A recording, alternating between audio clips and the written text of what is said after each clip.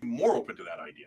And sometimes they'll even criticize Fox News, probably for all the wrong reasons. So there's a lot of work to be done there, but it's not, they're totally disingenuous and they don't mean it at all. Look, again, they tell you exactly what they mean, the voters, the MAGA voters. They're not hiding the ball at all. So they really do hate this establishment. Here's another example. Today, a giant fight between the online right-wingers and Dan Crenshaw. And so who's right about that? The online right, which we're like more worried about in some ways, like more hardcore MAGA. But wait a minute, they're right. Dan Crenshaw is wrong. Dan Crenshaw is defending all of his donors, etc. I was on with Dan Crenshaw on Piers Morgan, and there was Vincent from the donors.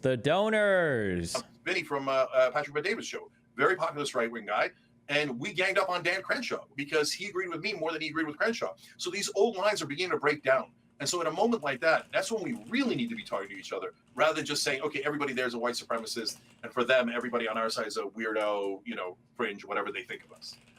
Would I be hyperbolic say half the people in that room at that event believe that white people are superior? Yeah, it's not a great way of framing it, Mark. Because... what the fuck?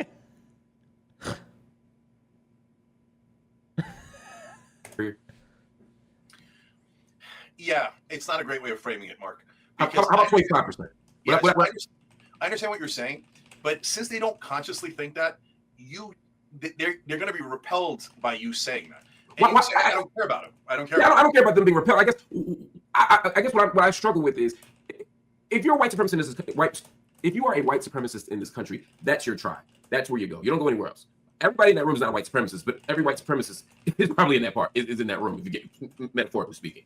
That is home for them. That is a safe space for them. Charlie Kirk. It's not really true for the super neo-Nazi types, but close enough, I guess. Who's someone you share the stage with? Would you agree that Charlie Kirk is a white supremacist? I would certainly agree that he has said very harmful things about. No, let's not do the mainstream media thing. Do you believe he's a white supremacist?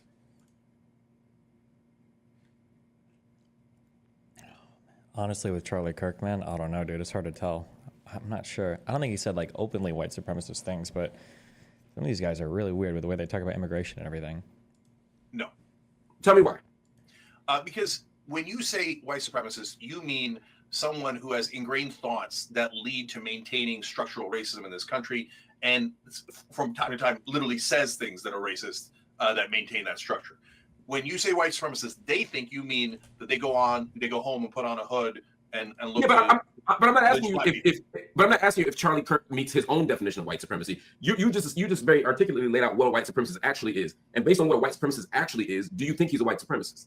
I don't think it's helpful to use that word. I'm not going to use that phrase. I think we need to get past that kind of phrasing, because that just puts up a giant wall between us. Between us and the white supremacist.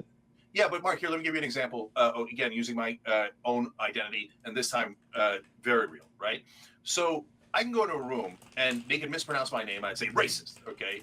But wait a minute, my name is C, pronounced like a J. How the hell is anybody supposed to know that? Okay, I can go to a room. Yeah, but these are straw, that's a straw man, Jay. No one is saying that. What they say is when they say Muslims are rapists, when they say Muslims are evil, that's the racist thing that we get outraged by, not them not pronouncing Cenk Uygur right. No. If someone says Muslims are rapists, would you then say that they're racist? So, Mark, it's how am I dealing with that situation is the question, okay? So I started out with a really mild one of my name, right? Yeah. But when you go down the gradations of different ways that you could discriminate and be hateful towards Muslims, you're going to get to violent, savages, terrorists, et cetera, et cetera. And what's the best way to deal with that? Now, what I have done in the past, and what a lot of folks are still doing today is call them racist, et cetera. And from time to time, if somebody calls me an anti-Semite on TV, I do call them a racist back. Okay, so because I've never seen anyone. He who smelt it dealt it. Yeah, because I've never seen anyone who engaged in it is on the Israel side that just automatically, reflexively, without even checking any facts, called the other person an anti-Semite, and they didn't think that Muslim lives were worthless, right? So I can't understand that any better than I do, having been the group that is most smeared in this country. I mean, yes, black people have had it much worse in this country. I don't know about the most smeared, but let me ask you, just pause for a second, because again, I'm not sure I understand. Is there anybody in this country that you're willing to call a white supremacist, or do you just completely rule that word out? No, of course. If they declare themselves a white supremacist, everything they say is. Why would you say that? Yeah, if you call yourself white supremacist, I don't call you a white supremacist. I kind of agree with Cenk here. I think the whole labeling people as white supremacists gets cringe because people do it so much.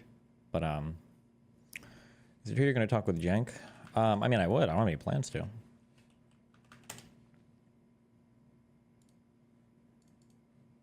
Hill, Breaking Points, Brian Tyler Cohen, Dollcast. 3 p.m. Pacific, 6 p.m. Eastern. Thank you so much, Cenk, for being here. So, Franny, last thing that I've clarified. I'm going on every kind of left-wing show. Yours, Mark Lamont Hill, Breaking Points, Brian Tyler Cohen, Dollcast.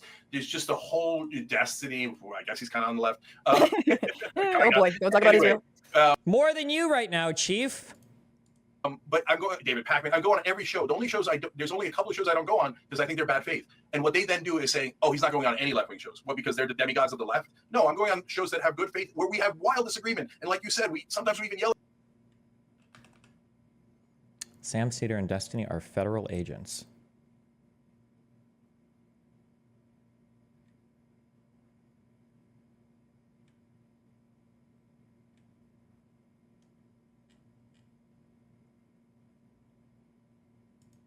At each other, but when we settle down and we have a beer, so this idea that I'm not going on left-wing shows or we're not doing left-wing stuff is just not. Well, we're making true. the second round. We're like the second tour. We're the B cities of your A cities tour. No, that's not true. Randy, the whole network is left-wing. So I mean, the aberration was going to talk to the right wing. So I mean, it's about white supremacy. Wow, Nate's Garden, thanks for 25 tier 1 subs, buddy. Truly feel like your life would be enriched by watching the movie Falling Down. And it will make you laugh your ass off. Please watch it and do another review. It's an exceptionally well-written movie. Uh-oh. So, for example, Nick Fuentes is an anti-Semite and a white supremacist. That's not hard to suss out. That's just defining feature. So to finish my point about Muslims, but instead now, Mark, when I go into a room, I start talking to them, and then halfway through the conversation, when they begin to like me a little bit, then I tell them that I'm Muslim. And I say, look, I know, Trump said we should ban all Muslims from the country in 2016 when he was running, right? So how am I supposed to react to that? And now we're at least have had some common ground and some bonding. So then they feel like, hey, wait a minute, maybe not all Muslims are terrorists, right? You're one of the good ones. Yeah. No, I get it. And they might think one of the good ones, but then when they see 12, 18, etc., how are we going to break it down, Mark? Because if we just call them names, it's not going to work. It hasn't worked. I've tried it a million times. No. But Jay, that's disingenuous. Calling someone who's white supremacist or Islamophobic, that thing, to reduce that to name calling is unfair to the person who's being harmed. No, I'm not saying it's name calling and I hate you and blah, blah, and you're. No, but you just said to call them names. We're not calling them names. We're identifying them by what they are. Yeah, but Mark, tons of folks on the right wing are Islamophobic. But me going and calling them Islamophobic is not helpful. So that's why I'm saying. Your argument point that I'm not making. That's a straw man. I've never suggested in this conversation that we should be going into rooms and calling these people what they are. That has nothing to do with what I was talking about. That's a straw man. What I was talking about was the fact that you're in the room with people who look at the world that way and what it means to be in the room with the people who look at the world that way. But if you're stipulating from the beginning that you don't necessarily agree that they're that thing, that's different. I'm not talking about how they self-identify. I'm not even talking about whether we point in the room and say, hey, white supremacists over there. Hey, sexist over there. Hey, transphobe over here. I'm not saying we got to do any of that. What I'm saying is that if we're walking into a room with people whose ideologies and beliefs are consistent with white supremacy, with Islamophobia, with anti-Semitism, etc., we have to at least question what the possibility is of reaching a political alliance if at the core they don't think we're humans. If at the core they don't think we deserve the same thing, regardless of what we call. And so if we only focus on the tactic of how to engage a white supremacist, we lose sight of the fact that they're still white supremacists and that they don't want the same things we want, regardless of what they say. Now, Mark, this is a core disagreement.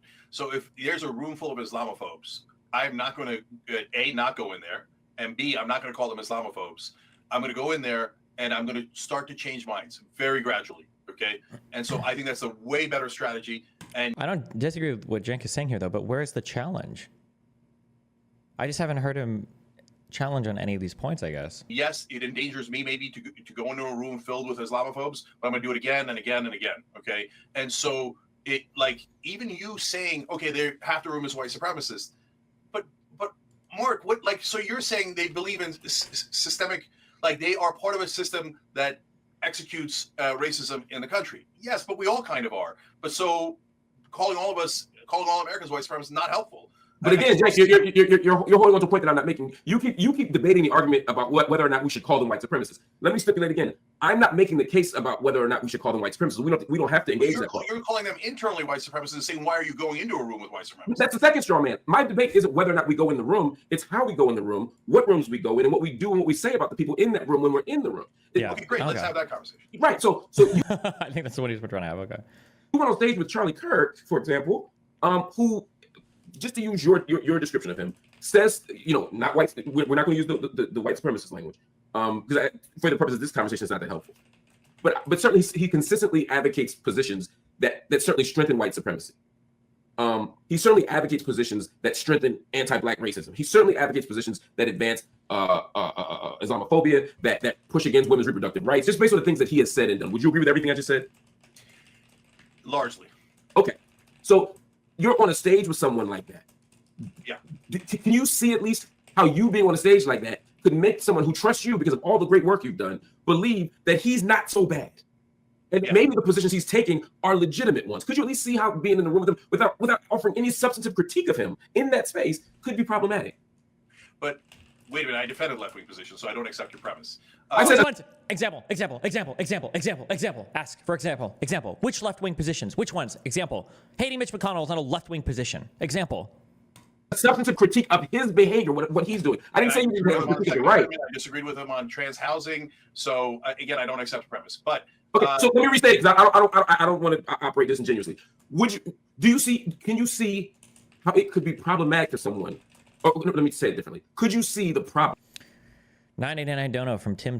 Destiny. I have connections to Trump admin folks. Elon has been kicked out of Mar-a-Lago. Not sure when this will come out, but it's happening. Wow, that's from Tim in YouTube chat. I will say,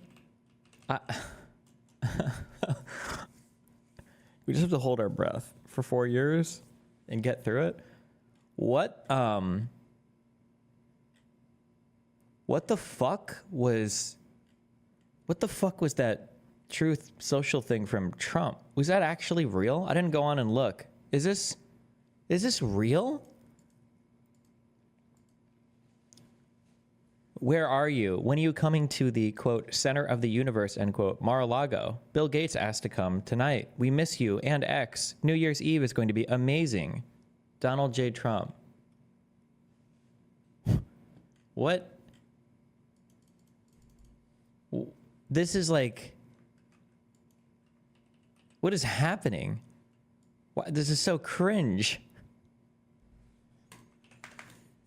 Can you see any potential problems Yeah. in standing on a stage with someone who has such positions that are so antithetical, not just to yours, but to the interests of the most vulnerable people in this country? Could you see how you might actually legitimize him in a way that's dangerous to our side, not to the country, but to the people who are confused, to the people in the middle, to the people who are still trying to figure it out, or to the people on the left who are vulnerable, who are susceptible to a switch? yeah, so there's two parts to that question. So on the one part, can I see it? Yes, I can see why people think that, and I'll end up on top of it, Mark, that not only are they worried, hey, is this legitimizing him? You're in the room with a person like this, etc. But we've also seen a pattern, right? We've seen Dave Rubin, and we've seen Tulsi Gabbard, and we've seen others. And first they go in the room, then they agree with a little bit, and then they agree with everything, and then all of a sudden they're all right wingers, and then while still pretending to be left wing and saying, oh, well, me as a liberal or a progressive or a left winger is telling you you're right about all the issues, right? And so I get that's why people are concerned. So that's not crazy. I get it, right? But then the second half of what you're saying, I don't agree with at all, right? So does that legitimize? Well, first of all, they won the election. So they won the popular vote. They won all the swing states. Like, we have it in our mind that I specifically said not to the entire country, but to the people on our side, specifically in anticipation of you saying they're already legitimate and won the popular election. Again, yeah. I'm not saying that you're. Am I legitimizing them to our side? What I'm saying. Well, first of all, I didn't go there to hurt or help his position. That's not your intention is irrelevant. I'm asking about the consequence of your choice, not the intention of your choice. I don't think it had anything. I don't think it helped him 1%. Not at all. I think this idea that if you stand next to them, that helps them is absurd. Totally, utterly absurd. Because why is it impossible? This is my biggest complaint in politics in the whole 8 years that I've done this, is like nobody can engage with the actual thing you're talking about. It feels like you've oiled up I don't know, what's this most slippery fucking thing in the world, and you're trying to just fucking hold on to it with your hand. It's like the rephrasing of what the other person is saying is always the most bad. Like, no one is saying that just standing next to a person is bad, or just going up to a platform is bad, or just being there is like it's, you went to a platform, you talked to the dude, you glazed his views the entire time, you let him shit on your side, and you offered absolutely no substantive pushback on anything. That's the issue. But then it's always reduced to these caricature talking points, even right to his face. Like, I don't think it's bad. Are you saying it's bad that I breathe oxygen then? Like, it's always the most bad faith, reductionist, absurd summaries of the... Anything. I don't think it helped them 1%. Not at all. Do you I think this idea that if you stand next to them, that helps them is absurd. Totally, utterly absurd. Because on that logic, that's it. We never stand next to them. We never talk to them. And we're so superior. We never talk to them. Oh, we didn't legitimize them. We didn't help them. That's nonsense. Let me ask a broader question. Do you think you advance right-wing interests by going there? Do you think you undermine right-wing interests by going there? Well, first of all, it's not binary. But I helped left-wing interests. Definitely. Okay? How so? Tell me how. So, which left-wing interests? Examples. Every time they say yes to cutting the Pentagon, every time they say yes to paid family, they're not cutting the Pentagon, bro. Nobody on their side thinks that. Why are you so... It's not even I was going to say naive. It's not naivety. It's stupidity. Donald Trump ran his whole first campaign was on expanding the military. The second time around, he wants NATO commitments to go up to 5%. Like, where is this idea that we're cutting the Pentagon? No one is saying that. Nobody on the right is even saying that. They're not even talking about cutting military spending. No one on the right has even brought that up as a point. leave. Every time they say yes to conflict of interest rules, et cetera, that I could go on, that are all left-wing. Then talk about Elon. You don't talk about they don't care about their conflict of interests. They just want to defund your side. That's it. They want to defund your side. They don't give a fuck about conflict of interest. Positions. Does that mean it's going to happen overnight? Of course not. Does that mean that it's immediately going to go to their leader and they're going to introduce it next week? Of course not. But is it helping for them to think, well, paid family leave, that does sound pretty good. Hey, cutting the Pentagon, that makes sense. I bet there is a lot of waste and abuse. That helps left-wing positions. The good news is they're no longer left-wing positions. The right wing agrees. Their voters agree on what? those positions. Take the win. Take yes for an answer. Instead, the other ideology is white supremacists. I'm never talking to them. That'll show them. That won't help them at all. If I talk to them, it'll help them. Really? Because they won the election without any of our help. None of us talked to them, and they won anyway. So how's that strategy working? It's working terribly. And then we look extreme because we won't talk to anyone. And we just keep pushing everyone out of our party, everyone out of our side, and saying, oh, I am morally superior. You're the dude who's representing 1 to 2% of the Democratic Party saying that all center-left Dems are trash. And then you're the one, like, he literally made fun of me for being like an establishment Dem, which is like 95% of the fucking party. And then he's saying that Mark is the type of person pushing people. I don't even understand this argument. This is like nonsense. And guess what happens? America doesn't like that. This is like an epic Reddit post that some rando like high school kid or early college freshman is making about politics. It's like, what are you talking about? Everyone out of our side and saying, oh, I am morally superior. And guess what happens? America doesn't like that. They think it's arrogant and obnoxious. And instead of having a conversation with people, we're putting them in buckets of white supremacists, Islamophobe. God, America hates that. We got to cut that crap out. I disagree. I mean, the idea of a moral agenda or moral issues was coined by the right. They absolutely think they have moral superiority. Is there a difference between Cenk's position now when engaging with the right versus your position a year or two ago? This is why like examples are important. In theory, conceptually, what Cenk is saying is exactly the same as my position a year or two ago. But in practice, like, keep in mind, like, I feel bad about these debates. I feel bad about these debates. But we just got another one of the hottest years on record. How many times are we going to have another hottest year on record? How many times are we going to have an increase of carbon dioxide concentration in the atmosphere before we're finally like, okay. I don't know. And the reason I don't know. Like, I don't know if I push back enough against these. I don't feel good about these. He should have left this debate crying, and I feel bad about this. And this debate is still a debate. This was contentious enough, even though it wasn't really. This was contentious enough that afterwards Jordan Peterson was like, oh, that's a guy who just wants to be right all the time, and I don't think I ever want to talk to him again. Oh, right? That's looking at models, let's say like the Scandinavian countries, or I wouldn't use What was the hand thing? I want to see the hand thing. I don't remember where the hand thing was.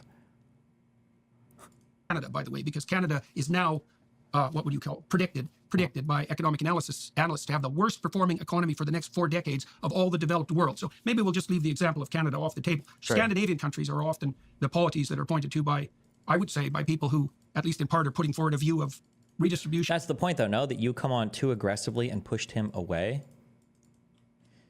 No, let me,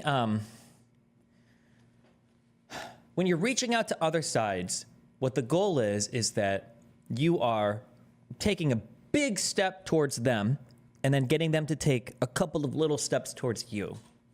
But if it's always just you taking a big step towards them, and then them never taking steps towards you, or them only taking a couple little steps towards you when they've tried so hard to separate you from all of your political ideology, so that way they're not actually taking steps towards that political ideology, then it's not working. This is why I was fed up with and irritated with all the conversations, and I lost my mind over the fucking Corey fucking retard, the firefighter getting shot. It's because I realized, like, okay, this is like, I'm not accomplishing anything going on these shows. If they're saying anything favorable about my ideology, they're separating me from everybody else, so they're just like building rapport with me, and then that's it. Everything else is just me like doing my best to try to be as conciliatory or to frame stuff from my point of view as much in their point of view as possible. This is too irritating. Over the left on issues of The hand thing.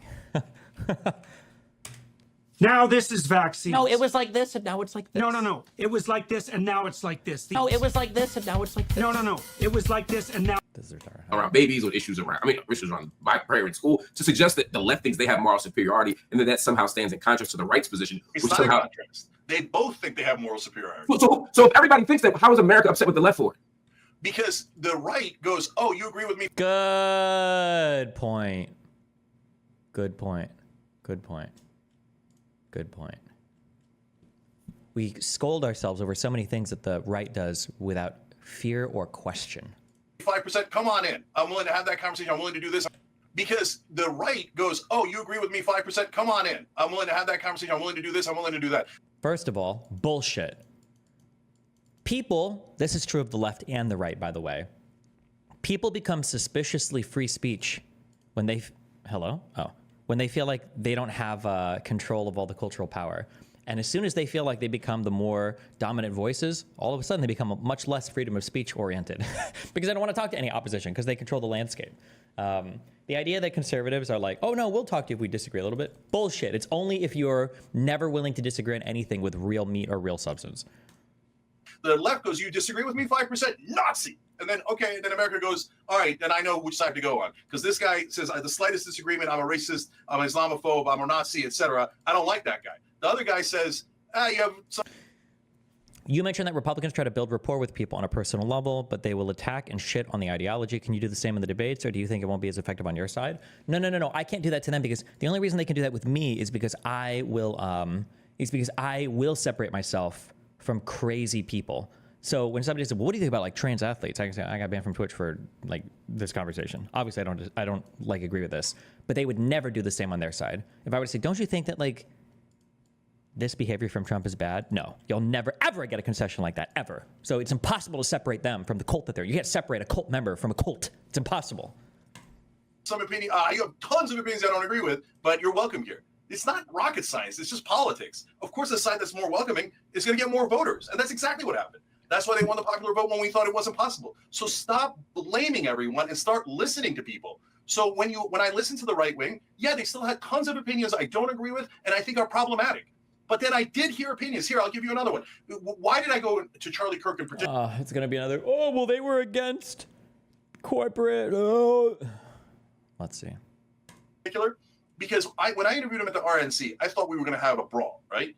And he comes in and sits down and then agrees that BlackRock buying all the residential homes in the country I did watch this. is a terrible idea, and that the government should stop private equity, Wall Street, from doing that. That's amazing. I've never heard a right-winger say that. Every time I talk... They've been saying that for like 8 years. I had a conversation. I can't... Street from doing that. That's amazing. I've never heard a right-winger say that.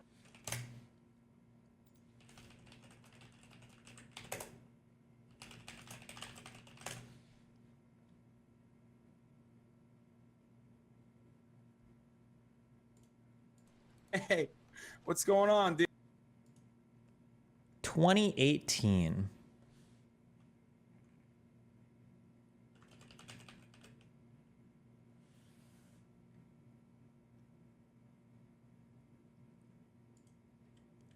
I think I said this like 6 years ago. Immediately turned around and I said, look, that's imperfect legislation. Oh, sure. and he immediately after he's like, I don't want to get into this. Like, what? Why? Because it's not part of your dialogue tree? Like, what the? Shut up, loser.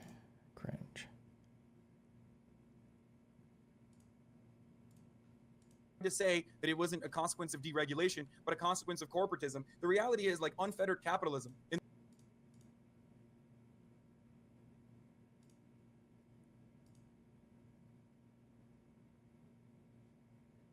Oh, okay. I don't know what year Cenk is in. It feels like it feels like he's debating with people that support Bush. All the residential homes in the country is a terrible idea, and that the government should stop private equity, Wall Street, from doing that. That's amazing. I've never heard a right-winger say that. So he's talking about Charlie Kirk. So Hassan Piker, our introduction was he had a debate with Charlie Kirk, and then I was talking to him because he wanted advice on this debate. This is what I said to Hassan 6 years ago. Now is that they understand left-wing populism's success better than Democratic politicians do, and I hate it. Sure. So one thing you have to be really, really careful of when you debate people like this is that, what would you call them, neocons? Like the traditional Republicans are much different than the newer breed of Democrat or of conservatives, where these guys will actually share some talking points with left-leaning people. So, for instance, a lot of the newer conservatives are actually very anti-corporatism. So, like, do you know who, like, people like Nick Fuentes is or any Jane Balsap, these kinds of these people? They're white nationalists. Yeah, they are. The white nationalist dudes, sure. But this is in regards to his debate with Charlie Kirk too, because there's times where Hassan tried to own Charlie Kirk on like big business when he was on stage, and Charlie Kirk was just like, "Oh yeah, we hate large corporations too." But this has been the case with MAGA since like 2017 and onwards. This is not new. So I don't know how Cenk is like just now discovering this, unless he's kept up with literally zero political conversation in the past half decade. Buying all the residential homes in the country I don't know how he hasn't. is a terrible idea, and that the government should stop private equity, Wall Street, from doing that. That's amazing. I've never heard a right-winger say that. Fuck, this triggers me so much. Like, yeah, quasi-fascist people, these guys will actually come out and be anti-corporatist. So you have to be prepared for that level of talking about. It's not like the Republicans of old who will sit there and will suck off every corporation and defend every mega. These guys will actually be like anti-corporation and then like pro-nationalism. Well, anti-corporation and pro-nationalism, crazy. They don't hate BlackRock because BlackRock is buying up homes. They hate BlackRock because they think BlackRock is run by Jews that are trying to keep white people out of homes. That's the difference. Every time I talk to the Do you think that's a mainstream right-wing position? Do you think that's even a close to mainstream right-wing position? Yes, among their voters, that is totally mainstream. Among their politicians, no, they're just as corrupt as the Democrats and the Republicans in Congress are the most corrupt people in the whole country. So they both love donors. Real talk, does it feel good to be right like 6 years in the future? I wasn't even right 6 years in the future. That was right 6 years ago. This isn't even like that wasn't even a prediction. That was just looking at what was happening or had already happened. Oh, BlackRock. I mean, you Democrat and Republican politicians would have an exercise in who could, pleasure them quicker. But the right-wing voters don't want their houses bought up either. And nobody outside of me and Anna know that because nobody else is willing to talk to them. And that's in fact when we say, they go, oh, no way, they're lying, you're lying, everybody's grifting. No, they're not lying and they're not grifting. They don't want their homes bought up by private equity, and we don't want our homes bought up by private equity. For God's sake, let's talk to each other enough to find out where the agreement is. You identify as pro-Palestine, correct? Oh, 100%, yeah. Would you go to a conference similar to this? Would you go to a conference like this one and ask them what they think about Palestine? Well, here's what you gotta see, Marv. Okay, listen, okay. We're not gonna agree on everything, and I know we're not gonna agree on everything, but they want to cut military funding. They want to defund the Pentagon, and let's start there. For Zionists?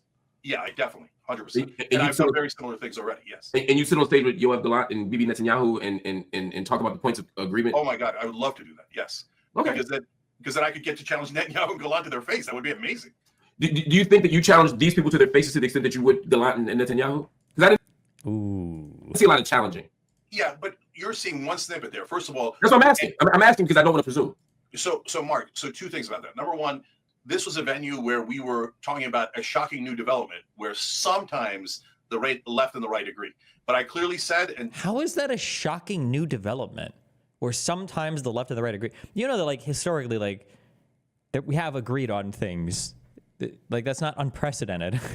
Like if anything, technically the division between left and right has gotten, I think, more partisan over the past few decades. At least I think it's Supreme Court nominations. But and everybody in that room knows. You go ask the right winger; they all know. No, Cenk's left wing. He's not MAGA, right? And so why do they know that? Because I've been on dozens of shows. No, but I don't want you to avoid the question. Did you challenge them with the intensity that you ostensibly would with in the Zionist example? Did you challenge them to their faces? On many of the right wing shows, on many topics, I do. No, yes. At this event, that's not what we were doing. So no, you didn't. No, we did challenge. You heard me challenge, but we didn't have a fight. So I'm sorry if you thought we should have had a fight, but we did. Challenge on what? Example. Ask Mark. Example. No. What happened here is when I asked you if you challenged me in your faces, you said, well, people only saw a snippet, which would imply to the viewer that had we seen more, we would have seen more. No. I said you only saw a snippet of my my appearances on right wing shows, etc., etc. Oh, no, I've seen them. Oh, then ask. Okay. Oh, well, what's a right wing show where you challenged them like a lot? What's one where you did a big challenge? Bunch of your appearances on right wing shows. So there was no challenge here. This was more of a no challenge. We clearly laid out places where we disagree. We just didn't Like on guns? fight over the things that we disagree on. Okay. There's a difference between disagreeing and challenging people on their position. For example, I can say, Netanyahu, I disagree with your position on Greater Israel. That's different than saying you've killed hundreds of thousands of people, right? I suspect if you're on stage with Netanyahu, you say, hey, you've killed hundreds of thousands of people. You prosecuted a genocide. What you're doing is against international law. Have hundreds of thousands of people even died in the total history of all the Israeli-Arab wars? I don't even know if hundreds of thousands. I don't think that number's passed 150,000 in the whole history. I'm sorry. Fuck foreign policy, dude. If we could just turn that off, we would agree with so many people. What were the total death tolls of these two wars?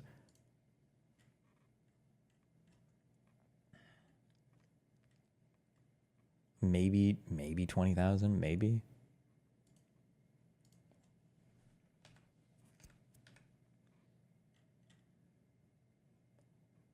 Maybe 20,000. Okay, yeah. Sorry. Okay, don't worry about it. Digging his ass. Is that fair to say? First of all, it depends on the context, but very likely, yes. But you're saying there's context where you wouldn't do that. Fine, fair enough. That troubles me, but I'm saying comparably, did you do something comparable in this space? So in this case, we didn't go to set out to do a debate. If we went to do a debate, I'm not talking about a debate. No, hold on. That's He's doing that. He's squirming away so much. Mark's question is very obvious and very clear here. That's not what I asked you. I'm saying, did you confront them on the? You might not be debating Netanyahu, but if I see Netanyahu and I'm on a stage with him, I'm digging his ass whether we're here for a debate or not, because it's the principal thing to do. Did you tear down the right for all of the problems, all of the harm, all of the damage that they've done? Did you do anything that would succeed? No, Mark, that's a totally unreasonable standard. So you're saying in every single appearance that I need to tear them down. Well, that defeats the point of beginning to have a conversation on the things that we agree on. If in the midst of that conversation we get to a disagreement, then yes, sometimes we wind up yelling at each other. I was on Tim Pool's show and I got into a huge fight with one of his hosts, and I don't care. I defend our position.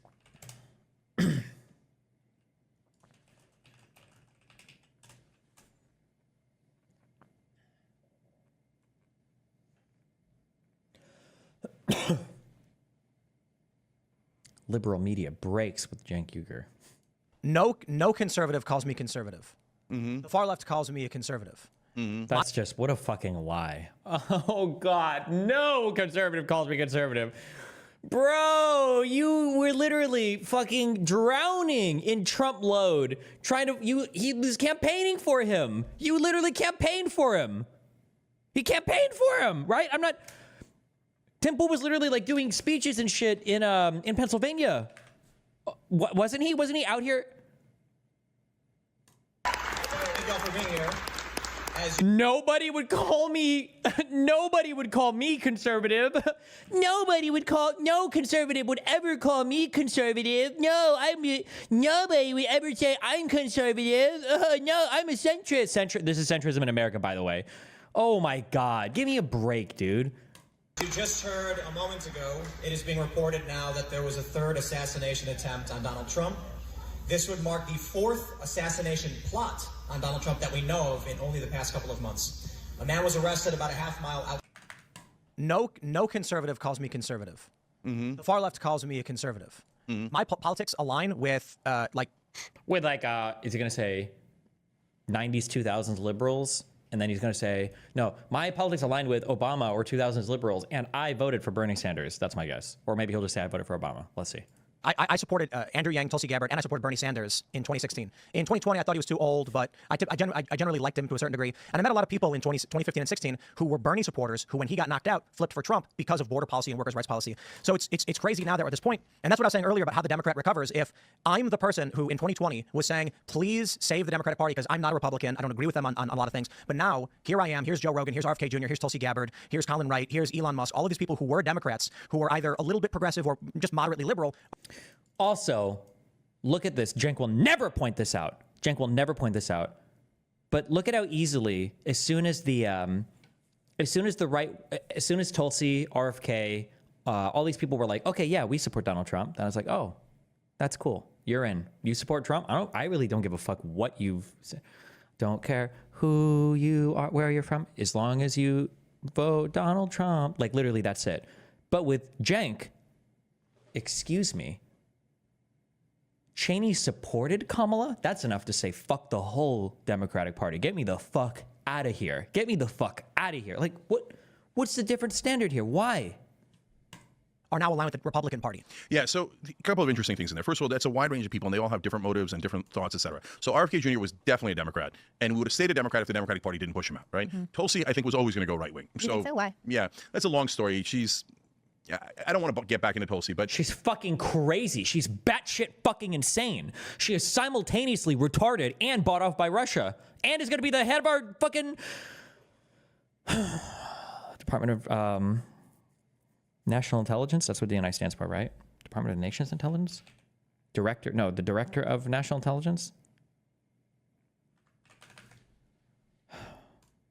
we called her out as going to go right wing a year before she did it. And we got a lot of pushback from the left. And they're like, oh, you're crazy. She's not going to do that. But we backed it up with, here's why we think that, right? She went to go talk to Steve Bannon and Trump after they won in 2016. She's been trying to get it. First, she tried to get in with the establishment Democrats. That didn't work. Then she went to progressives and tried to get in. And there, that was working a little bit. But then she ran against Bernie, et cetera. And we're like, okay, there's nothing wrong with running against Bernie. But all of a sudden, she loves the drone strikes, even though she claims she's anti-war. She showed support for torture back in the day when... With like Abu Ghraib and all that? Yeah. And so, oh, well, I don't like torture, but it might be necessary. No, torture, the minute you say it might be necessary, that means you're pro-torture. Well, let's not go too much into Tulsi. Yeah, I got you. Well, my point, and that's why...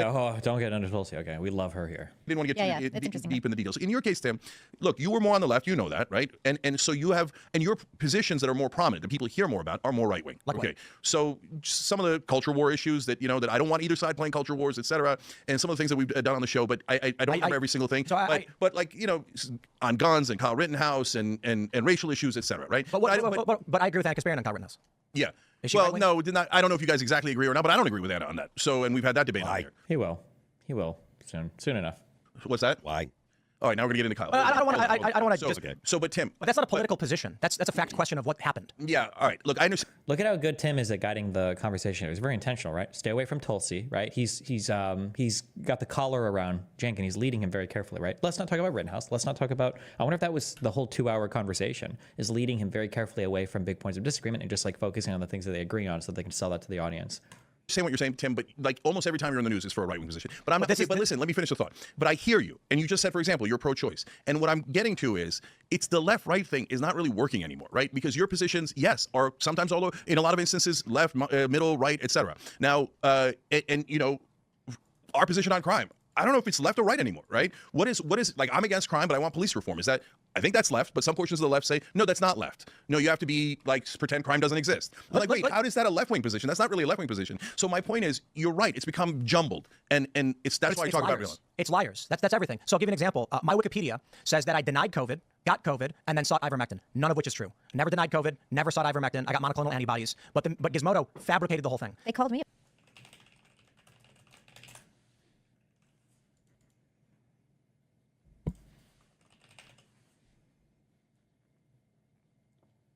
Poole was a critic of vaccine mandates in the COVID-19 pandemic, said he was unvaccinated, and hosted COVID-19 conspiracy theorists. He criticized the COVID-19 vaccine passport mandate. When Poole contracted COVID-19 in November that year, he told his audience that he had sought and taken ivermectin, known to be ineffective against the virus, along with monoclonal antibodies and effective treatment.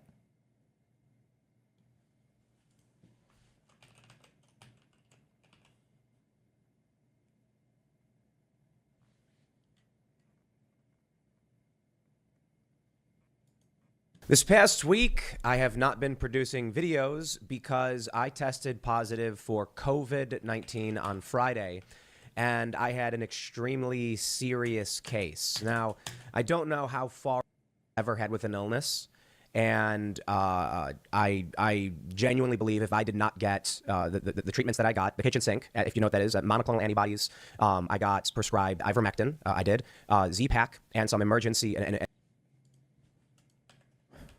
So I'll give you an example. My Wikipedia says that I denied COVID, got COVID, and then sought ivermectin. None of which is true. Never denied COVID, never sought ivermectin. I got monoclonal antibodies. But Gizmodo fabricated the whole thing. They called me.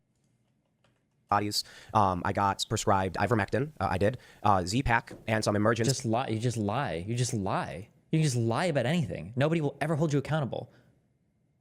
You can just lie about whatever you want. Me about that. They called you about me getting ivermectin? No, they called me about getting COVID from Tim Pool.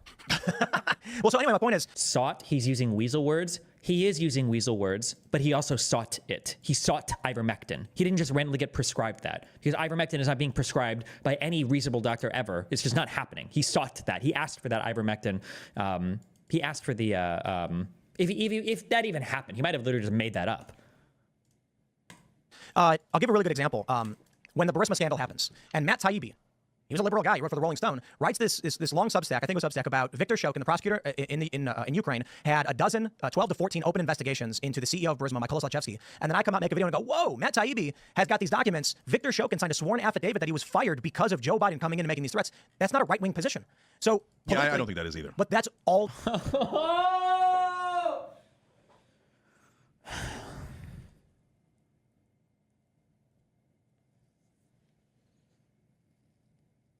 they ever say about me. If I come out and say anything policy-wise, like I'll say, oh, I'm for a form of universal basic healthcare where I think if you got like a broken bone or the flu, you should be able to be treated. I think there should be some kind of welfare system that covers this. Nope, Tim Pool's right-wing. We had Matt Binder on the show. And I'm pro-choice and being like, I think there's a certain time period, like women, I'm not a fan of abortion. He called me pro-life. And so whenever I'm in the news or something right-wing, it's probably because Sam Cedar fabricated a clip and then people played it up. So I hear you, Tim. I've been lied about so many times that I greatly empathize with that. So, but overall, we're agreeing on the major point, which is things don't fit left and right as much as they used to. Back in the day, and here's another reason for the optimism that I have. Back in the day, when I talked to a Republican, I was never going to get agreement on anything, and I was never going to get a real conversation. I was going to get talking points, and probably you guys feel the same way about Democrats, right? Talking point. And that's why, like, for a long time, we had no politicians on the show, right? Because I'm like, what's the point? I know what you're going to say. I can tell you what you're going to say before you say it, right? So this is super boring and uninteresting, and so I'm like talking to the right wing. I'm just talking to a bunch of robots. I don't want to do that. But now it's not robots anymore. So now we've got real people going, okay, I love Trump, and I think that they're a little, too enamored with Trump, right? But I got you. But like, do they genuinely believe in freedom? I think they do. I hope they do. And I think a lot of them do. Are a lot of them anti-war? Well, we're going to find out, right? But I think they are. And so this is the argument that I'm having with the left. They say, no, give no quarter, go maximalist response, etc. A lot of people say that, right? And I'm saying, well, let's find out first, okay? So I know what Trump did in the past. That's why I voted against him. I know what Kash Patel has said and Hegseth has said and stuff, and that's why I'm against him. Now, having said that, it's a new day. He actually genuinely won this election. So number one, we're not going to get what we want on immigration because the election was partly about immigration, and we lost, okay? So if you didn't want that, then you should have picked a great candidate, and you should have won, okay? Hope everyone's having a good holiday. Healing up from a wheelchair crash, but at least we got some entertaining streams. 10 out of 10, plus chair isn't totaled like the other guy. To top it off, the Mega War is pretty funny. Oh, you meant Mega War. Hope New Year is good for y'all. This guy's name is Hot Wheels 23. How do you get in a huge wheelchair crash? Damn. Okay, but number two, if Trump goes out of bounds, I believe that some of the right-wing populists will be a check on it. We just saw it with his nomination for DEA. So this is a guy. I forgot his name. Do you remember his name? Was it Chris something? DEA, the Florida sheriff. Yeah, he so resigned today. He resigned his nomination. Yep. Trump nominated him for the head of DEA, and the MAGA base and some who aren't necessarily MAGA he said was a COVID enforcer. He arrested a pastor. This is a pastor who apparently spent like $100,000 to refit his whole church so that.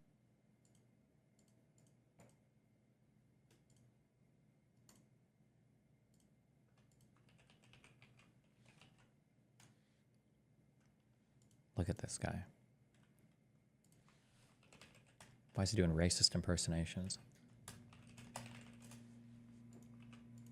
That it was compliant with all the regulations, and then this guy still arrested him, and then held a press conference saying, we've shut this guy down. He posted about it on what was that, on Twitter. He was very excited about it. And then he was doing a vaccine. He wasn't doing mandates, my point is, whether you agree or disagree, the point is Trump's base, major backlash, and this guy's been forced to resign. Yeah, I think that's super positive, even though I don't agree with Trump's base on that particular issue. And I'm not saying about the pastor. You guys might be right about the pastor, right? But like on COVID, I'm on the left, right? And so we can get into the details of that. But the bottom line is, I don't care what the issue is. I care that they held him accountable. But so hold on, let me just finish that thought. So if they hold him accountable on the DEA guy, what I'm hoping is that they're going to hold him accountable on some of the other picks if it goes wrong, right? So we might disagree here, but like I think there's Team Israel, which is Marco Rubio, Lee Stefanik, Mike Huckabee, and Mike Waltz. They're done to satiate Miriam Adelson, who gave him $137 million.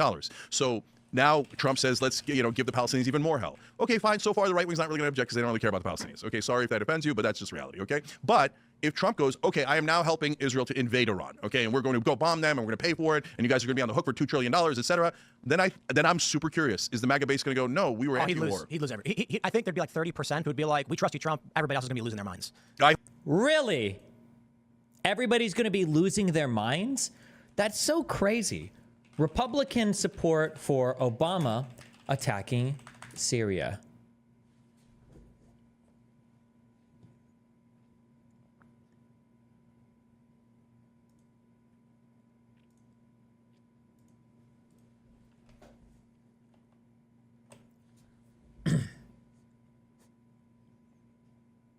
Polls asked whether people supported missile strikes against Syria after its use of chemical weapons in 2013 and today.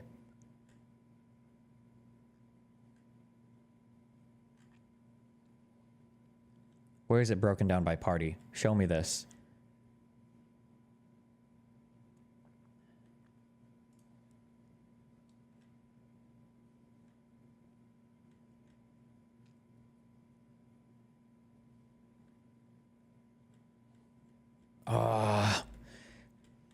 When Obama was talking about attacking Syria, I think the Democrats supported it like 37% or something. And then when Trump did it, they supported it like 36%. Something like that. Republican support went from like 15% when Obama did it to like 85% when Trump did it. It was insane how much they changed just because Trump wanted to do it. Fuck, I wish I could find this original poll. It says the stat comes courtesy of our new Washington Post ABC News poll, which tested reactions to President Trump's strikes last week and also tested views back in 2013 when President Barack Obama was considering doing the same. Democrats, for what it's worth, experienced no such evolution, with 38% supporting strikes in 2013 and 37% supporting them today. Like, Donald Trump could go to war with anybody, and these dipshits, I'm sorry, I shouldn't say that. MAGA will support him. Hi, what's up? Hello, hello. Merry Christmas. Merry Christmas. To everyone. And to you. Yeah. So I just wanted to say that since my Piers Morgan appearance, like a lot of stuff happened. Like a lot of like journalists approached me and things like that. And specifically in Ukraine, people watched it because United War did like a version of it with subtitles. You know, with Ukrainian subtitles, so people saw it. And I'm like, finally, people actually noticed I'm doing something in Ukraine. Yeah. Which was very funny because nobody knew here like that I'm doing anything except volunteers and soldiers. They know me, but like regular people don't know me. And yeah, that was very fun. So I appreciate it. That's because of you, essentially. Or actually because of Paul, of all people. Thanks to... Because of... Wait, who's Paul? Hybridization operation. Wait, who? Oh, the Paul that I argued with. Paul something, right? What's his name? The crazy guy on Piers. Oh, yeah. No. On your stream. I went Paul to... Zigo. Okay, that guy. I know what you're talking about. Okay, yeah, gotcha. Yeah, that guy. And because of the simultaneous Hydra decapitation operation, I got on Piers apparently because they watched that and they invited me after watching that. Nice. On your stream. When you play the piano and everything. Yeah, what a conversation. So, yeah. Thanks to Paul, I guess. I guess I decided to actually come on and talk with him. That's why. But other than that, yeah. So that has been pretty cool. I actually got like insane level of bullshit from Horton Sims. I didn't expect that, but I got like emails for days essentially. Most of them seems to be like Russian, but a lot of them were maybe Americans or maybe Russian pretending to be Americans. Fuck knows at this point. Yeah, but same old stuff. Like I hope Russians rape and kill you. Blah blah blah. It's like that. Yeah, you can see how his audience really cares about Ukrainian people, though. Yeah, they definitely fall on one side of that conversation. Do you have anything else lined up, or did you get any other like interview opportunities or anything after the show? Yeah, I did. Like, I have been approached with like smaller channels, people like that, and a couple of cool dudes. Philip Itner, I think his name is pronounced. He's like a small journalist. He actually is in Kiev, based in he lives there now. So they invited me like a lot of like small stuff, but all 2 Ukrainian programs actually, which was pretty cool. Yeah. I mean, that's a temporary thing, obviously. Like people will lose the interest in a bit again. But I had the opportunity to speak about Ukraine a little bit again, so that's good. Because ever since 22, I think I stopped getting like, invites and things like that because people are more interested in like Israel-Palestina thing, things like that. And then trans They people, kind of and the moved on. border, and then the hurricanes, and then the Oh, yeah, trans drones, and then people. the, yeah. Yeah, and all the election stuff and all that. Yeah. Also, before I go, Nova Poshta is a postal service in Ukraine, which has become kind of famous since the war happened. And I must declare racial superiority of our posta or our postal service compared to American one.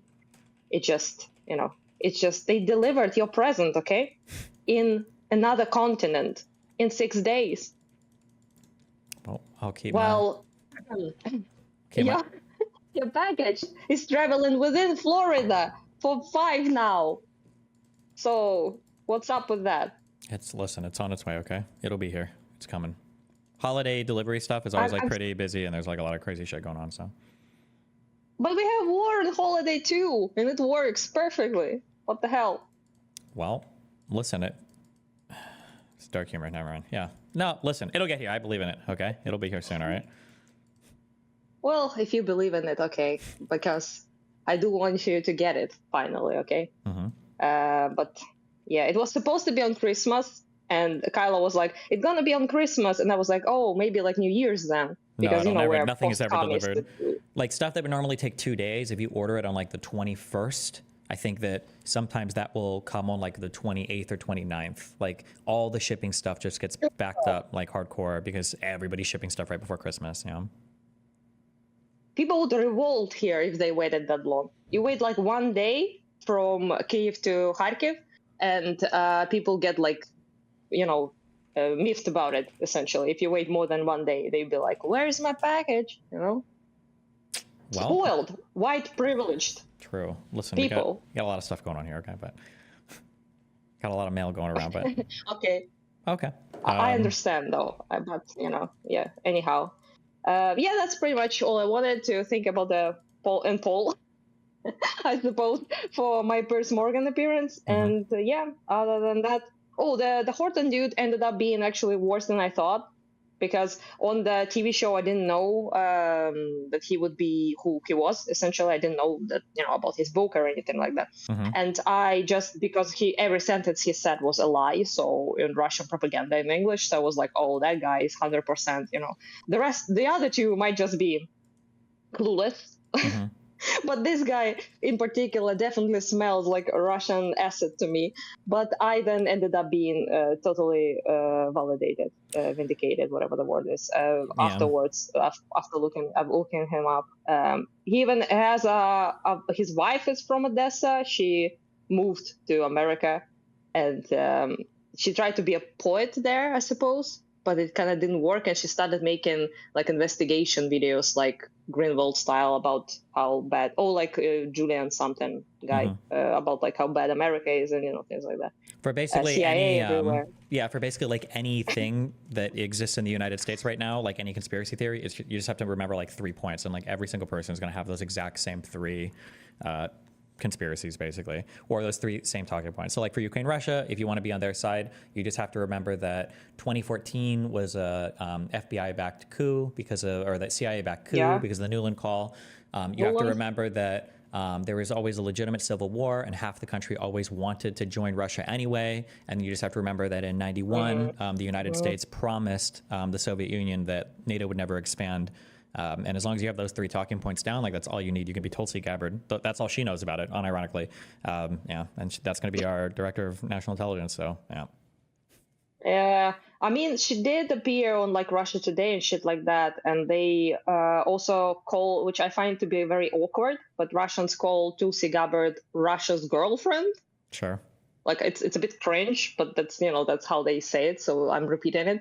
And there's a lot of stuff about her that makes me think she's not really dumb at all. She's just like on a payroll of some sort. So especially with the Assad thing, I didn't know about Assad thing, to be honest, that she's like, made, so that's the Assad test literally never fails. So, yeah. And also I have been double disgusted. No, wait, triple.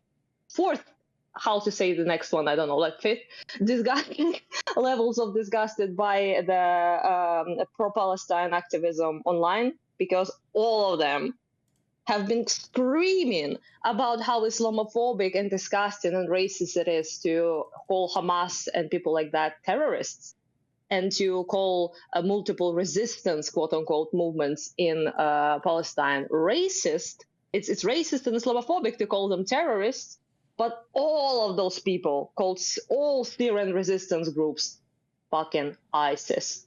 Yeah. Immediately. So I am disgusted, and that's fucking, I expected that of them, but they hate us and they treat us horrendously, and that's fine. We are white and ruined Soviet Union, I suppose, so we are forever cursed. But those are also brown people. Yeah, it doesn't matter. It's very if like a group today were to rise up in Yemen, totally organic, and were to fight and overthrow the Houthis, then everybody in like all the wokies in the West would be saying like, oh, the CIA probably helped them. Or when Assad gets toppled, it would be a horrible thing. If Saddam Hussein would have been toppled without U.S. intervention, it would have been a horrible thing. But if somebody rises up, or Hamas or people in Israel were to rise up and overthrow Netanyahu, like everybody would cheer. It would be the best thing in the world. So it is what it is. It's stupid. Yeah. Yeah, that's true. But I mostly just was like the terrorist thing, Like one thing to say, like the lefty thing about like, oh, they're like supported by the West or some shit. Mainly call them Israel dogs, which is doubly weird. But never mind that. But they call them terrorists. Yeah. They talk about how they're like Al Qaeda, ISIS, all of that. And I thought that was bad. Yeah, I mean, the thing that complicates it also, that is true. Yeah, it complicates it though, in that like Al Qaeda is involved in some parts of it. But when it comes to the Middle East, like it's very hard to cleanly map on like any large group. Like if you look at the Syrian civil war over the past decade, there are tons of groups that have been involved in fighting, sometimes on different sides of the conflict. Yes. So it's hard, but people want to be able to say like good guy or bad guy. So it's really, it's just stupid. Yeah, it's simplistic. Yeah, but it's it just reminds me of I just thought they gave us this treatment because of obvious reasons, because of the Russian propaganda and things like that we had, like, for example, like Azov, like right sector groups, right? And because of that, all of us are Nazis for some reason, because, there were like a couple of people who were far right. But, and you can say the same thing about Syrian resistance movements. There are groups that are very radical Islamist, quite, intense people there, but there are also a lot of other groups that are now just united with those groups against Assad, because Assad was the bigger problem, obviously, right? Yeah. So but it just to me the Syrian thing is just more offensive, because I first of all know quite a bit of Syrians in Ukraine, and also I'm like more knowledgeable about that history than I am about many other things, because of all of us are technically against Russia, fighting against Russia. So because of that, obviously, I'm more biased in the sense that I support them more and I, relate to them more. But it's same for them. They relate more to us, and they, treated our movements better as well. So obviously there's that. But also, I think it's just such a legitimate thing. Like, it's the most legitimate thing when you talk about like resistance to talking about Assad. Like how, it's just very, and I saw so many like friends online getting called terrorists and terrorist supporters, like Syrians who have been like fighting against Assad for 10 years. It's just pretty disgusting. Pretty dumb. Yeah. Can we call leftists racist now after this, or no? Everybody's racist depending on what the issue is. So, yeah. Yeah, but that's that's cool and fine. That's just how the world is. But they think they're not. That's the problem. Yeah. Nobody believes anyhow, all of that. All of that is just has been annoying for the past few days. I did drink a lot though with my Syrian friends, which was celebrating the thing. And also everyone denies that millions of people go outside in Syria and celebrate. You can literally see like cities, all of the people in the city going outside celebrating, and people like, oh no, it was like, it's like Maidan, like they pretend like 3 people participated in it because of Nuland's cookies, I suppose, or Obama cookies. Yeah. Meanwhile, it's like millions of people. Yeah, something that was really funny is we saw like videos of Tim Pool. He actually was at Euromaidan. I didn't realize this. And when he was covering it at the time, he was talking about how, people were protesting against the corrupt government, and they were upset because of the rejection of the European Union deal. He was there and he covered all this. It's so funny to see how much he's changed. Pool, like that guy, Beanie Boy. The beanie?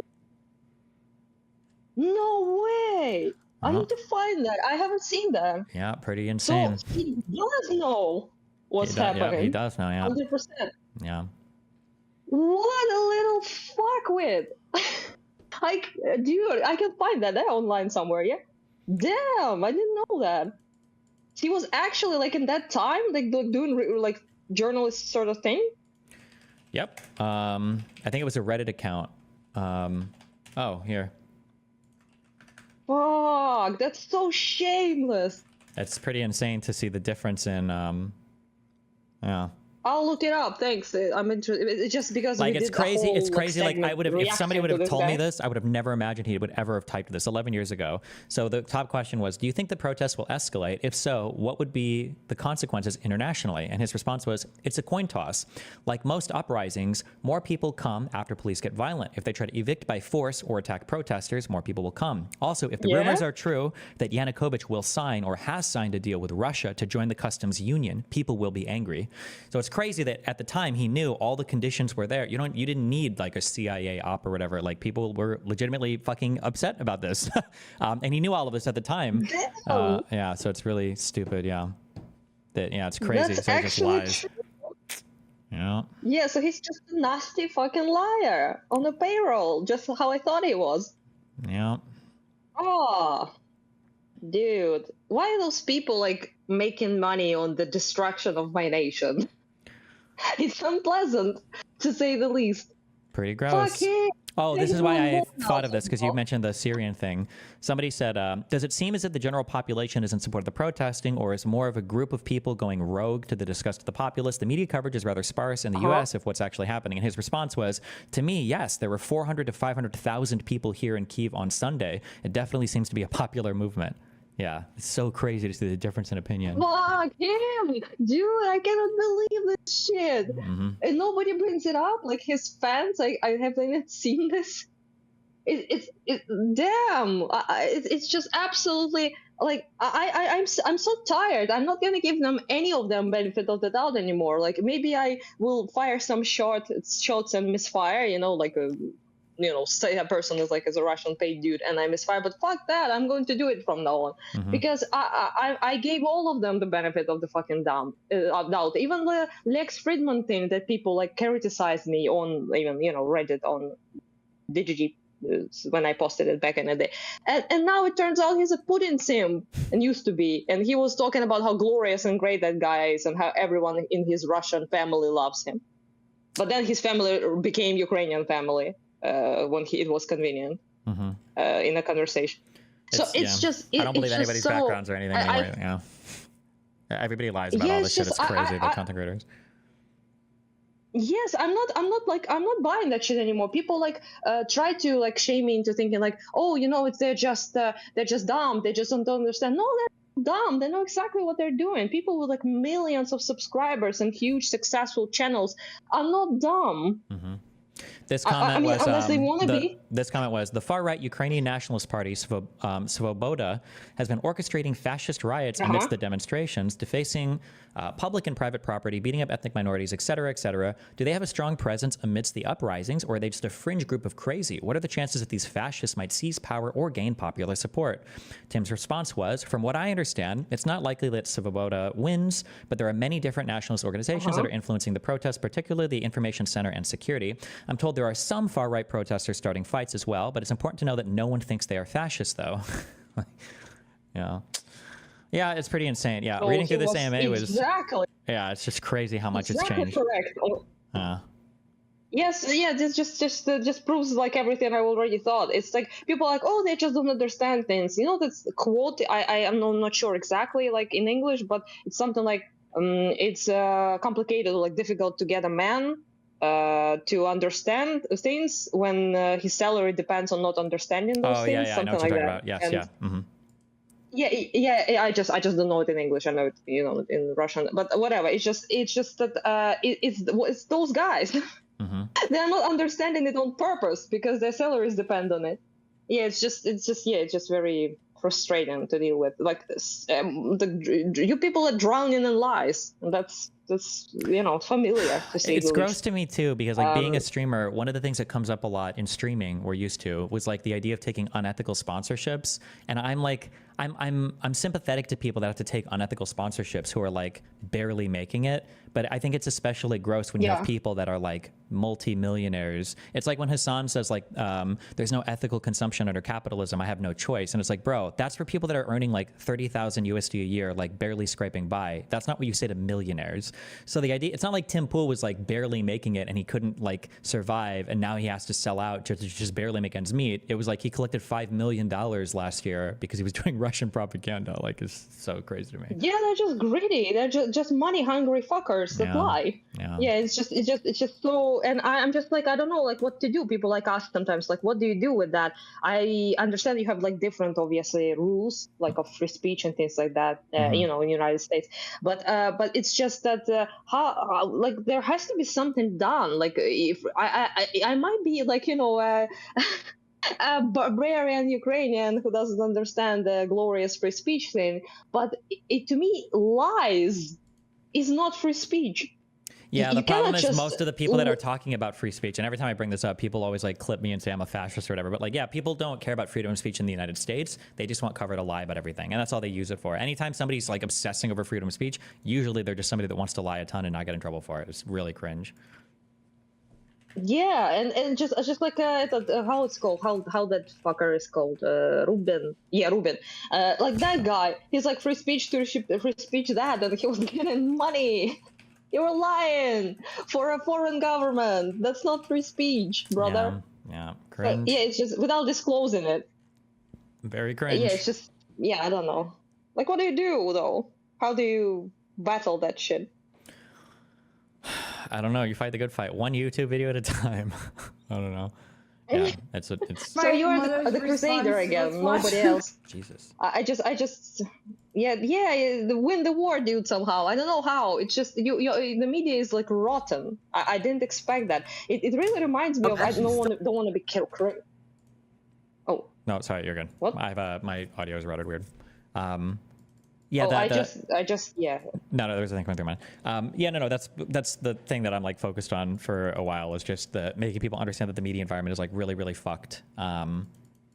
And that like that's what has to change more than like how do we message or how do we do this or whatever. And people need to understand that right now the media environment is like very, very not good for facilitating good conversations or even accurate or truthful conversations. A friend of mine, Devin, he thrown me a video of a guy. I don't remember unfortunately the name, but it was like a video about how you should ignore people in like the troll, essentially, like in the back of the there's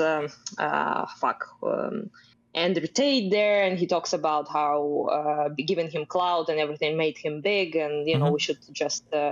I think you watched that video on stream, I believe, as well. Yeah. But point is that I just watched that video and it was interesting watch. But I then asked my friend, like, I understand like what he's talking about, and on an individual level, that might be a good advice. Not to get angry at like random bots and Twitter people, and not waste hours writing like a poem in response to like a bot who doesn't care, who deliberately wrote that message to rile you up and things like that. I started ignoring that about Ukraine. I just block those people and go on, if these are even people, right? But at the bigger picture, though, people don't know it's trolling. Yeah, the issue is that like that advice was really good like 15, 20 years ago when like trolls on the internet were literally just like trolling and intentionally trying to make people mad. But now these people are like your main media stars and they're influencing policy and voters in the US and you can't really ignore them. Yeah. Yes, and how can you ignore them even when first of all, they lie about incredibly important things. things about like people's health, for example, like vaccine stuff, right? They lie about the political stuff. They lie about wars in other countries and the reasons why they're happening, right? It affects aid, it affects geopolitics, it affects like everything now. It's not about just trans bathrooms at this point, right? And it's just not to say that's not a very important issue, of course, but point is that I just made that. He was like, that's such a good video, I would like follow that, and I was like, yeah, but how do you like people who watch those people, they don't understand that's rage bait. They think it's truth and based. They think it's actually the truth, and the big media lies to them, and that's where the hidden gems of truth are, Yeah. And how do you deal with that?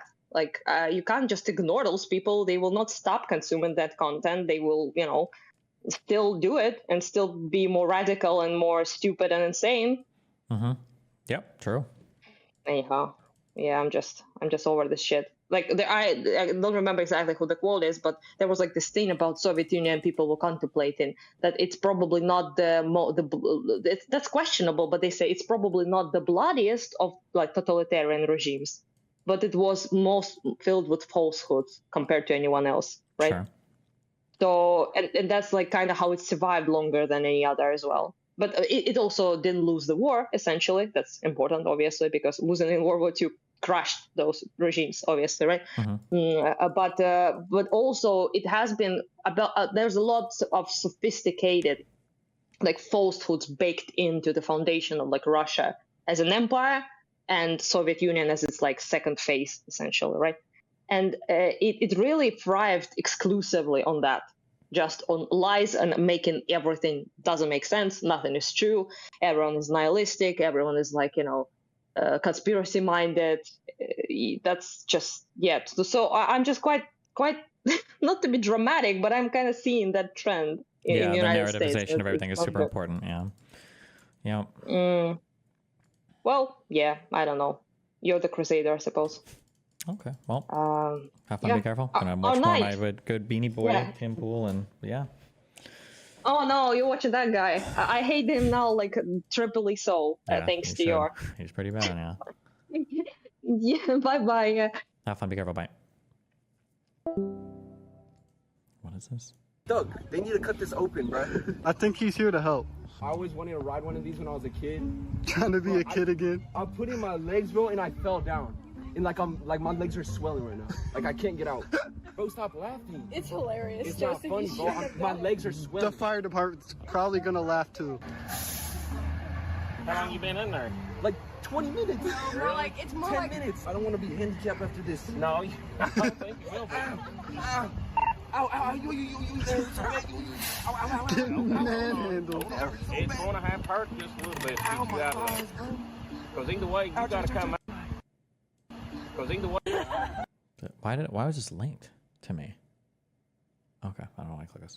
I hope so, and that's what I'm beginning to believe, and that's why I'm now a heretic on the left. How could you possibly think that is the MAGA base going to go, no, we were anti-war? He'd lose I think there'd be like 30% who'd be like, we trust you, Trump. Everybody else is going to be losing their minds. I hope so, and that's what I'm beginning to believe, and that's why I'm now a heretic on the left. How could you possibly think that the right-wing populists are not evil? Well, I mean, and I'm saying I don't think they're evil. I think that we might massively disagree on some issues, as you're seeing here, right? But I think that these guys actually mean anti-war and they mean anti-corruption. Yeah, I think Trump is corrupt, but the Democratic Party is corrupt, the Republican Party is corrupt. So how can they mean anti-corruption if they voted for a corrupt guy that you just said is corrupt? Look, let's let him do some things and then let's react, right? So what is you said you're on COVID, you're on the left. Like, how would you describe that? So look, oh God, are Cenk and him gonna? Tim's not gonna talk at all. Here's my prediction for this. Tim is not gonna talk at all about how he doesn't believe that the vaccine even works. He's not gonna bring that up at all. Tim is gonna say, Tim's position is gonna be that people should just have the freedom to choose and mandates were a mistake.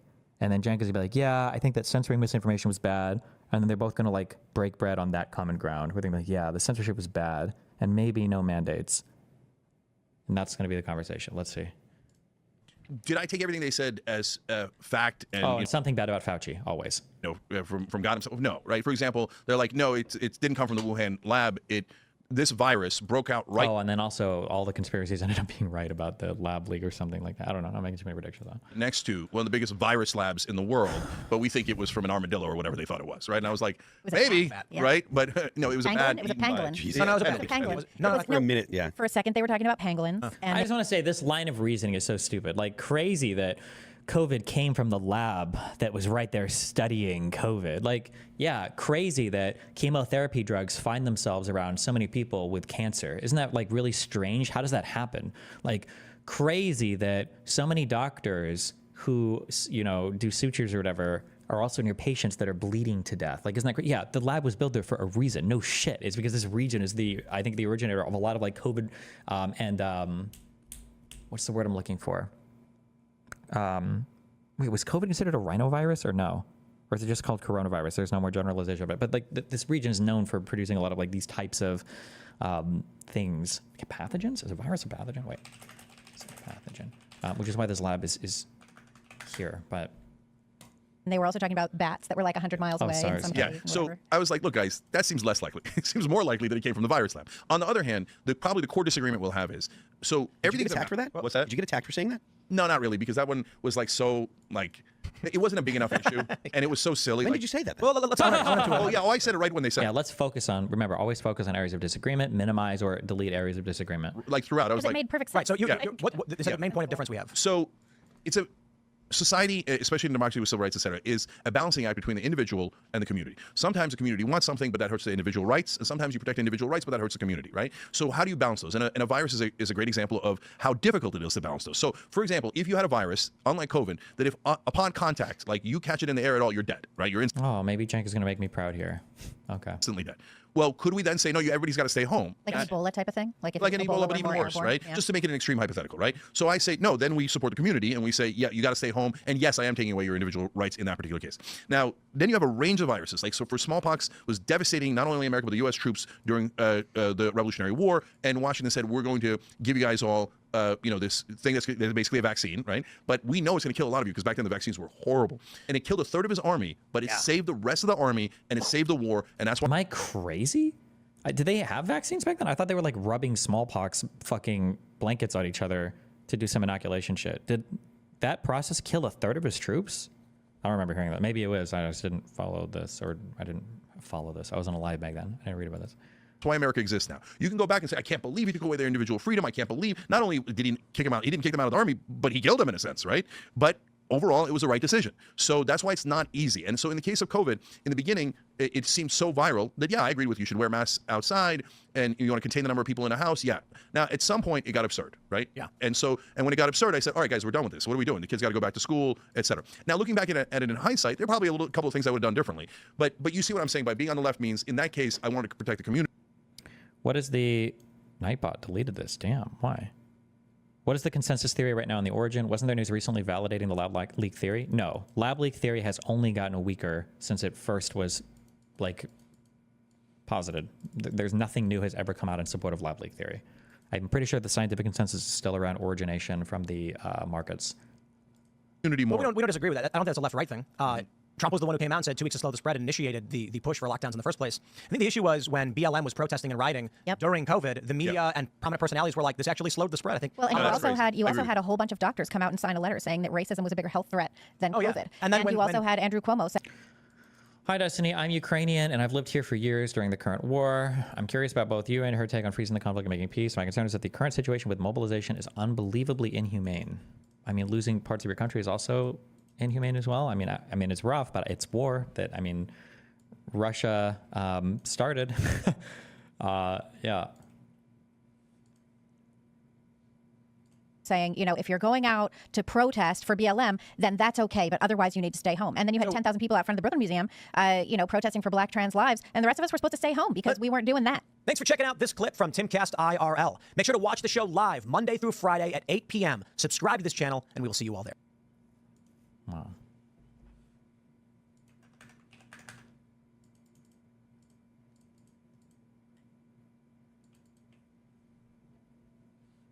Quick quiz. How long is a fortnight without looking it up? My friend says it's common knowledge, but I disagree, saying it's an old word. I don't think Dan would know. I only know this because didn't Abraham Lincoln use it in a speech? A fortnight is just 2 weeks, right? But it's not common at all. I feel like the only reason we know that is because, was it a Lincoln? Was it the proclamation? I don't even know what the fuck these are. I don't know why this is even in my brain. But didn't Lincoln use like oh no, he said 4 score. Wait, why do I know what a fortnight is? Wait, what is a score? Is score 12? 4 score, 7 years. I don't know what that's a reference to. What is this? It's a video game. A score is 20. Oh. Why do we know what a fortnight is?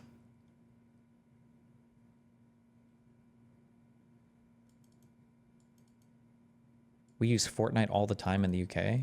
We never ever use that word in the United States. This is never ever a fortnights are used for payment. I've never heard that in my life. I've always heard bi-monthly.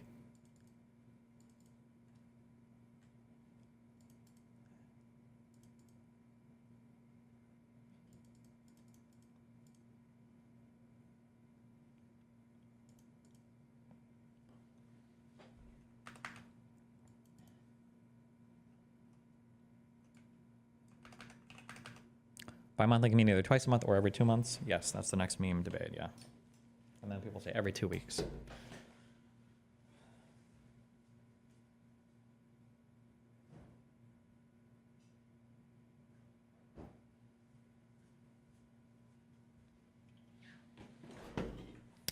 I unironically would have meant because of Fortnite. Based, okay.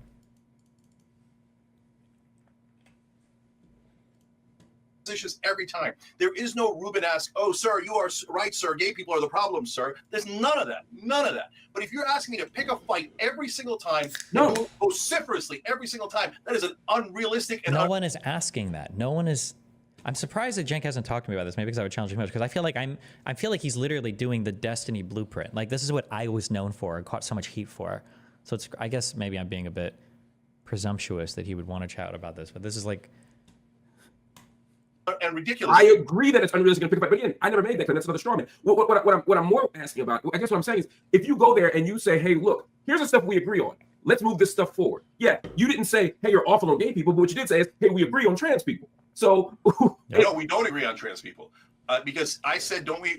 Like, do you guys agree with constitutional rights for trans people? Every time I've done that on a right-wing show, all the hosts said yes. In this case, 2/3 of the audience said yes. About a third didn't, but just my read of it. And then Charlie said that no, he doesn't think housing is a constitutional right. So I said I disagree with that. So you agree with trans people having housing?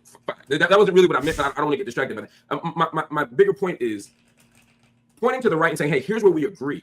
The right doesn't seem to have a problem getting the stuff they want accomplished. They don't seem to have a problem advancing policies. So to me, to go in that space and I think right-wing voters.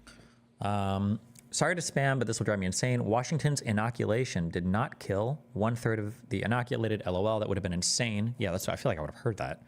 Cenk is confusing the general stat that 1/3 of smallpox infections resulted in death with the claim that inoculation itself had the same death rate. The part of the Army that keeps track of Army medical history estimates that fewer than 1% of the Continental Army soldiers died from being inoculated. There you go. Also, somebody typed this in chat. I feel like this is like jiggering. Is that a word? Old memories. That like they discover that you could get cowpox or something or some other kind of pox like disease, and that would give you some type of immunity from smallpox, and that's what they infected people with. I don't remember if that was true or not. Yes, cowpox.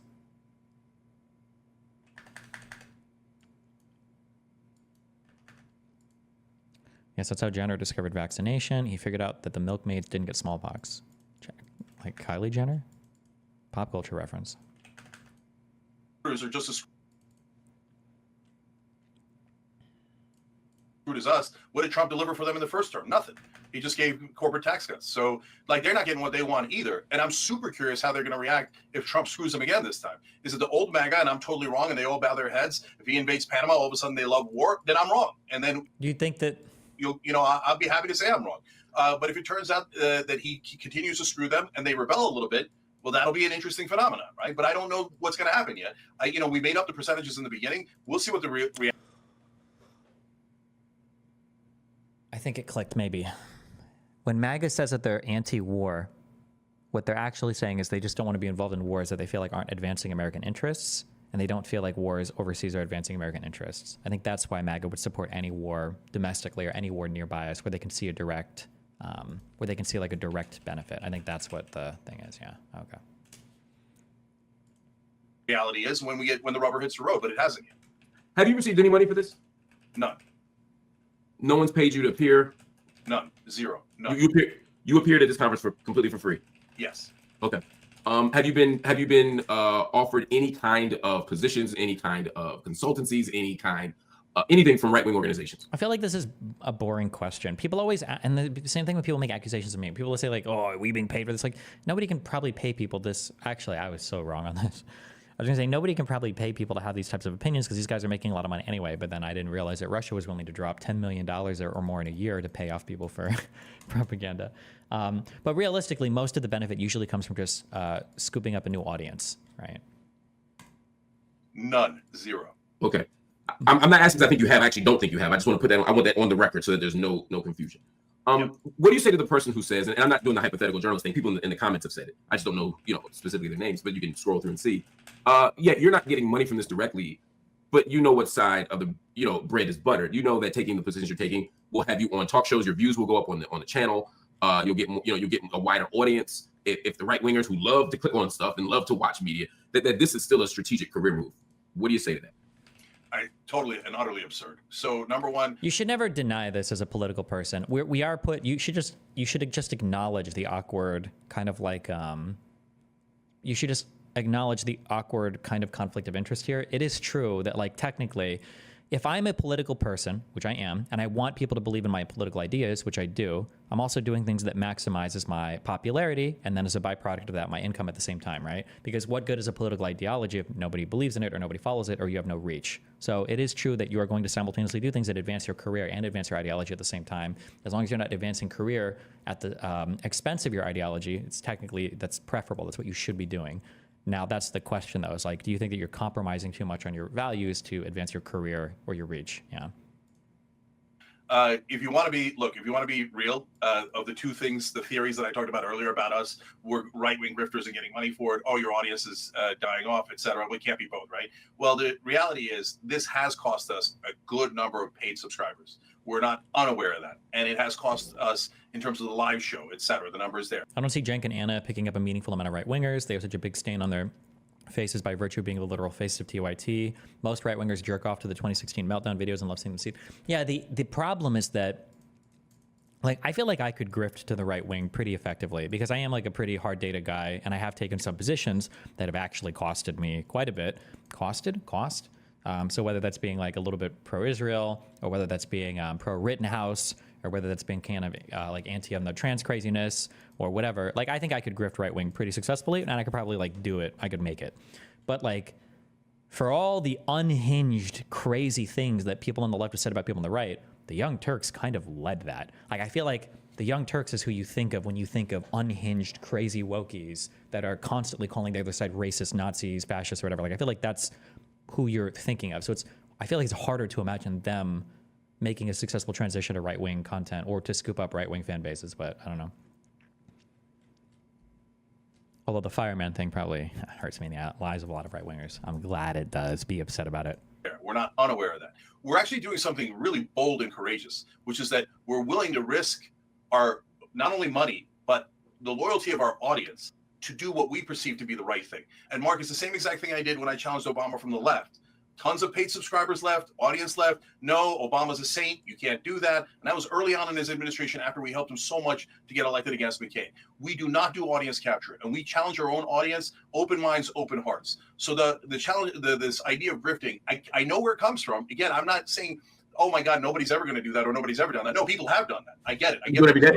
Yeah, but in order to make that charge, and if somebody in the audience is concerned, that's totally fine, right? But when other left-wing hosts say they already have done that, that's just a lie. And so that is deeply... Wait, what? To make that charge, and if somebody done that, no, people have done that. I get it. I get do it every day. Yeah, but in order to make that charge, and if somebody in the audience is concerned, that's totally fine, right? But when other left-wing hosts say they already have done that, that's just a lie. And so that is deeply problematic that we have a bunch of hosts out there saying things that aren't even close to true. They never checked. They never asked. At least you asked, Mark, and I appreciate about you taking asking. money or whatever. So people have to be concerned about where they're getting their news, and unfortunately, some folks on our side also have bad intent. I think that's that's important for you to state. Charlie Kirk is somebody obviously you're okay sharing stage with. We contrasted him to Nick Fuentes. Would you share a stage with Nick Fuentes? No, in fact, I was on this Spaces on X, and he joined, and I left. And so, yeah, there's a line, right? And I What's the line? I often grapple with that line myself, right? What is the line for you, right? And I know it's provisional. We all fluctuate. But what is the line in general for you? Yeah, line is when your main thesis is white supremacy, racism, anti-Semitism, Islamophobia, etc. Like that's what Nick's known for. That's what he does, right? Right. He's a Nazi. He's like a literal. I mean, he says he's a neo-Nazi, and I'll take him at his word, right? So, or he defends Nazis, right? That's good enough. No, I have no interest, right? So I guess that's where I get confused. I saw this from 1023 where you called Trump a Nazi. But you share a stage with Trump and share a stage at an event that supports the movement. Ooh, in October of 2023. That's not like a 7-year-old tweet. That's like a 12, 14 month ago video. Oof. Of a Nazi. And what's the difference? Yeah, I don't know if that's a title or if I actually said that, but it's in quotes. So maybe I did. I had the video. I could play it. Oh no! Don't play it.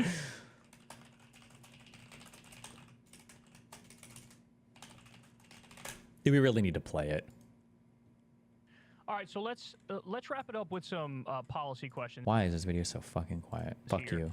So I know back in the day you were a supporter of the public option for healthcare, but then you backed Bernie twice. You were a big advocate of Medicare for all. But when I went to cenkforamerica.com, one of the policies listed is public option. So are you running on the America? They don't use direct Nazi quotes that Trump does. The only fascist that is an actual threat to democracy is Donald J. Trump. He already tried to end this democracy once. And guys, last thing. The other day, he said, immigrants are poisoning the blood of our nation. That quote has only been used by Adolf Hitler and Donald J. Trump. So he's telling you ahead of time, I'm a Nazi. It's not like I didn't warn you. I used absurd Hitler quotes. I pulled them out of history, and I said them for no reason, just to let you know I am a Nazi. He then, remember, he had dinner with Nazis. Nick Fuentes and Kanye West, they had dinner talking about how the Holocaust wasn't so bad and Hitler was a hero. Those are things Fuentes has said. Those are things Kanye West has said. He happily had dinner with those Nazis. And when the Nazis marched and said the Jews will not replace us, he said there are good people on the Nazi side. How many times does he have to tell you that he's a Nazi before you believe him? Please run a great candidate against that guy. Don't run a terrible, wounded candidate thinking, I hope it'll be all right. So does Donald Trump have bad sides? He has the worst signs I have ever seen of anyone in political life in my lifetime in America. And to run a weak candidate against him is a crime. It's a crime against this country. God. Yeah. Okay. No. If you say it, I know that some people are sending around videos. I believe it. So what I tried to do was I tried not to call him a Nazi or Hitler, but I did. Did you think he was a Nazi, or were you being hyperbolic? No. I must have been hyperbolic then because I never. You never thought Trump was a Nazi. No. That was like a whole ass. Now I'm glad we listened to it. Wait, that wasn't just like he's kind of a Nazi or whatever. That was a whole ass. He's using quotes. Here's a quote. He's telling you exactly what he is. Don't be surprised when he is a Nazi. Holy shit. My face when is this? I'm confused because this conversation you were talking about how we shouldn't flame throw and call people names and call everybody who's a racist or racist. You don't even want us to call actual white supremacists. Why would you call them a Nazi? No. I'm saying that I must have that must have been hyperbolic because I tried hard not to call him a Nazi. So why not just own it? You can evolve on your view. I've changed my view on several of these things. Like over time, just own it. Just own it. Just say like, yeah, okay, I believed in this at this point, or I didn't believe, or I've changed my mind on this. It's okay. Like the political landscape changes, the media landscape changes. You change your mind over time. It's okay to do that. So that must have been a mistake. Play the video, Mark. Mark is looking at it right now. He's like, damn. He's like, should I hit play on this motherfucker? Am I doing it?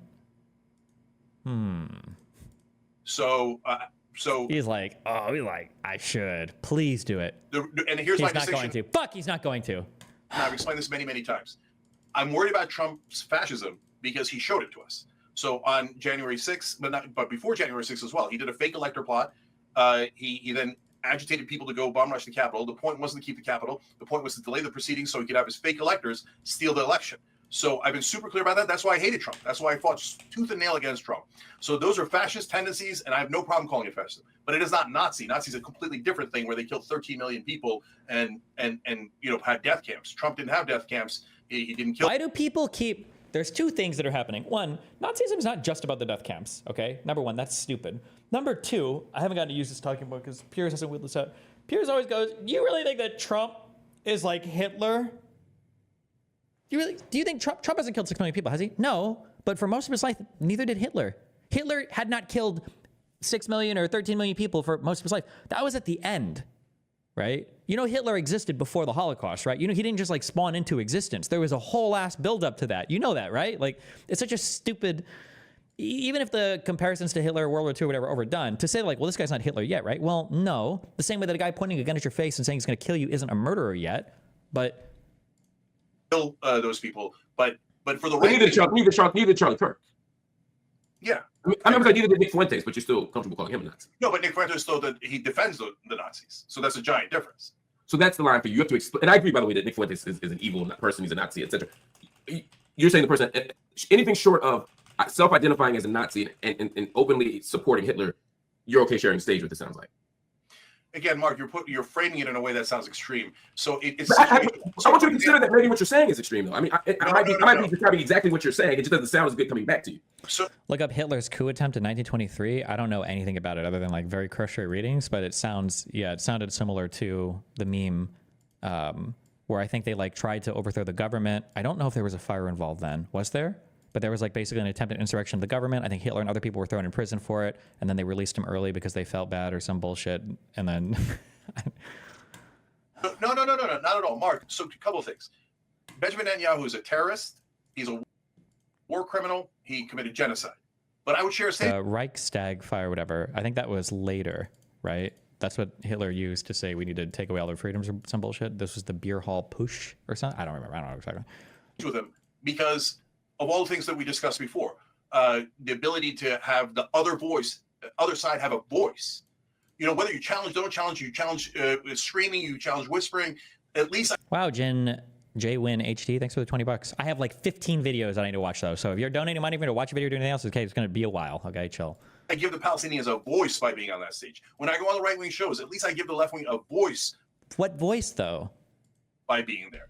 And so if you frame it as, oh, look at Cenk Uygur happily going on stage with a terrorist Netanyahu, then I seem like a bad guy. If you say Cenk Uygur giving voice to the Palestinians by being on the same stage as Netanyahu, I seem like a good guy. It's all in the framing. It's in the framing. So when you get to the I disagree. It's not just enough. That suggests that your behavior is neutral and the framing is what makes it right or wrong. I'm saying that you can actually make different choices on that stage.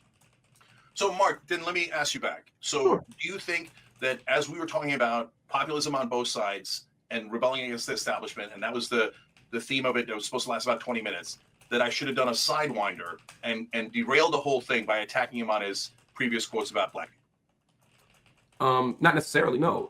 But again, that's not necessarily the only way to be courageous in that space. That's not the only way to be principled in that space. That's not the only way to do important resistance work in that space. You could pull up an old quote, or you could speak to the bigger system. You could speak to the bigger establishment. It's one thing that's, to give you a concrete example, you sat on that stage and said, we all, the left and the right, we all hate establishment media. Right? We can agree that establishment media needs to go. But that's not true. Everybody claps. The right wing, they love Fox News and the people. It's the largest media channel in the United States of America by far. That's a great feel-good moment. But again, those people who leave that room, who are the dominant consumers of mainstream media, who are the dominant viewers of mainstream media, and who are controlled by people who are right-wing, they're going to walk away saying, yeah, we got to tear down mainstream media. And they're talking about CNN, and they're talking about MSNBC. They're not talking about Fox News. They aren't. They might like pay lip service to it maybe, but they love Fox News. Again, viewership, highest any cable news network in the United States. They don't like Fox because it's not right-wing enough? No. Don't buy into the propaganda online. Don't buy into the memes online. Most popular cable news stations, USA.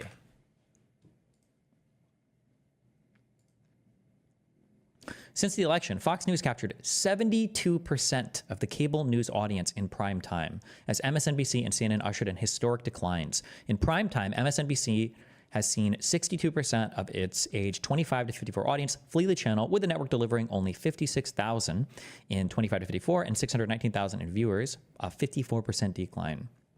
CNN has lost over half of its audience in prime time in the 25 to 54 demo, in prime time averaging 76,000 viewers in the 25 to 54 demographic and 403,000 in viewers, averaging 76,000 and 403,000 in viewers. Oh, this is including older demographics. Fox News, FNC, Fox News Company, I think, has notched 327 of the top cable news telecasts since the day after the election, with MSNBC and CNN failing to garner over 2 million viewers since November 6th. Conservatives are very good at making themselves seem like the victim while also being in control and in charge over and over and over again. Like, Courageous is going on that stage and saying, look, I know y'all don't want to hear this, but Fox News is mainstream media too. But I have said that on right-wing shows. So you're taking a 20-minute... Fox News, MSNBC. Courageous is going on that stage and saying, look, I know y'all don't want to hear this, but Fox News is mainstream media too. But I have said that on right-wing shows. So did he? I don't think you challenged Fox News with Charlie Kirk up there. I didn't hear that. You're taking a 20-minute event here. I'm not saying you've never said it. I'm saying in that we're talking about how to behave in this space, right? I'm sure you've said it a million times, but we're talking about right now how to behave in that space. And when I keep pointing out what you did do in that space, you try to do the sleight of hand thing, where then you talk about what you did somewhere else. I'm saying in this space, to answer your specific question you asked me, which is should you have torn them down and brought up specific acts of racism or this other thing? I'm saying you don't necessarily have to do that or even make it so personal, right? Because I get how that could be a distraction. What you can do is say, hey, we all want to tear down mainstream media, establishment media. I'm with y'all, but let's be clear. Establishment media isn't just MSNBC and CNN. It's also Fox, which has been the voice of the right for decades now. It's OANN. It's all these things. All of this needs to be torn down. Yes, you could say that. So, Mark, when I'm on a show like Patrick Bet David in the last 2 hours or 3 hours, we get to get into that stuff, and that's exactly what I say. Oh, I didn't watch him on that. Damn, he's making all the rounds. PBD. He's the destiny of the Turks, the Young Turks. PBD, Cenk. How long ago was this? Did we watch? We did see it? Wait, I think I watched a clip from this. I don't think I watched the whole thing, though. Did I? There's no shot I watched this whole thing. We saw the first 5 minutes. Yeah. Rate his cam setup. I'm going to be honest. A lot of webcams do this new, like, artificial background blurring thing. I think it looks really bad. I think I'd rather just see, like, an ordinary background. I don't know why everybody started getting obsessed with this, but... Exactly what I say. Okay. So you're taking a 20-minute speech and go, not good enough. You didn't say it there. You didn't say it that one time. Okay. That's not what I'm doing. You're misrepresenting my position. My position isn't that in this single instance you didn't do this one thing in a 20-minute space. My critique is that you're deploying now a strategy of entering these kinds of rooms and doing these kinds of things, and particularly these very public spectacles, right? Which is what conventions are: Democrat, Republican, left, right, whatever. They're all these public spectacles. And I'm saying that there's a significant danger in entering those spaces and not being significantly courageous. This isn't about nitpicking a particular thing you didn't do. This isn't about saying, well, you did 99, but there's the 100 when you missed. You're framing this as if we're nitpicking. And I'm saying, no, the actual logic of the strategy that you're articulating right now about how to move in these rooms, I'm saying is deeply problematic for left wing. I don't even understand what you're saying, Mark. Well, how is it problematic? You keep calling it problematic. Everybody keeps calling it problematic. I'll tell you why. Why? Like, they don't need us. Because why do we have this in our head that if we're in the room, okay, then everybody loves Nazis or some weirdo thing like that? I'm not saying it.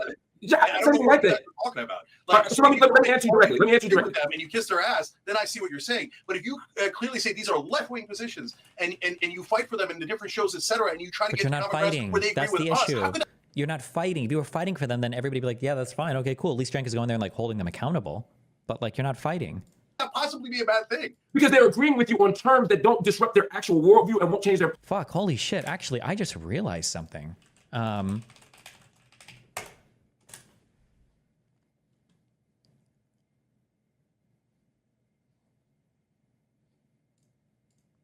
We watched this where Sam Cedar gives like the gentlest of pushback on Tim lying over his Russian money shit and that it was an ordinary deal. What changed here to have Tim invite Sam onto the show? Because Tim Pool was like Sam Cedar's #1 fucking hater. This guy, he talked shit about him like on camera, off camera. To me, like he hated Sam Cedar. Was it just because they won the election and now they're just trying to do their victory lap and scoop up whatever other viewers they think they can get from these people? Or...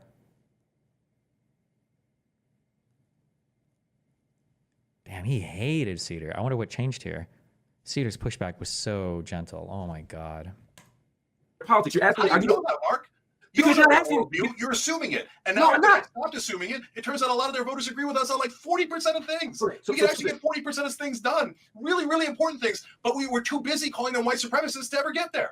Again, I don't know why we're still talking When about we calling settle them white down, we have that's a straw man you created a long time ago. I'm not. It's not a straw man, Mark. You said it many times at the beginning. Anyway, go ahead. Go ahead. Hold on. To be clear, I said to you that I believe they're white supremacists. At no point in this conversation did I say you need to go in the room and call them such. In fact, I said I stipulate that I'm not asking you to do that. Yeah, this is stupid. Mark is repeating himself because Cenk is continually strawmanning the argument. Mark is not saying you need to go in and scream at them. You're white supremacist. You're white supremacist. He's just saying, like, just be honest about what they are. But then also when you do go, like, you don't have to call them white supremacists, but like challenge them on political things. We're just like, we've looped on this same talking point like 20 times. That I don't think you should do this. I keep saying it over and over again. This is not about calling the white supremacists. You also said I'm making an assumption. You're making a huge assumption by saying that you know that they're leaving there more open to left-wing positions. There's absolutely no evidence of that. So we're both speculating at that level. I agree that I don't know for sure. You don't know for sure. And unless you have some metric, there's no way to know that when that your appearance there had this impact that you're suggesting it does. Just like I can't prove that it didn't. So I'm saying I'll call that even. My point here, since you don't understand what I'm saying, is to use what you just said. To be clear, if someone walks into that room and they're sitting in the stands listening to you talk, and they already believe that just to use the mainstream media example, they believe that establishment media needs to go. But they also don't think Fox News is establishment media, right? They walk in thinking, get rid of CNN and MSNBC, keep Fox News, right? That's what they're thinking in the stands in this example, right? Because they don't think that's establishment media. Just like to your point, the person on the left is saying, get rid of Fox, keep us MSNBC, fine, right? So that person doesn't realize Fox is that. When you sit on that stage and say, yeah, we can all agree to get rid of mainstream media, and Joe Sixpack in the stands claps and says, that's right, even the lefty guy agrees with me. So let me just tie a bow on it.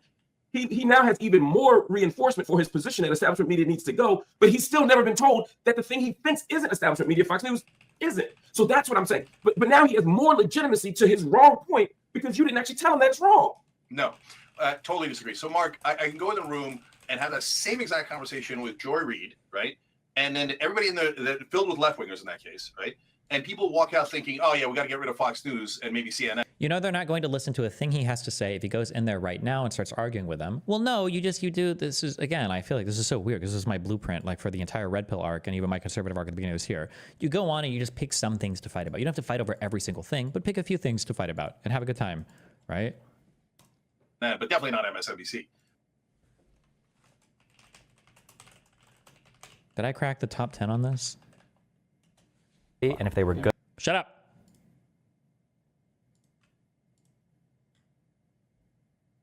Hell yeah. I wonder. Okay, fuck this. I will make it number one for podcasts they've done. See, I do bring the views. Fuck you guys. Do they have a Patreon? Difficulty navigating. Hold on, fuck. There's another thing I realized recently that I need to do more, which is making friends with people.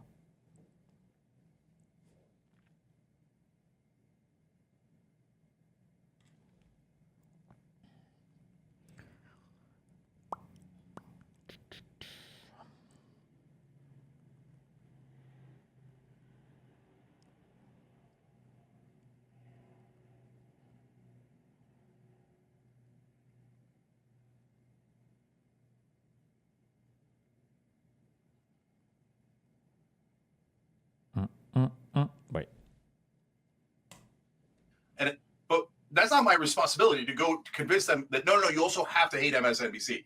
Now, I will tell them that if they ask me. I will tell them that in the span of a larger and longer conversation. I will tell the left the same exact thing that I'm telling the right, and I would tell the right the same thing I'm telling the left. So just because we didn't clarify Fox News or OAN in that conversation doesn't mean we shouldn't have that conversation or that it somehow helped Charlie Kirk's nefarious. The Patreon is right there. Oh, wait, fuck. Hold on, wait. I just want to say something stupid. Yeah. Why are white supremacists so offended by the white supremacist label? It's like they do believe white people are superior. Well, because it sounds bad and they know that. For premium podcast episodes.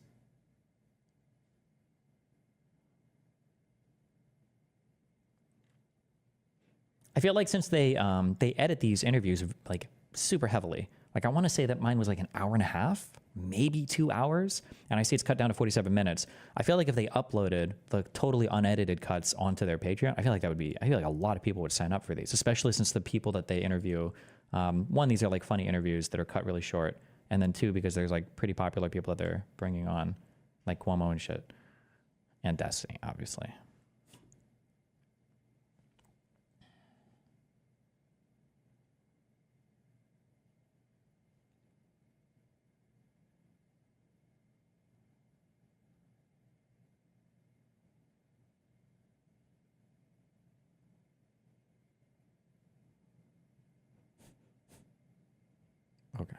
boom, boom. I was curious, did you and Nick get along fine? He seems super weird to vibe with. How does he seem weird to vibe with? I think we all got along. Beer. So this idea that I'm not going on left-wing shows. Wait, wrong one. Sorry. Wait, wrong one. Plans. So if his plans are to get rid of establishment media, that's my plans. I hate establishment media. So, like, how can you not see that? Like, bro, what they want to put up afterwards is not what you want to see, my friend. Like, why are you deluding yourself into thinking this? So if you say to me, "Oh my God," but then if you say, "Cenk," then what if they use it to get rid of everything but Fox News? But they didn't do that. That's a wild hypothetical. And if they did, I'd fight them tooth and nail, right? So, like, if they do things that we don't agree with, we fight. And so that's not that complicated. Maybe we're talking about super clear about that, right? But you're assuming what's in their head and what they assumed about what I I'm said, not assuming what's in how their that head. gave strength to Charlie Kirk, but none of those things actually happened. So, like, But we don't know what happened. No, and again, Mark, no. based on the way you think about it, We don't know what happened anymore in the sense of what I'm saying and what you're saying. You're almost, one would hear that and think that somehow I'm painting a hypothetical that's unprovable and yours has been demonstrably proven. What I'm saying is, you made an argument. Yes, it is Destiny. They want independent media. Conservatives have no desire for independent media. That's not true. If that was true, then they would have huge problems with Elon and Twitter and the closeness that he has with Trump. So that's not true. In that room that didn't challenge Joe in the stands argument. I just painted a picture of Joe in the stands and his belief on mainstream media, and you didn't really respond to that. I'm saying Joe has no reason to believe that Fox News is establishment media based on what you said on that stage. Do you have a duty to tell him that? I think you do. If your goal is to challenge establishment media, to not only challenge establishment media, but to challenge what he thinks is establishment media. If that's not your goal, then don't. That's fine. But then that doesn't advance our interests. do you get that since I've done that on other shows, but it wasn't part of that 25-minute conversation, that's not a fair standard to hold me to, that I didn't debunk every thought that every right-winger in the stands had within that 25 minutes, that's like, it's the bro, I wouldn't be able to do it. I would just hang up. Like, like, imagine you go to a dude and he's like eating just like piles of shit out of a trash can. Like, bro, this is not healthy for you. It's like, okay, so I need to min-max every single fucking part of my diet to make you happy? No, bro, just don't eat like actual literal shit out of trash cans.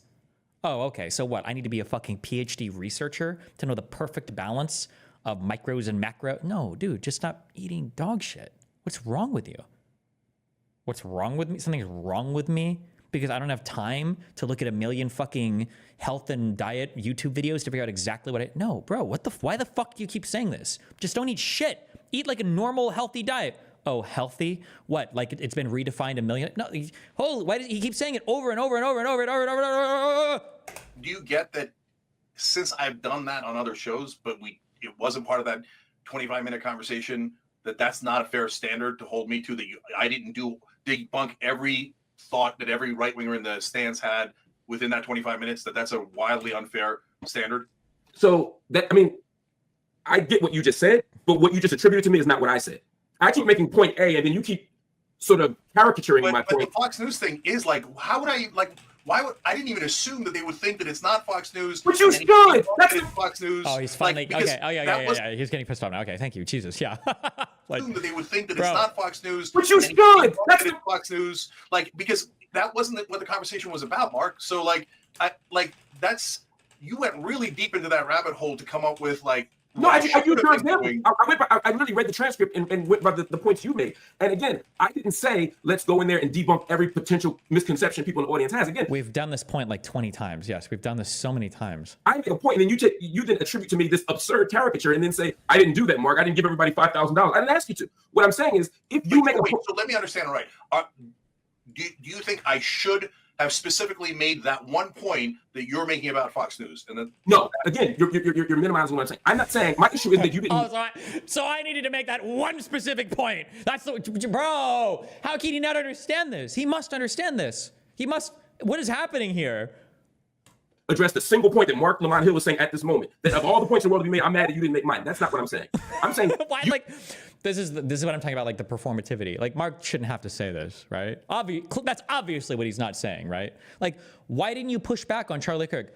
What am I supposed to be, a linebacker now? What, did you want me to tackle him? How hard was I supposed to push him? Like, no, bro, nobody's saying this. Hello? You said three things, right? For example, hypothetically, And I'm saying, if you're going to talk about those three things and make the audience believe that we're aligned on these three things, left and right, but it turns out if we actually critically analyze it, we're not, then you have to point that out. Otherwise, the powerful will walk away thinking that they're even more powerful. I'll give you an example. Let's just hear what I do that at almost every opportunity. And that's what. Do what? Make the powerful think they're more powerful, or push back on something?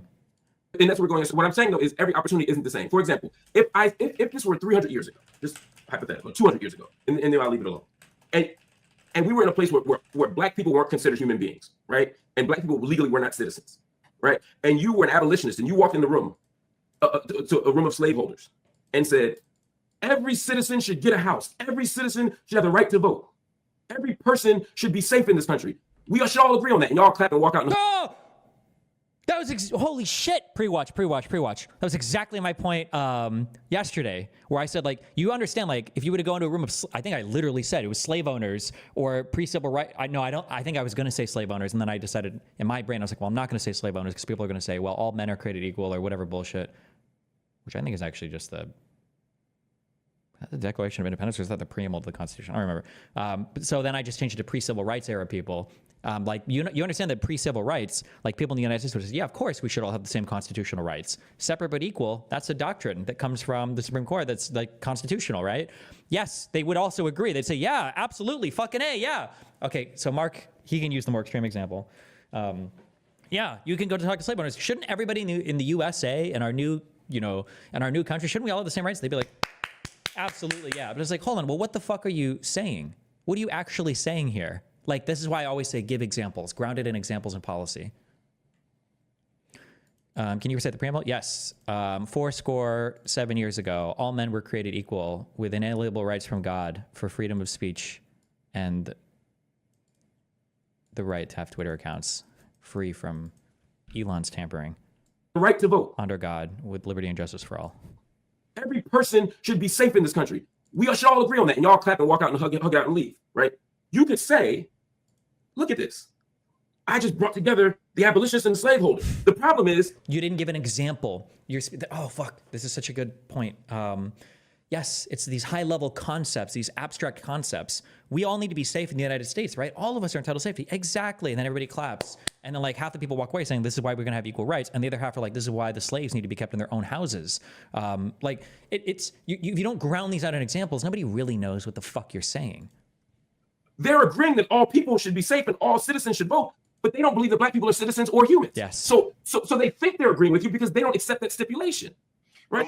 Oh God! And Cenk is about to say the most condescending, patronizing bullshit in the world. I can feel it. It's that look. He always has that look when he's like, "Oh, my friend, I'm not eating dog shit. This is cat shit. You're mistaken." But I'm saying, just let me finish the thought. Destiny, this is where you made that point. Wait, what? Yeah, I would argue. Like you have, maybe he's going to bring this up, right? Like, this is so reductionist. Imagine, you ask me, okay, let's be honest. What do you think about P. Diddy? And somebody's like, fucking disgusting. I hate P. Diddy. Like, get this guy the fuck out of here. Like, okay, we can break right over that topic, right? That's good. And like, what about Cosby? Yeah, fuck Bill Cosby. I hate that motherfucker too. Worst person. I gave this example. Like, maybe even worse than P. Diddy. Honestly. Okay, cool. Okay, we're going to do. Historically, when we think of like big things like civil rights, like Malcolm X and MLK, like, no, fuck those guys. Wait a second, we mean fuck those guys. Yeah, fuck those guys. Wait, why? Because they're black. Wait, why'd you hate Diddy and Cosby? What do you think about like Weinstein? Oh no, that guy was fine. Those women knew what they were getting into. I don't like Cosby and Diddy. They're black rapists and they're just black people. And it's like, wait, okay, wait, hold on. So we're not really agreeing at all, right? Do you understand? Like, the thought process is important. So to say, well, these people are booing. I agree with Destiny from yesterday. He's a real one.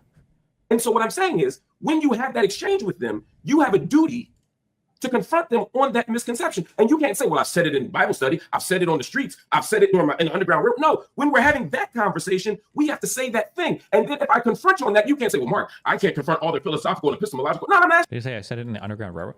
Okay, this is one thing I've never understood, okay? Supposedly, right, there was this whole Underground Railroad for getting slaves, like, to freedom. How have we never seen, like, any videos of any tunnels? Or, like, how do they actually get, like, whole-ass fucking trains? Like, wouldn't these be subways? Shouldn't it have been called the Underground? Shouldn't it have just been called the Underground Subway? Like, what exactly was going on there? To say that thing. And then if I confront you on that, you can't say, well, Mark, I can't confront all the philosophical and epistemological. No, I'm not asking you to do that. I'm saying on this issue that you brought up, you have a duty to show them how they're wrong, because that's what's high stakes. That's what decides who lives or dies. That's what makes the political conversion. Otherwise, and this is the last piece of it, 5 seconds. Otherwise, the slave. I feel like you really liked Mark after your discussion with him, and then you soured on him for some reason, and Mark seemed to be doing a really good job here. What about him do you not like? Or is Israel-Palestine takes too crazy for you? I don't remember. I feel like he talked to somebody afterwards, and I felt like his summary of our conversation was not as great. But as far as people that I disagree with on Israel-Palestine, I feel like he was probably one of the better ones, I think. Well, no, he was one of the better ones. I'm just not sure if I pushed more, if it would turn into a dog shit conversation. Like Nick Fuentes was a really good first conversation. But when I came back and I had him to talk to him the second time, I realized like, oh, this is a dog shit sloganeer person who doesn't actually know anything about what he's talking about. This is like 7 years ago. But regardless of our disagreements on Israel-Palestine, I do think Mark is one of the good ones. And by one of the good ones, I mean one of the left-leaning people that are like to the left of me that we can disagree with things on, and he's not like super unhinged or crazy. Slaveholder walks away saying, look, me and the abolitionists agree. Let's go back to business as usual. They actually feel strengthened in their position. Now, please don't say, Mark, why are you comparing this to slavery? Please don't get on. No. Actually hear the heart and the substance of my argument and be intellectually honest and address. Don't walk around it. Address the specific example I gave you, and please answer it. Yeah, no, I get the analogy completely. I totally get it. So look, there's two parts to this. Number one, you just built a straw man. You said, oh, I did it in Bible study. I did it at the grocery store. No, I did it in right-wing spaces. I did it on some of the largest right-wing. Yeah, that would be that's not a straw man. To be clear, in 1800s, Bible study was a right-wing space. Only the right was allowed in the grocery store because black people were property. It's a perfect analogy. It's not a straw man. It's a perfect analogy. You acknowledge I've done it in right-wing spaces, just not in that. Examples. This is where Mark is like, okay, give me a couple examples. This is why I'm saying, like, if you want to have, there's like an evolution that's happened with the consumption of political content where people are starting to favor more long form content, which I think is good.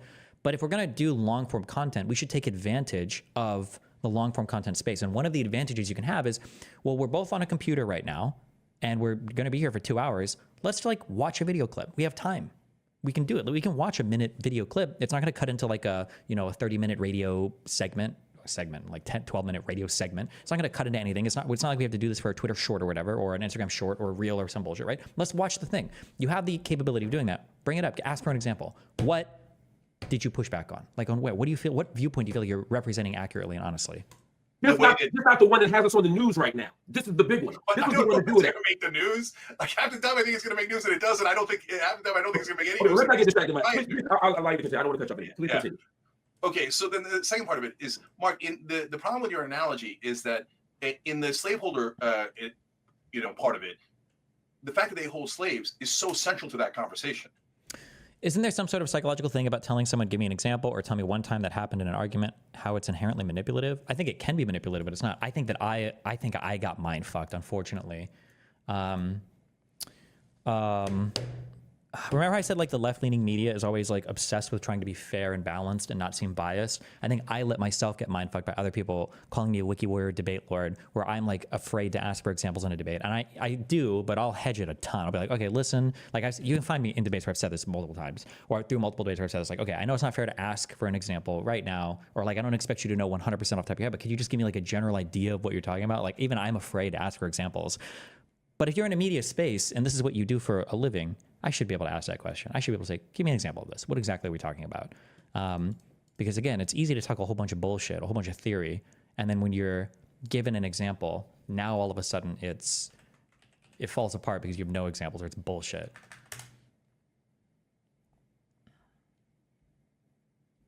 I'm strong against this Mark guy. He likes Candace Owens because of her takes on Israel-Palestine. Wait, no shot.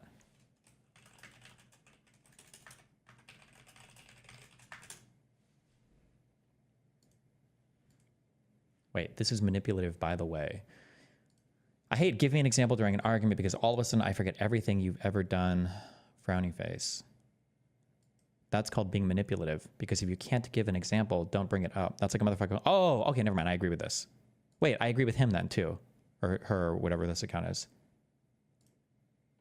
I think examples are good because they also ground out like, well, what behavior are you talking about that you don't like? If the other person can't give an example ever, then I think that's a problem, because now I don't know if you're like crazy making or you're just like fucking caricaturizing me, or if you're making claims that aren't even like true. Or boner box viral tweet. That was a good ass tweet.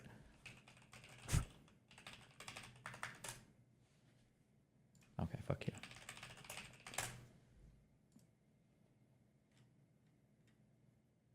MAGA has one discussion about policy in 8 years and it results in a civil war.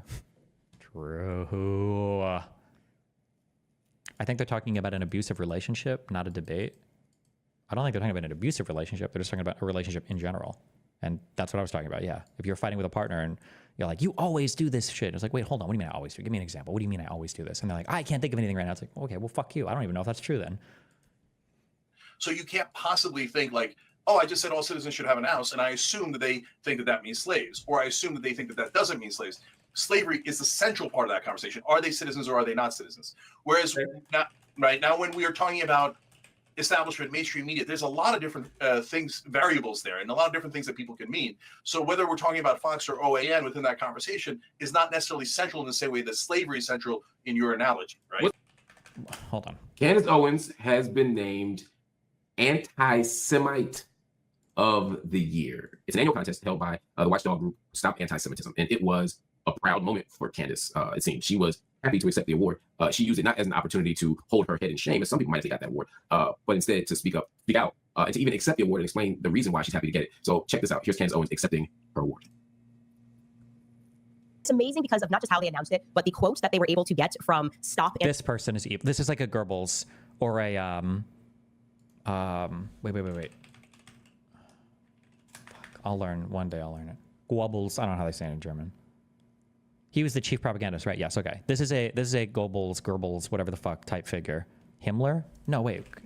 He was the Goebbels guy. He was the guy who was in charge of all the propaganda, right? Himmler was a German politician. Principal architect of the Holocaust. She would be too stupid to do the Holocaust, but she would be the chief propagandist. This is absolutely the role that she fills. This is an evil person. This is an evil character right now that exists in our country who is like committed to the destruction of this country. The amount of propaganda and lies and poor research and conspiratorial thinking and conspiracy theories and the unvetted bullshit and all of the crazy other stooges that she brings on, and the fact that this is such a popular show, this is insane. Anti-Semitism's founder, which is a woman named Leora Rez. So they announced that firebrand pundit Candace Owens has been named the Anti-Semite of the Year by the watchdog group Stop Anti-Semitism. They say that she, quote, blew the competition away with more votes than anyone in previous years. Right there, amazing. It's like so much is going on. If you really got to paint a picture of yourself of who is terrifying the Jewish community, like who is the second coming of Adolf Hitler. It used to be Donald Trump. They're over that. Now he's in the cover of Time magazine. But also Adolf Hitler was once upon a time in the cover of Time magazine. Anyways, the point is now they... Oh, what's up? It's Ranton. Bro, I literally taught you how to say that 2 months ago. I don't give a fuck. I don't give a fuck, bro. Okay? realize the field...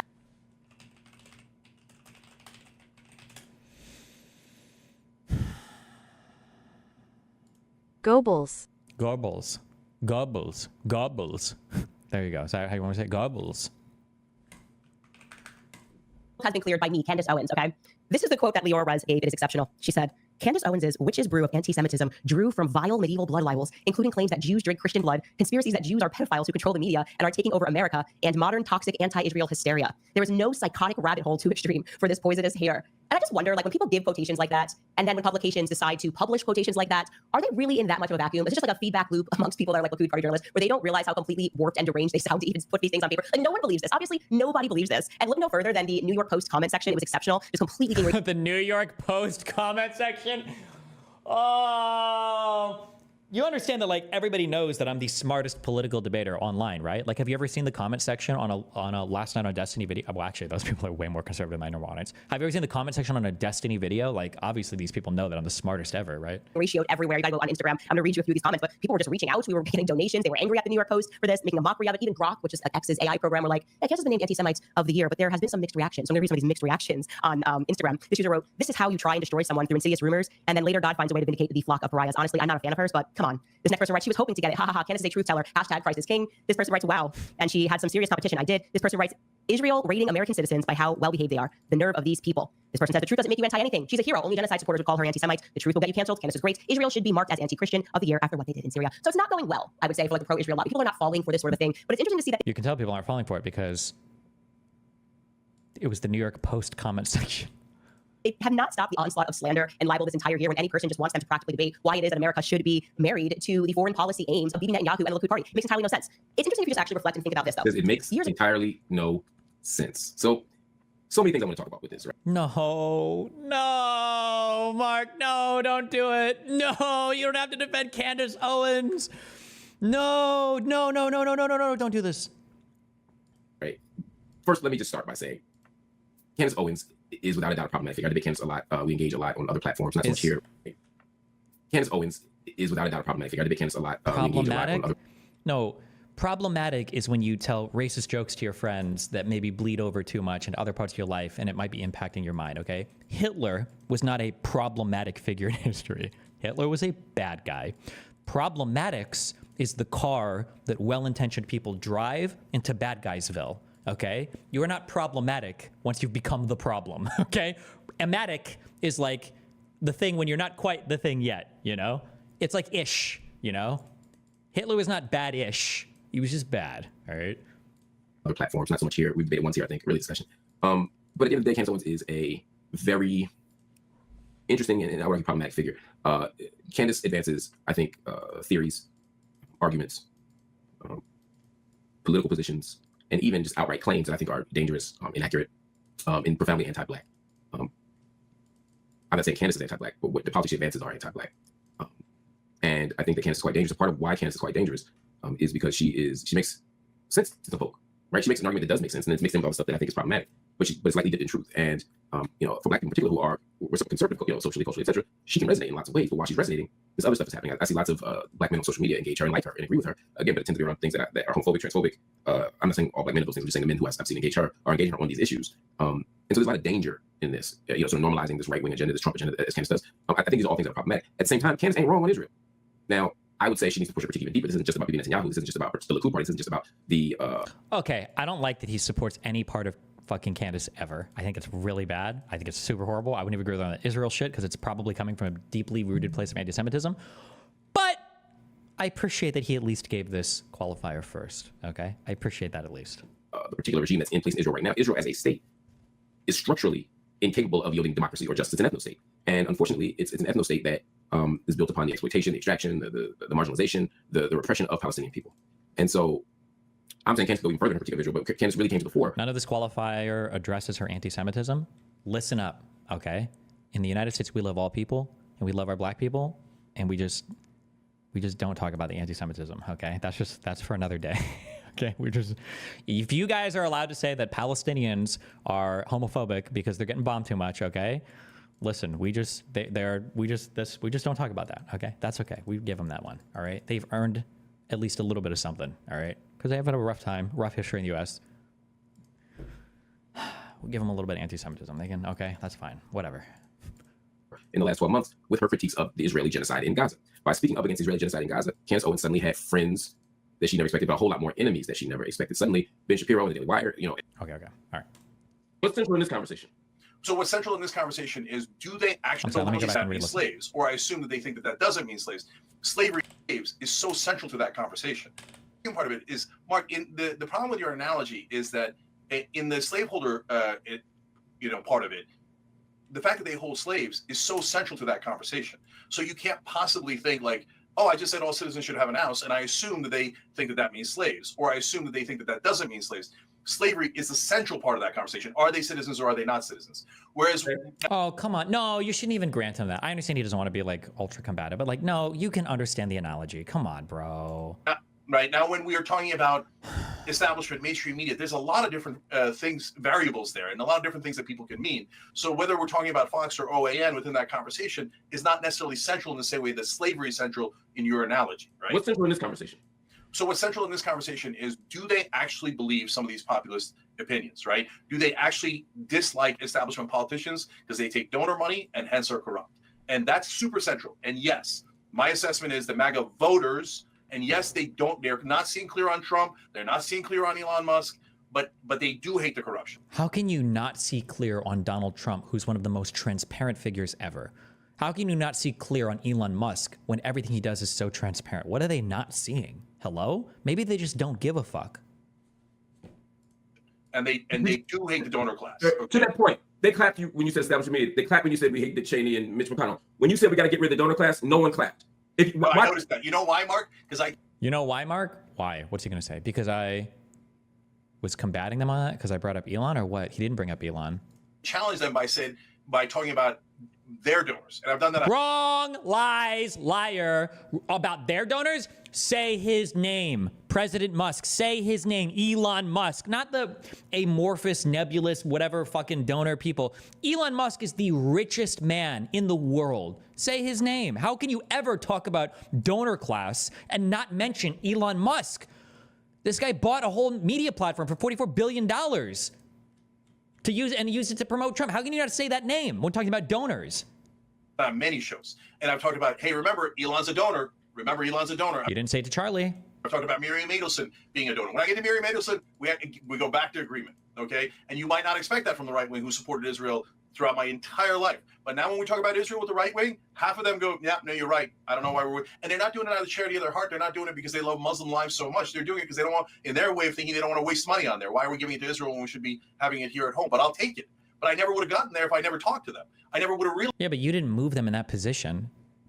Some of them, the hatred of Jews, and most of them just the not seeing the point in America being involved in these things. Those same people, they're like, good, I'm glad you guys don't want to be militarily involved with Israel. We're like, yeah, we need to save our money so that we can give it to Americans who can buy M4s and go to Panama and take that over. It's like, wait, hold on. Realize how much they got concerned about funding Israel if I hadn't talked to them.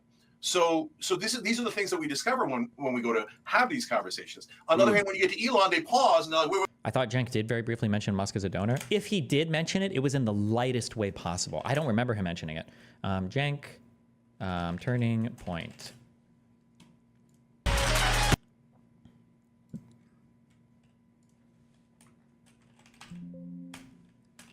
Elon Musk donors. I don't think he ever mentioned Elon here. In a new direction. They will never voluntarily accept populism. They are built on donor money. They are of the donors, by the donors, for the donors. So what I need left... Keep in mind also, when you say populism, all populism really means is you've got a group of citizens who are opposed to the bureaucracy or parts of it. That's it. Like, one way that populism expressed itself was in the civil rights era when labor unions fought against integrating and promoting black workers. This was populism. They felt that the bureaucracy and the Civil Rights Act was disgusting. It was a huge overreach of the federal government, that the federal government is going to come in and start telling us that we have to hire people of protected classes, that we can't discriminate on this. That was a form of populism, right? Populism can also express itself in ways of like we want to, I don't know, left-wing or right-wing ways. Like but populism on its own is not necessarily good or bad. It's just like a thing of people who have some level of discontent with the establishment and see a strong man or figure as their way kind of like through it, broadly speaking. But it's not necessarily a good thing or a bad thing in and of itself. And if anything, as an American citizen, our country is pretty foundationally and structurally is pretty opposed to the concept of populism, because all of the founding fathers, my guess is, would say, or at least the Federalists would also say that populism is literally fucking brain rot. Populism is the worst of us. Populism is crowds of men angrily screaming for a particular thing that they might even know individually or personally is wrong, but because they're in a group, they'll say this stupid thing and they'll do this stupid thing. And that's why we have all of these processes and procedures to stop these types of things. My favorite one so far has been Federalist number 15. But it's a heavy one, but there's a lot of good quotes in here. It at all times betrayed an ignorance of the true springs by which human conduct is actuated and belied the original inducements to the establishment of civil power. Why has government been instituted at all? Spoiler alert, at least up to Federalist 19, is not for freedom of speech. Fuck me. Because the passions of men will not conform to the dictates of reason and justice without constraint. Has it been found that bodies of men act with more rectitude or greater disinterestedness than individuals? The contrary of this has been inferred by all accurate observers of the conduct of mankind, and the inference is founded upon obvious reasons. Regard to reputation has a less active influence when the infamy of a bad action is to be divided among a number than when it is to fall singly upon one, right? Groups of people make dumb decisions. They don't have as much responsibility for it. A spirit of faction, which is apt to mingle its poison in the deliberations of all bodies of men, will often hurry the persons of whom they are composed into improprieties and excesses for which they would blush in a private capacity. Populism, I would say, probably stands against like foundational American principles. It's why we have things like protected classes. It's why we have a Senate. It's why we have some form of federal government, like is to stand in opposition to just like large mobs of people that want to scream about a thing. But that's neither here nor there, whatever. Wait, I like Elon, right? So that means you got more work to do. And in the next conversation, you talk a little bit more about Elon and a little bit more, etc. So this is a way to break through and for the country to finally like have conversations without constantly just walling each other off and saying they think we're so extreme. Like, for example, I go to talk to Charlie Kirk. The left is saying, oh, I can't believe you talked to Charlie Kirk when he said X, Y, Z. But do you know that the right wing is saying the same thing to Charlie? I can't believe you talked to Cenk when Cenk has said Nazi fascist about Trump and which I didn't even remember the Nazi part, but you showed me there and there's a video going around. So I must have said it. Yeah. But the difference is that when you're talking to Charlie, and when you're talking to Tim, they're pulling you over just to agree with their point. They're not giving you any concessions. Charlie didn't make a single concession to you. Charlie didn't agree on a single thing to you, but he got you to sit there and throw the entire Democratic establishment, which represents, by the way, 95% at least of the Democratic Party, under the bus. Charlie didn't throw anybody under the bus. In fact, I want to say, I feel like I remember this, but I don't remember exactly what I think there was an end here where I think Cenk was even trying to get Charlie to come over on something, and Charlie didn't even take the bait. Against the bankers, they're like, no, the bankers are great, the bankers are great. Oh, I was so frustrated. And now all of a sudden, we got the right-wing populists saying, let's ban the bankers from buying our homes so they don't drive up the prices. Yes. The left, take yes for an answer. Take yes for an answer. And look, what I said online on X was, at least what we got out of this. I know listen, my arguments are not contrarian, okay? Because I'll back them all up. Fuck you if you say it. Challenge me on it. But I will say, I would feel very uncomfortable being in front of an audience like this and having them cheer for me, okay? I would much rather be booed. I love the boos from these types of audiences. Yes, hate me. Yes, hate me. Yes. Election is. We're no longer in an establishment prison. Now we're in the populist woods, right? And if you say, yeah, but we're going to fight in the populist woods, yes. But at least we're all human out here. We defeated the corporate robots, and we've got more fights with the corporate robots to come. But out here in the woods, when I see you guys, I don't hate you anymore, right? I see my fellow Americans. Like, what does corporate robot mean? What is a corporation? Is the Trump brand, is that composed or comprised of corporations? Is Tesla a corporation? Is SpaceX a corporation? Is X a corporation? Like, what is a corporation if not these things? And what are Elon and Vivek Ramaswamy and Donald Trump and any of these other billionaires, if not the heads of corporations? I'm sure he's quoting theory, and I don't know what theory he's quoting, but it reminds me of in 1984 when Winston and that girl break into that house and they're reading like the forbidden literature. One of the things that they read is that the way that society works is like you have the rulers, and then you've got like the people beneath them, and then you've got like the lower class. And that history is just the rulers and the people beneath them swapping places over and over and over again, with like the lower class like cheering for different power changes, but they're never ever advanced through any of these like power ship swaps. And that's what this feels like a little bit. Like, I'm sorry, MAGA is not benefiting from Elon Musk getting H-1B visas or, more tax cuts for fucking SpaceX and Tesla. Like, and so in these populist woods, we'll sometimes have skirmishes, sometimes we'll have battles, but the main thing I'm trying to drive with the 6 points of the populist plan. That's directly from Marx? Okay, maybe, yeah. Higher wages for Americans, time off for moms after they have a baby, anti-corruption, totally anti-war. The reason at the Pentagon? Oh, yes. So the reason I picked those is not because they're the most left-wing positions, because those are the positions we all agree on, right? And God help the establishment if we actually work together to do those things. And finally, to the heart of your question, Charlie, I proposed on X, cut the Pentagon, make sure the generals cannot work for the military-industrial complex afterwards, and free Edward Snowden. I agree. Turning point, if you will, in how I started to view the right wing is when you came on the Young Turks at the RNC, and we started talking about banning private equity from buying residential real estate. So which I totally agree with. That the young people in this audience should not have to compete against BlackRock to be able to own a home. Do you guys agree?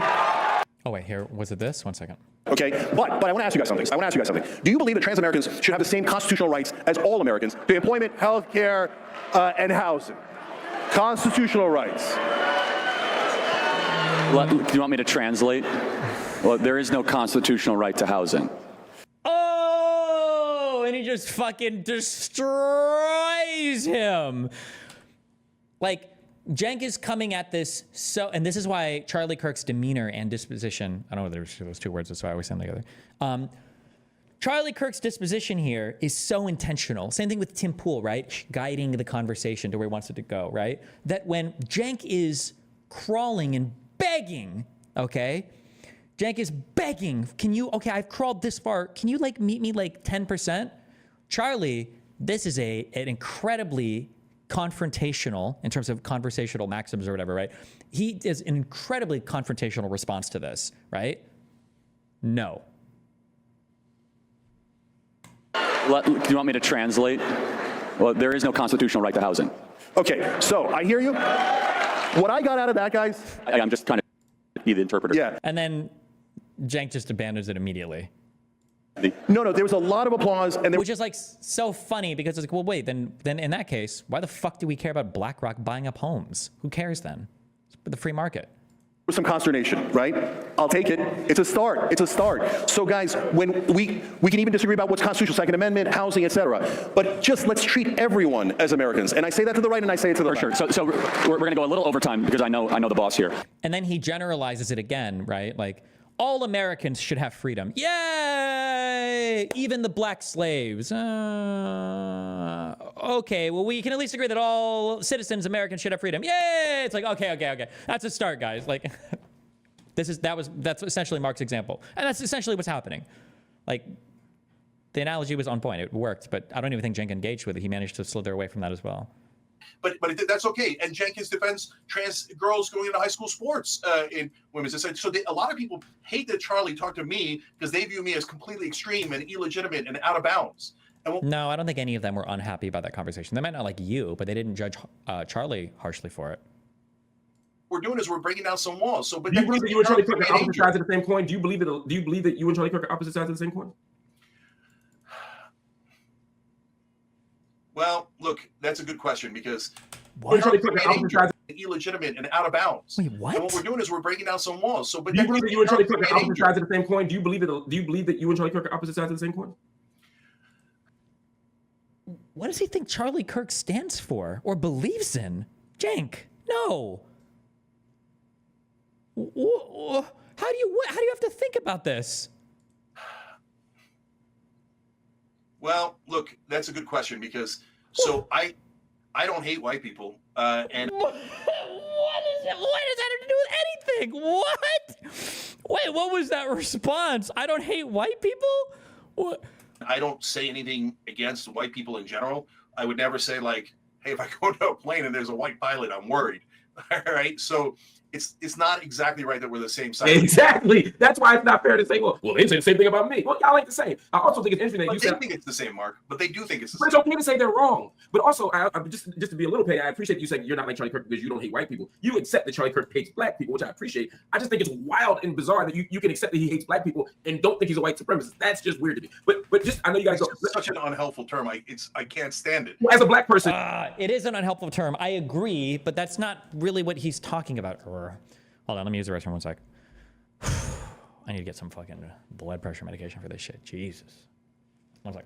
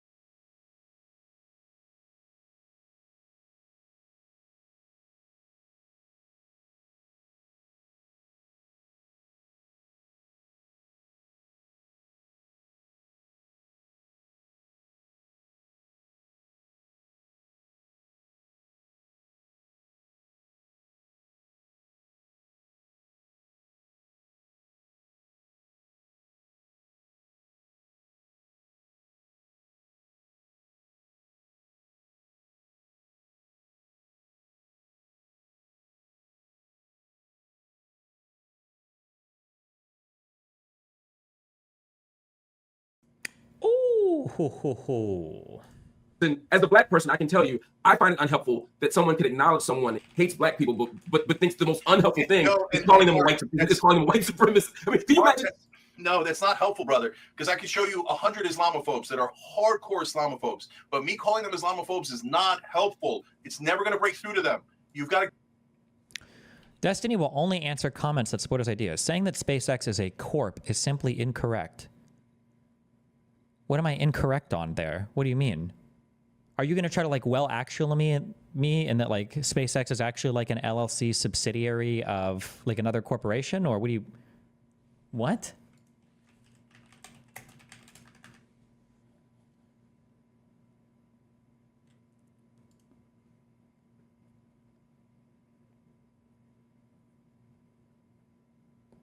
Protests the issuance of delivery order number. Wait, is this literally the name of the company? Space Exploration Technologies Corporation.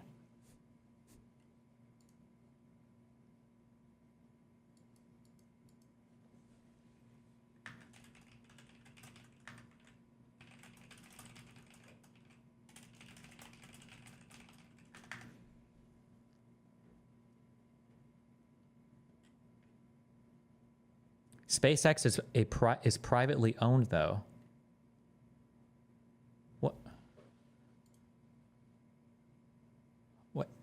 What do you think that means?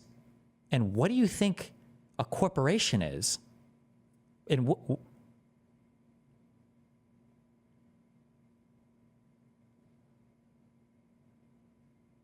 in the United States, we need to ban the word public. Just shouldn't be used. Nobody has any fucking idea what public means. When people talk about a public space, they don't know what it means. When people talk about like publicly traded corporations, they're not public. They're not publicly owned. Never mind. Okay. Sorry. Corporation just refers to like the formal structure of a company. So for a C-level corporation in the United States, I believe that there are requirements where you have to do like quarterly meetings. You have to have like a board of directors. There might be other requirements. I don't know. I don't have a C Corp. Publicly traded just means that shares, so parts of your business that people can buy, are available on markets. So like if I go to the like they're available from public, like a public person can just buy a share of your company, right? A privately traded or privately owned corporation, those shares aren't necessarily available for people to just buy and sell on whatever stock market things. I don't know how you get listed in particular exchanges or whatnot, but go to a different strategy. So when I go to a different strategy, instead of going, hey, I wonder how that'll turn out. Yes, correct. I can start a corporation tomorrow and be the sole owner, owning all shares. When you are publicly traded, technically each shareholder is an owner. I don't know what you think this has to do with refuting anything I said. Also, I'm not sure if you can have a single member C Corp. Because I think you actually have to have like different positions that are filled, but maybe the same person can hold those different positions. I think you have to like have meetings and shit, like quarterly or yearly. Can you make a single member C Corp? Let me check. I don't actually know.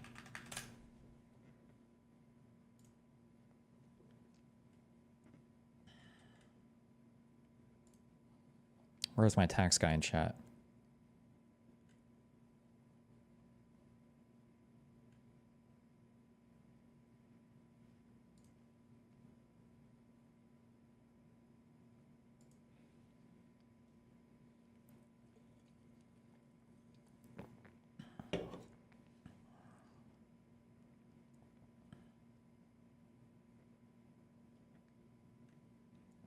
I don't think doing a C Corp election is the same as forming a C corporation. So like for instance, my LLC, I've done the S Corp election, but I don't think I'm technically like an S corporation. I'm just having my LLC get an S Corp tax treatment, but I don't think that's the same as having an actual C corporation. But I would have to get into, I don't know enough about this because I don't have a formal corporate entity.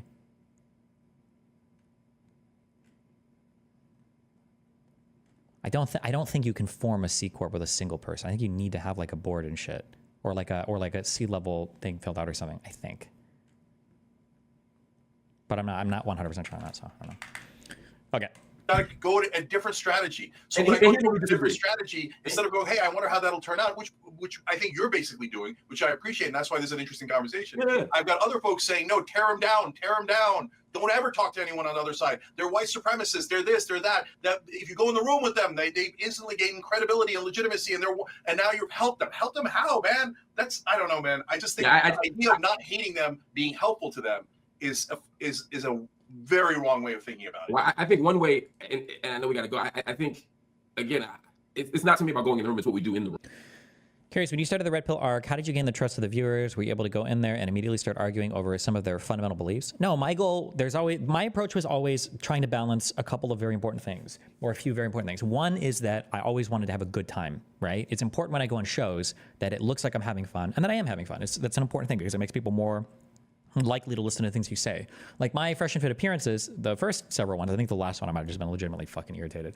But most of my appearances are funny. It's a good time. I'm making good jokes. Like I'm like, bantering back and forth. Like being able to go on a show and have a good time is actually a really important thing. That's the first thing. And the second thing is I'm probably not going to fight on every point, and I'm going to let a lot of shit slide that I wouldn't agree with, but I will find a few important things that I think this is worth fighting over. That was generally my strategy when I went on these types of shows. But I think the one thing white supremacist hates being called is a white supremacist. The one thing that racists hate being called is a racist. And I think, and usually the people calling them racist or white supremacists are the people who are catching hell from them. And so I think it's sort of bizarre to police the language or to tell someone, for example, hey, that person that hates Muslims, it's not helpful for you. That person that called you a towelhead, that person that called you a devil worshiper, that person that called you a pagan and a rapist, it's not helpful to call them Islamophobic. Oh, that person that called you a nigger, oh, no. It's not helpful for you to call them white supremacists. That feels paternalistic and almost is disrespectful to the people who are victimized by it. You may think it's You have to have a treasurer, president, and secretary. That's the only actual titles in a C Corp. Everything else is just a title as required. Yeah, I think that might be right. I don't know if the same person can be those three things, but maybe they can be. I'm not sure. Helpful. But I actually don't think it's your place or anyone else's place. But it's like, it'd be like saying, I don't think it's helpful to it would be like me saying to women, I don't think it's helpful for you guys to call Donald Trump sexist or misogynistic. I don't think that's helpful, ladies. I mean, come on. Can you see why somebody would find that a problematic claim for you to make? No, hold on. You're conflating two things that is super unfair. Because you can call them anything you like. I'm not stopping you from calling them. I'm not stopping women from calling them whatever. Okay, no, but that's not what he's saying. Oh, bro, Cenk is doing so much weaseling around here. He's not that he's criticizing you, Cenk. He's not saying like I'm saying that you're saying I can't say this. They want. I'm just telling you what I'm doing, right? And in fact, no. You're not doing that. Hold on, Mark. That's not what you said. No, I'm calling the contradiction. Hold on, Mark. That's not what you said. No, Mark. You can backtrack, but that's not what you said. What you said was, I don't think it's helpful. I hear people doing this and it's not working. Let us try something different. Let us, not let me. Mark. No. Okay, hold on. So number one, are you allowed to say whatever the fuck you want? Of course, right? I don't police anyone. But you think it's unhelpful. Yeah, but is it unhelpful? Yes. Okay. Now that's up to you. You want to be unhelpful because you're pissed. I get it. Especially if it affected you. So like if I go tell a fellow Muslim, hey, it's unhelpful to say the Jews are this or the Jews are that, and he goes, I don't want to hear that shit. Okay, my family got killed. I hear him, and he can say whatever he wants, right? But is it unhelpful? It is unhelpful. Okay. So for example, I want to be clear that that's what you're saying. Let me finish my thought. So Hillary Clinton and everybody and Kamala Harris, what did a lot of people do? They call Trump sexist, right? And I think that they have a lot of evidence on their side. But was it helpful? No, it wasn't helpful. It didn't work. Okay. So hold on, let me finish. So all I'm asking is, let me do my thing without assuming bad intent, without assuming that I'm helping. Because what I'm hearing from some portions of the left is, you're not allowed to do it. Not, hey, I don't want to do it. Hey, I want to call them white supremacists. They say, no, you have to call him a white supremacist. And if you didn't call him that, then that's it. You're a bad guy. You're a traitor. You're a racist or whatever. No, no one is talking about this anymore. And you guys used to do this to people, didn't they? I'm trying to think if I remember them particularly being upset about people not being pure enough on that. I don't actually know if the Young Turks did that. I feel like they did. That's my feeling. But maybe they weren't the ones doing that. But nobody's talking about this right now. Why do I feel like Cenk is like a decade behind? Why do I feel like Cenk is like a decade behind where the discourse is right now? I don't accept that. You're not going to get me to say anything that I don't want to say. I believe in your freedom to say whatever you want, Mark, and I'm going to say whatever I want. And I think my strategy is infinitely better. I'm going to execute that. I'm going to get us some policy wins, I hope, over the long run. And then I'm going to say you're welcome. I hope you do. Just to be clear, just on that last point. Again, I wasn't trying to tell you what to say or not to say. I was pointing out the contradiction. What you had said was you were only saying it's unhelpful for you. You weren't saying it was unhelpful. You weren't telling other people it was unhelpful. You weren't policing or critiquing the actions of others based on me saying. based on fuck. This is so not related to any of this.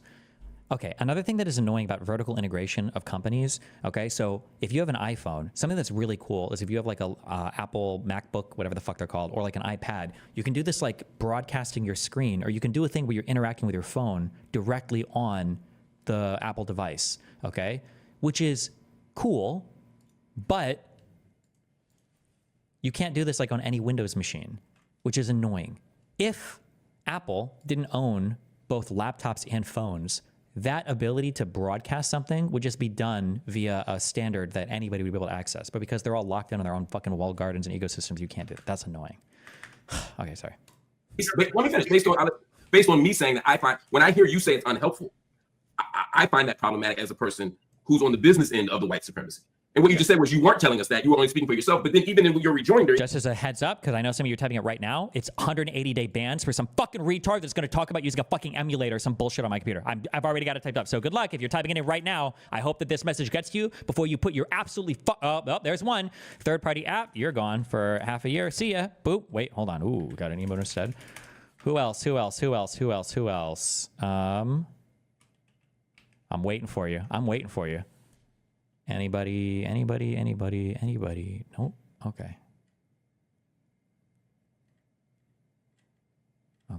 Yeah, you're lucky.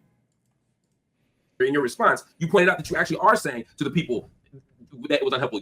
This isn't about their right to say free speech, but you're telling them that's unhelpful. And I'm saying, telling black people or telling women or telling Muslims or telling trans folk, hey, you have a right to say this. It's your experience, but I'm just telling you that's unhelpful. I'm just telling you, even in terms of strategically uniting folk, as a black person and as a Muslim and as a whatever title you want to put on me, when I'm told that thing, for every right-wing person you potentially get, I'm telling you, you're going to lose a whole lot of us.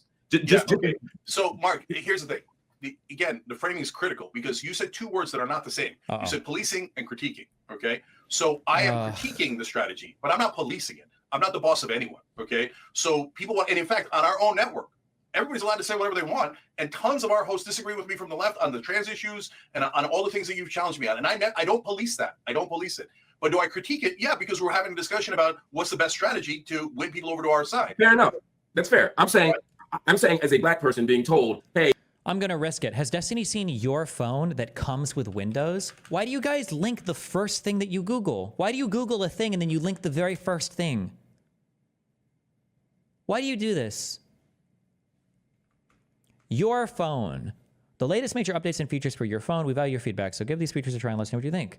November 11, 2020. Announcing your phone multi-apps experience. Interact with multiple Android mobile apps at the same time on your Windows 10 PC.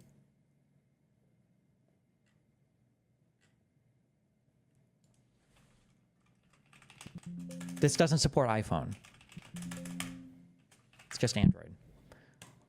Hey, you shouldn't call the white supremacist white. I can see if you said, Mark, I don't think he's a white supremacist. I think that's fair ground.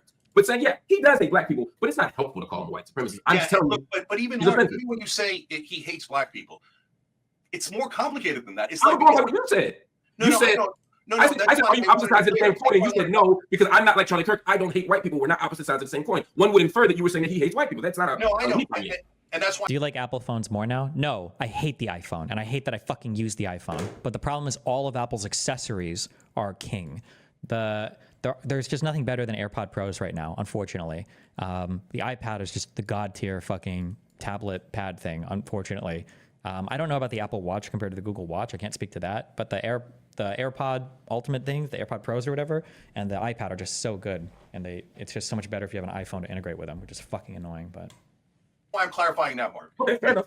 Yeah, and so Charlie has said those things that are deeply problematic, and that are those. You need the U.S. to start regulating shit? Nope. Sorry, the United States is too basically destroyed at home and conflicted amongst ourselves to ever get anything done. We need you in Europe. We need the European Union and the European Commission to keep making progress on that, because you're literally the tech enforcer, regulator, saviors of the world right now. That's why iPhones now use USB-C. And it's where we got the GDPR. Like that, it's like now Europe has to lead on that because we just can't regulate anything in the US anymore. We've been debating for like 20 years on whether or not to ban fucking TikTok, and we can't even figure this shit out. Like racist, right? Well, I mean, why are we worried about a black pilot? That's crazy. And in fact, I challenged him on that in one of our interviews, and he walked it back a little bit, not all the way, but he walked it back a little bit. And in fact, the fact that he walked it back, what? Hold on, right? Said those things that are deeply problematic, and that are those comments were racist, right? Well, I mean, why are we worried about a black pilot? That's crazy. And in fact, I challenged him on that in one of our interviews, and he walked it back a little bit, not all the way, but he walked it back a little bit. And in fact, wait, first of all, not all the way. That's wild. That's crazy. But wait, is he talking about Charlie Kirk here, or is he talking about somebody else? Who is he talking about for this interview? But it's not helpful to call him a white supremacist. I'm just telling you. But even more, even when you say he hates black people, it's not helpful to call him. I can see if you said more than that. Can somebody link the interview where Charlie Kirk walks back a little bit, the DEI pilot thing? I really want to hear this. I like Charlie Kirk. I don't hate white people. We're not opposite sides of the same coin. One would infer that you were saying that he hates white people. That's not a... No, I know. And that's why I'm clarifying that, Mark. Okay, fair enough. Yeah, and so Charlie has said those things that are deeply problematic and that are, those comments were racist, right? Well, I mean, why are we worried about a black pilot? That's crazy. And in fact, I challenged him on that in one of our interviews, and he walked it back a little bit, not all the way, but he walked it back a little bit. And in fact, the fact that he walked it back a little bit surprised me, right? So, okay, now we have that conversation, and all of a sudden he's walking it back a little bit. Okay, so that's a little bit of a win there. But in terms of like again, helpful or not helpful. So you remember the protest in Washington? It's a little bit of a win to get a guy to acknowledge that it's not super horrible if black people have jobs that white people have too. What is the on Israel, and somebody writes burns an American flag, and somebody writes Hamas on a statue. So I'm not the boss of them. I can't stop them from doing that. Okay, nor would I want to live in a world where I stop them from doing that. Having said that, not helpful. Okay, and it's my job as a host to say what I think is helpful and not helpful. And that was deeply unhelpful. It drives people away from us. We want people to relate to Palestinians, to relate to Muslims, and feel like, oh, there but for the grace of God go I. And when you write Hamas or you burn America. Who's going to tell Destiny that phone link works with iPhone? The only, on Android, you can do everything almost, I think, on your phone, on your computer. At the very least, you can text, which is nice. For the iPhone phone link, I'm pretty sure all it does is it shows you notifications on your fucking computer from your phone. That's it. I don't think you can even respond to them. Flag, what you're doing is you're saying, I'm not like you. I'm the other, and you should be worried about me. You should be concerned about me. And I think it's a bad strategy. And as a do you think that's analogous? It's literally my job to say what I think is good and bad strategy. Do you think what you just described is analogous to telling a black person not to call a person who hates black people a white supremacist? No, I would never tell a black person to say this or that. But if that person was, if that person was the campaign chair for Kamala Harris, then yes, I would have that conversation. Because then they're not just speaking for themselves. They're trying to win an election, and that's a different dynamic in a different context. But hey, you're angry. Somebody was racist to you. You want to call them a racist? Of course, I totally get it. Obviously. I mean, and I told you earlier, right? So when people come at me in an... Do you ever use CarPlay? I don't on my current car. On newer cars, I have. I used to not in the past because I don't like that... CarPlay, it had less. I think this might be changing in some cars, but I don't like that I can't control like my Maps app and everything from my phone because I turn on like Android CarPlay or Apple CarPlay. That drives me fucking crazy. I don't know if it was like that for Android or if it was just like that for older cars, but maybe that's changed on some newer ones. Unfair way in those Israel debates, I call him a racist or a bigot right back at him. It depends on the context. What are we trying to accomplish? In that case, why did I call him that? Because I'm trying to get them to understand just blanket calling someone anti-Semitic doesn't win the argument. I could just do the same exact thing and call you a bigot. And I didn't win the argument either, but at least we've neutralized it. But if they're not bringing it up and they're not saying this or that in a place where you're trying to stop private equity from buying our residential homes, I think it's poor strategy to say, well, look at me working with these white supremacists or whatever it might be. I don't want to do straw man. I don't want to put words in your mouth. Fair enough. So what's the end game here? How do you see this ending? Yeah, there's two possible ways. So one is that we try this, etc. Then Trump starts doing things. And they're not any of the things that the right-wing populists talked about. And then when Trump does them, they instantly change their position and go, no, I love when private equity buys my homes. I want moms to go back to the coal mines the day after having a baby. I love war now. Let's invade Panama. Like, you understand bringing back manufacturing to the U.S. and not shipping things from that's literally going back to the coal mines. Trump is literally obsessed with clean coal. Like, he literally has said this over and over again. Clean coal, clean coal. Like, who do you think is going to mine it? Okay, then my mission failed. And my strategy was not right. And you know what I'll do then? I'll adjust, because that's what thoughtful people do. They try to find a way to get to the answers that we want. Okay, now that's the bad case scenario. The good case scenario is not nirvana. Do you use the iPhone map or Google Map? I use Google Maps, although it's annoying because I haven't figured out, and I don't think you can do this.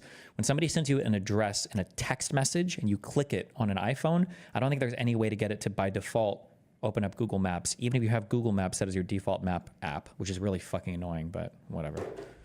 Nowadays, I'm pretty sure all of the map apps are about equal. I know that Apple used to have a really bad reputation for maps, but they're probably all fine now, I think. Answers that we want. Okay, now that's the bad case scenario. The good case scenario is not nirvana. Trump does not turn into Bernie Sanders. The good case scenario is as they're doing other things, including an enormous robbery that's about to happen. Okay, maybe we get a couple of wins. Maybe, in fact, this is the craziest thing I'll say.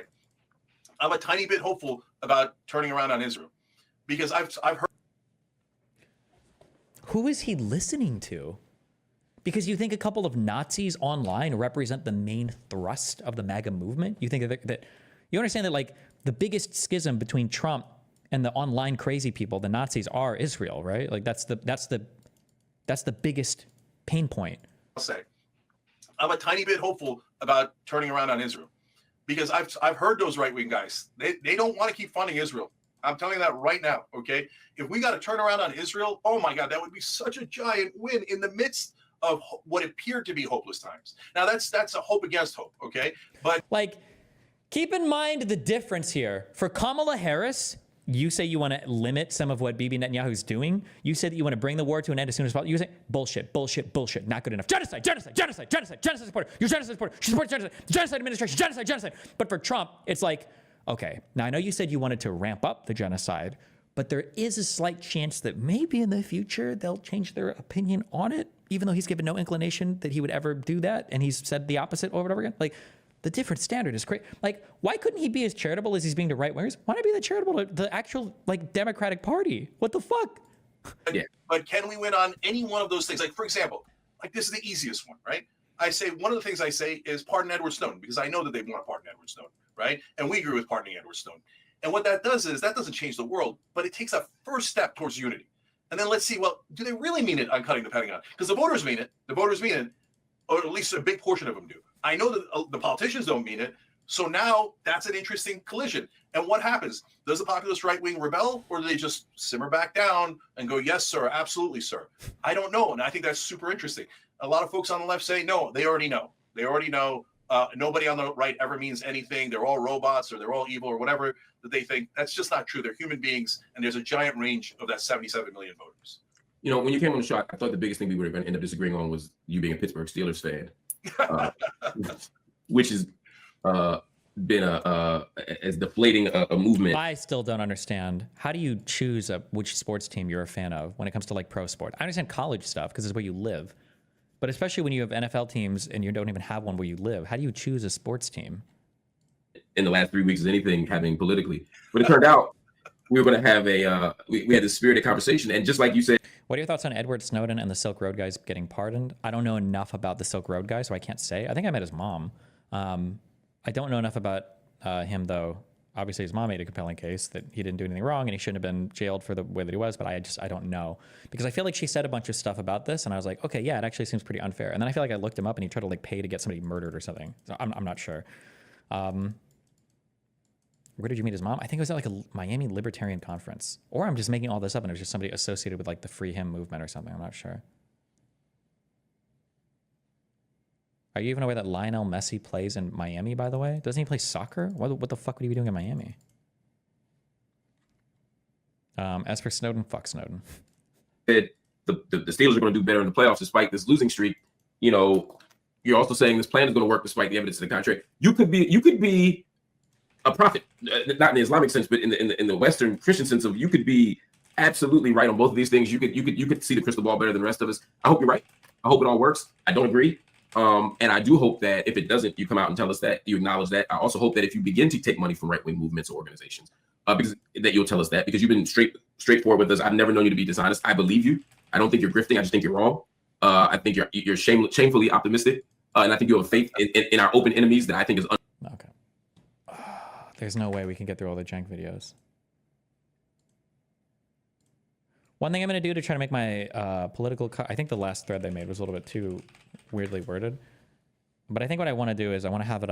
so when I spend the first few hours of my stream going over links and shit, I just want to have a subreddit post where every day there's just a post and then you guys just post shit. And then I'll just go over like the top 2 posts or top 3 or comments or whatever. I think I had them make one of these, but I didn't even stream them there, so it didn't matter. Hold on. Fuck. What was this post?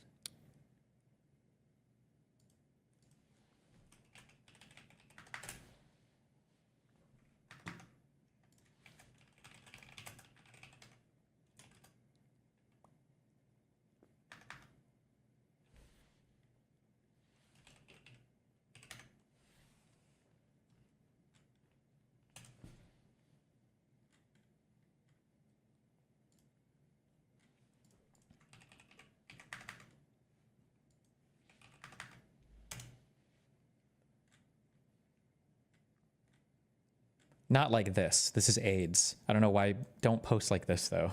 But I guess I'll talk about it more when the next one gets posted. Like, oh, here's like 10 fucking links for a thing. Somebody else did it. This guy. There's a yearly report that Senator Rand Paul releases, detailing some examples of what he considers to be egregious government spending. The Festivus report. I saw a little bit about this and it was really funny. He says that he's highlighting $1 trillion in government waste, right? $1 trillion in government waste in our budget? $1 trillion, that's crazy. But the really funny thing is that when you go through his like breakdowns, we've got ghost towns, a pandemic plunder, your tax dollars, so like 8 million, 12 million, 330,000, 2 million. Like, damn, he must have like 1 billion of these things to get up to $1 trillion, right? But the funny thing is that of that $1 trillion, let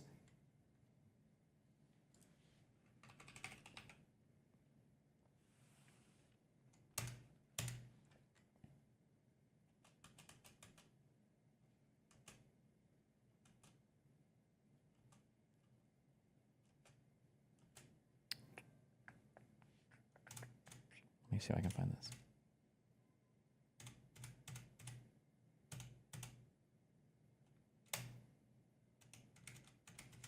Wait, fuck, hold on, what was this? I'm pretty sure of the $1 trillion, like 900 billion of it. Oh, it was this, sorry. So, okay, sorry, here it was here. So, right, we've got 10 billion here, 8 million here, 12 million here, 2 million here, 100,000 here, 15.5 billion here, 4.8 million here, 365,000 here, 3 million here. Interestingly wasteful. Americans are paying $892 billion on interest. This is 90% of his fucking wasteful spending is on interest on the debt. I guess having the same report, but only having $100 billion to highlight instead of $1 trillion is not as interesting. But I just thought that was funny. Like, oh, let's just have who wrote this? I think this was, isn't this from, is it the Rand org or from Rand Paul? I think it's like from Rand Paul. I don't think those two things aren't, the Rand Institute isn't related to Rand Paul at all, right? It's a totally different thing, right? I don't remember what that thing came from. Wait, I should be able to just look.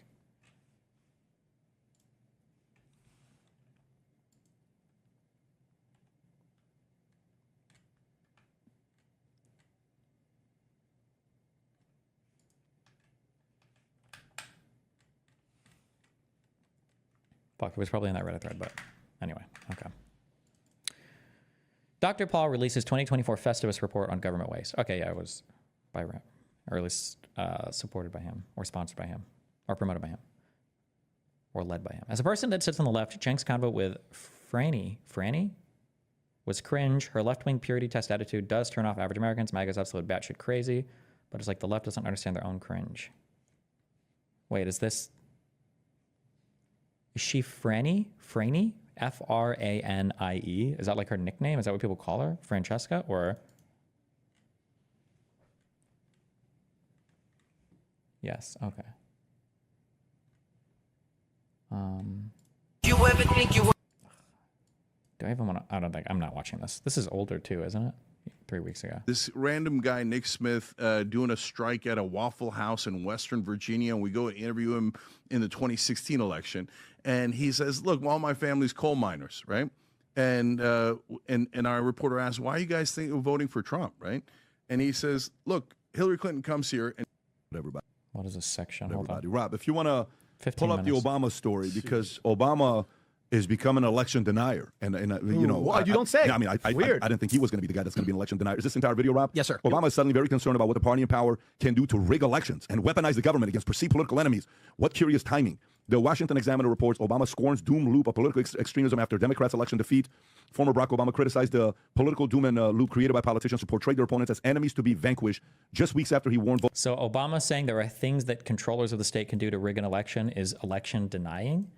Also, by the way, remember, Trump did try to rig the 2020 election because he was the controller of the state, of the federal. He did try to do that. Like, that did happen. That was a real thing that actually happened. Voters about now President-elect Donald Trump while campaigning for Vice President Kamala Harris. Go ahead and play this clip. There are going to be times, potentially, when one side tries to stack the deck and lock in a permanent grip on power. Didn't get the shit out of his mouth. Either by actively suppressing votes or politicizing the armed forces or eyes using and body language. the judiciary, That's insecure. the criminal justice system to go after Worried. opponents. Look at the eyes. He doesn't believe it. I never saw him. And in those circumstances, pluralism does not call for us to just stand back and say, well, I'm not sure. That's okay. It's weak. In those circumstances, a line has been crossed, and we have to stand firm. Firm. Yeah, by the way, he does not look strong. He looks like defeated and weak. That guy, and by the way, he's unoriginal, Tom. How do they analyze Trump? I bet these guys look at the Trump dance and like, this is actually the most epic thing ever. Is Trump making dance? Oh God, when Pierce said that, I said that while I was on the show. I just watched him say, is Trump making the dance cool again? Was I on that show or was it somebody else? Was it Brian and Pac-Man? When Pierce was like, let's all do the dance. I don't think that was me. Oh God, that was so fucking cringe. I think that was when Brian and David Pac-Man were on the show, right?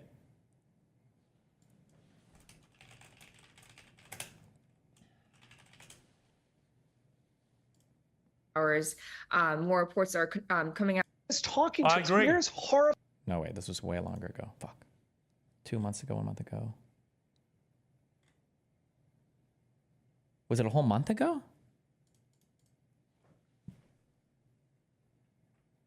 No, you guys are saying a tweet. I thought there was a show where at the end of the show, he was like, let's all do a Trump dance. Am I just making this up? This never happened? Hours. Wait, it was this?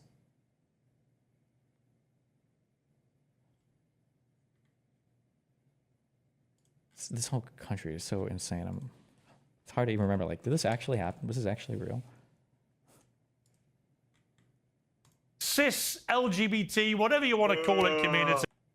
A little here we cis LGBT trend around the world. What is right and is now taken fire and has now become a trend around the world. Why don't we all come together as one big it hasn't. No, it has not become a trend all around the world. I hate how you can speak things into reality and they become true in the minds of people who listen. cis, LGBT, whatever you want to call it, community, and have a little dance. Here we go. And they have to censor the music for the YouTube video. Oh my God.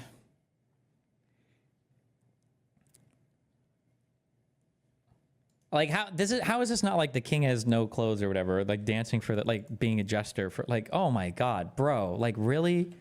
How? Oh my God.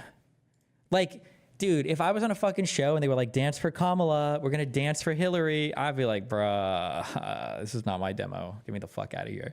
As a person that's, oh, I already read that. Okay. Like, I know the two liberals were the two biggest wussies not dancing. As the rest of us got fully into the Hillary go to the polls. Remember that? groove. Anyway, young men and Brianna, lovely to Pokemon go to the polls. have you all on the program. Thank you all very much indeed. Enjoyed the spirited debate. Long way to continue. Thank you. Thank you. Well, now Democratic campaign has been labelled a one. I hope we do this dance here when they're deporting millions of people from the United States. You talked about this before. He stole the tactic. He took a page right out of the Nazi minister propaganda, Joseph Goebbels' book, accused the other side of which you are guilty. And we talked about it on the other podcast. They need to check. I want to know your thought on this. Like, how do you do this when it's always like the mirror, like the reverse accusation, right? Like, oh, well, like I say, every accusation is confession because it's true. And they go, well, actually, that's true for you. Every accusation is confession. Well, no, it's actually true for you. You're doing the thing. You're accusing us. You're saying that every accusation is a confession to us, when in reality, it is for you. And that's why when you accuse things as a confession, you just accused us of saying that, but it's actually you that's like. These are the expired Democrats. This whole rhetoric that this guy's been doing when he was talking to the young. Have you ever been on Pierce with this lunatic Vinny? No, he's actually explicitly dodged debates with me in the past. He needs people that are weak men around him because he's a weak man. He can't like hold his own in a conversation. Black voters, he's like, you got Kamala's black. You guys have to vote for Kamala. It's like the who, like, this is delusion. Who said? I didn't even know Kamala was black or woman. I don't think the Democrats ever brought this up, ever, when she was running. What? They need to check. I want to know your thought on this. These are the expired Democrats. This whole rhetoric that this guy's been doing when he was talking to the young black voters, he's like, you got Kamala's black. You guys have to vote for Kamala. It's like the shock of why they're losing everybody. It's not just left. Everybody's moving away from these people. If we're going to be honest, this has become the party of hypocrites. Okay, they're the actual racists. They're the corrupt ones. They're the ones that cheat elections. All right. They want young children to chop off their genitalia. And these are facts. They want to have them mutilate. It's facts. As long as you say it's facts, it's facts. Themselves. They want men and women's sports. Facts. This is only a left man. Yeah. Also, wait. So is she black or is she Indian? Which one is it? I forget. Men and women's sports. They want open borders. They want to use lawfare. Look at what he's talking about, Cenk. They're the party that literally weaponized the Department of Justice, the FBI, to go after Donald Trump. The guy even got shot in his head. This type of attitude. Shot in his head. Oh, shot in the head. Shot in his head. is done, and I just want to know, Cenk, are they not going to move on from these people? Let me say something before we go to Cenk. Yeah. Okay, I'm going to say something. I'm going to go to Tom and Adam, and then I'm going to go to Cenk. Let me explain to what you're just saying right now, which is very important. Okay, so watch this. Watch this. He may have just had the worst loss of his career. Correct. I agree. I agree. Who? Obama or? Wait, who are they talking about right now? Is it 100%? Okay, because 2016, Hillary had the worst loss of her career. He did not. That was Hillary, and that was embarrassing that you lost to this guy. Okay, meaning to Trump. Okay, but this last one, Kamala wasn't campaigning. He was campaigning. Obama wasn't campaigning for Hillary. Yes, he was, but not like this. Obama was campaigning for Biden. He helped him, and they won. Right. This is the first time he has had a public loss of this level, of this magnitude. He's never had a loss like this, and here's the issue. So, Cenk comes and, hey, I think we have to stop thinking MAGA is the enemy. What? What are you talking about? I think we need to stop thinking these are horrible people. We got to stop taking that approach. We can disagree on policies, but these are like, I'm around them. Oh, are they going to name some policies? I'm not watching this whole fucking shit show. I just want to see this one section here. This guy speaks as a way that you're not, you lose a game, and what do? You come back and you say what? We have to go back and, hey, we messed up. That's terrible. Like, imagine listening to Cuck Obama, who does speak like a cuck, because he's like, we're all Americans and we're in it together and blah, blah, blah. And then listening to Donald Trump, who's like, yeah, these motherfuckers are crazy. Fuck this place. And they're eating the dogs and the cats. And immigrants are poisoning America and shithole country. Like, and it's like, yeah, Obama was really extreme on that rhetoric. Yeah, absolutely. Obama was too much. It was too much for me. Obama was just way too out there. Like, really? Obama, who's like the most milquetoast lukewarm. Like, Obama, who is famously known for being so calm and chill that like one of the larger like skits related to him was the Key and Peele like anger translator thing. Like, this is how like this was his reputation. Like, come on, bro. Back to the drawing board. We have to make some changes. It all starts with me. There is nothing. It all starts with me. You're the head coach of the Democratic Party. Where is the accountability for you? Where is you getting up on the stage and saying it's with me? If anything changes and you have this kind of a loss and you're saying, you know what he's trying to say? He's trying to say, in a way, because legally, yes, they're going to probably. Why are people obsessed with hating Obama more than any other president? Republicans fucking hated Obama. Ooh, this is in a time period when the Republican Party probably was a bit more racist, at least outwardly, than they are now. So, ooh, Obama, that was the commie, socialist, evil motherfucker. Dude, establishment, old school Republicans, they fucking hated Obama. Oh, they hated Obama. You have no idea how much they hated Obama. Oh my God, they fucking hated Obama. Whew. They hated him. Flip one more seat for Supreme Court. That's what he's trying to say, but he's saying it in a way to make it seem like it's illegal. It's not. He's doing it in a legal way. But Now, I know the relationship between the president and the press can seem a bit strained at times. Some in this room have even accused the president of being distant and aloof. When I asked the president about it earlier, he said, "Oh," and then walked away.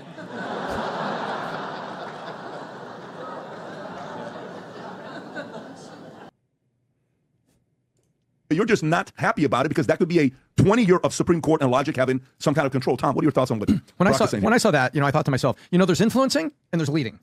And I watched it and I actually had the thought, I looked at it and I said, didn't this guy used to be Barack Obama? Yeah. But I'm saying Barack Obama in the spirit of who he was.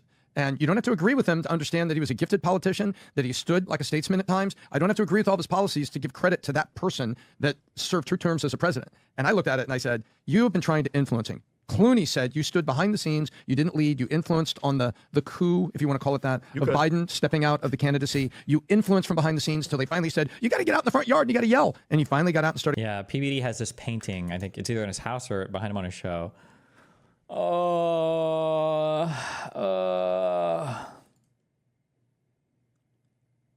Doesn't even another one of these drawn too? Another cringe drawing like this? Actually, wait, I don't know if I've seen this one. Wait, or was this the one I'm thinking of? Oh, no, it is. Because I was going to say it wasn't he, but that's him in the background. Started campaigning, that there's influencing and leading, and he didn't lead all year. He didn't stand up to lead. And when I looked at it, I said, again, didn't this guy used to be Barack freaking Obama? He don't look like that. Yeah. You know when you're no longer as attractive as a girl and you expect everybody to treat you like you were at 22 years old? We agreed not to talk about the view. But the grace, what stays, you hope the grace stays. Mm-hmm. And you're attracted to the grace, right? Like, you know what, man, she's still graceful, and you can maintain your looks, but maybe not at 22, you're 62, right? Things have changed. For him, you know what he's going through? Vinny, it's very hard to go through this. My voice doesn't carry the weight it used to carry 20 years ago. Oh, that is hard. Yep. My voice doesn't carry the weight it used to carry 16 years ago, 12 years ago. That's what he's going through. And he's like, hey, guys, don't you remember you used to love me? Mm-hmm. What happened? Give me the attention and love you guys used to give me at I was important. I was your Jesus. What happened? How come you guys don't look at me like that anymore? Ooh, let me tell you. It's psychological, very hard face to go through. Adam. I love the analogy you said, because one of the things we say is for a woman, it's all fun and games until you're at the end of the bar having to buy your own drinks in your 40s. Because usually when you're young and hot, they're going to do all that. So Obama, he was the young, hot, fresh candidate. And if you just take the vibe and just the riz, as you say, and you juxtapose when he was like, at least I'll go down as a 2-term president, boom, mic drop. Cocky just prick. Obama showing up, doing his thing. And now, in the last 30 days, he tried to lecture black men. Black men are like, yeah, I'm good. Thanks, Barack. You know, he's getting, I've never seen, unless it's somebody I can't think of, I've never seen Barack Obama not be smooth. Smooth. Even before the election, there was a pause, stuttering, not confidence. Pat's always saying, it's in the eyes, Chico, it's in the eyes. The eyes look flustered. All right, maybe he had an L right there. But it's not just him, because he's wearing the entire Democratic establishment on his back, and he just realized, oh, this whole thing just crumbled. So where does he even go from here? Yeah, so in a minute, I'll say some things that you guys might disagree with. But first, I understand exactly what you guys were saying. So look, one of the things that I said in that Elon tweet about the Pentagon was I'd rather be in the populist woods than in an establishment prison. And so these guys have been running the prison for a long time. And I don't mean Obama as a Democrat. I mean Obama, Biden, Pelosi, but also Mitch McConnell and Cheney and Bush, et cetera. The right? Uniparty. The Uniparty has, and if you went outside the guardrails, and as happened to me at MSNBC, you've got issues, right? You go outside the guardrails, you got issues. And that right there was him. Is it a valuable skill to be able to circle jerk like that? 3 people pretty much said the same thing, but they varied / kept it going. Yeah, well, because remember, when people typically tune into alternative media, they're just, and all media really, people are really just looking for their own kind of opinions to be reinforced, and they're looking to expand out on that apparatus that is like selling them a certain version of reality, and they reinforce it, and then they have it reinforced. It's like a back and forth when they consume media like this. That's the whole point of a show like this. That's why the people that they look to invite on are also people that are going to play into that ecosystem. Going, I can't believe there's a prison break. What happened? We had you guys bottled up, and you were supposed to listen to our marketing, and we had mainstream media on lockdown, and then The View and Morning Joe would tell you to shut up and vote for us, and you would shut up and vote for us. And when I say us, again, let's be clear, because Joe Scarborough was telling you to vote for George Bush and Dick Cheney. 100%. And then all of a sudden he's voting for the Democrats and Biden and Kamala Harris, right? Because it's the Uniparty. And so Scarborough is a Republican. He's just an old school Republican. And reinforcing can be okay sometimes, right? I mean, if it's true, I think that's okay, yeah. So there's what you guys, I see it even more clearly than you guys, that there's a meltdown in the Democratic establishment because their worldview got rocked. They thought, we're in charge, we're going to get to run this thing forever, and no one's allowed to really disagree with us. And if they do, we'll cancel them. We'll, your character They almost did, assassination. though, but they almost did. They almost did, if you think about it. But by the way, Peter Thiel said this on Barry Taibbi's interview. I don't know if you saw that. It's worth it. On the flight back, drive back, it's worth you watching this one, because Peter Thiel, he thinks differently. He said, Matt Taibbi? Oh, yeah, not sorry, Barry Weiss. Barry My Weiss, apologies. got it. Yeah, I told a phenomenal job. But Peter says, you guys got to realize, if the E. Jean Carroll, if the going after Trump, if all the court everyday hearing, if the mugshot, if any of this stuff worked, and he would have lost to Kamala, Trump's record would have been 2016, you got lucky. And we were right. I cannot tell you how important 2024 was, because Trump winning, the people are saying, no, we were right. Trump was right. But what happened between 2016 and 2024? Is there another election? We're not. If you think about it, but by the way, Peter Thiel said this on Barry Taibbi's interview. I don't know if Matt Taibbi? Oh, yeah. Peter says, you guys got to realize, if the E. Jean Carroll, if the going after Trump, if all the court everyday hearing, if the mugshot, if any of this stuff worked, and he would have lost to Kamala, Trump's record would have been 2016, you got lucky. And we were right. I cannot tell you how important 2024 was, because Trump winning, the people are saying, no, we were right. Trump was right. Kamala winning, Obama would have spoken in a different way. 100%. You know how he would have spoken his demeanor? Very different. We told you. Yeah. We told you. So another way to frame populist and establishment is outsiders versus insiders. And so Does it scare you that the standard of living could statistically decline in America, but Trump's approval rating could go up? Because that's exactly what's happening in Argentina now. I can't speak to Argentina as much, but yeah, the problem is, again, like people go based on vibes, and how people even feel about like the economy, or how people even feel about their standard of living can be heavily influenced by what they're watching on TV or listening to on the radio or watching on YouTube or whatever. So yeah, like standards of living could decrease, but people could feel better about it because they're being told that it's better by these people. So yeah, who knows? Even if you're a Democrat and you love Obama, you can't say that he's not an insider. He's an insider, right? And so this was the outsiders going, we've had enough. We've had enough. You guys ran this place for decade after decade, and we can't say it anymore. And you guys, and I agree with one other small thing. And people on the left were mad at him when he started yelling at black men. And you guys mentioned that, like, oh, how dare you and stuff. And even the left was like, whoa, slow your roll, okay? So that's not your job here to come and yell at the voters, et cetera. But the parts I disagree with you guys on is because the reason why some folks are super worried on the left is because of the things that people on the right and the Trump team have said. Like, first of all, why was I against Trump? We've gone through this. We don't have to relitigate it because he won this time. But he did, in my opinion, he tried to steal the last election. He had fake elector plot. He said terminate the. Listen to how correct that was.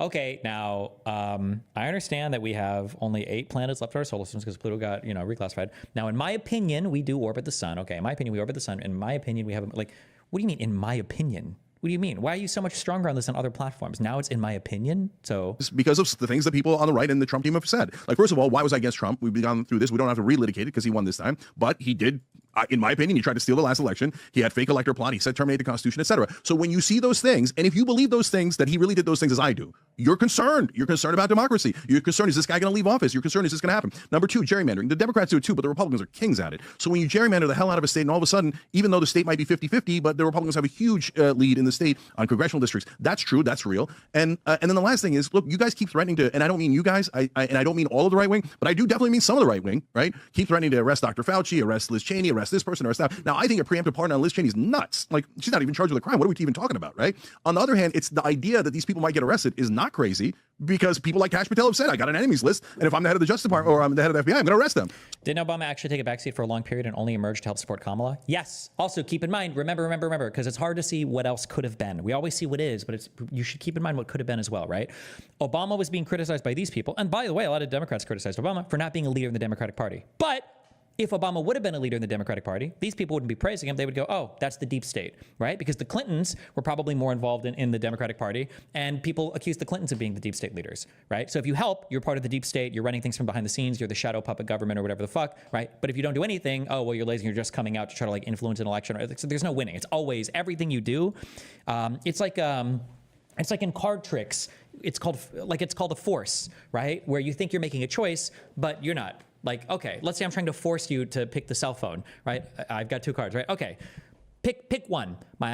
Pick my passport or my cell phone. And the guy's like, okay, I pick the passport. Okay, you pick the passport, here's my phone, right? But let's say you do the same thing, okay? Because now they think they've made a choice. Okay, pick the phone or the passport. You pick my phone? Okay, here, you have the phone. And I keep the passport, boom. Like, it's like that, it's a force, right? No matter what you do, they always have a way to define it as like reinforcing the conspiracy. Every single time. No matter what the choice is, it will always reinforce the conspiracy. Don't delude yourself into thinking that it could have been another way. The only time it could have been another way is if it can no longer be that way, right? Well, if Obama would have done this, then we wouldn't view him as being like corrupt or whatever, but that's because it's not possible for him to do that thing anymore. Whenever there's a road open in front of you, all roads lead to conspiracy no matter what. Until some doors have been closed, then those doors would have been okay, but only after it's no longer possible for them to do those things. So how could you say that that's crazy when that's what they threaten? But hold on, Cenk, you don't think that Dr. Fauci, well, Mr. Fauci of all these people deserve, especially with the House. Wait, why did he call him Mr. Fauci? Does Fauci have a PhD or not have a PhD? Why did he call him, from Dr. Fauci? Is this like a dog whistle that I need to be aware of? Oh, he's literally a physician. We just don't. Okay. Gotcha. Okay. Select Committee coronavirus pandemic thing that just came out. The shit that this guy did and what they did and what they knew. Of course, these people belong in prison. And I get your angle on the Trump, and you didn't like him, but steal the election. Cenk, Cenk is legally illiterate, so I would never expect him to ask this question. Most people are legally illiterate. I wouldn't expect any of them to ask the question. But anytime somebody says that, you're one kill shot. Whenever somebody says shit like that, okay, you're one kill shot always. When somebody says this guy should be in prison, then you go, oh, for what crime? They never have an answer. They will never, ever, ever, ever have an answer for you. These people belong in prison. And I get your angle on the Trump, and you didn't like him, but steal the election. Cenk, 2020, they cheated. The FBI was at Twitter. Hold on. Okay, so Cenk, is the FBI... Listen, he's about to repeat every single bullshit claim. Matt Taibbi, Twitter, files, FBI, Hunter Biden. He's about to, even though this was all done, it didn't even matter. Why does this not come up?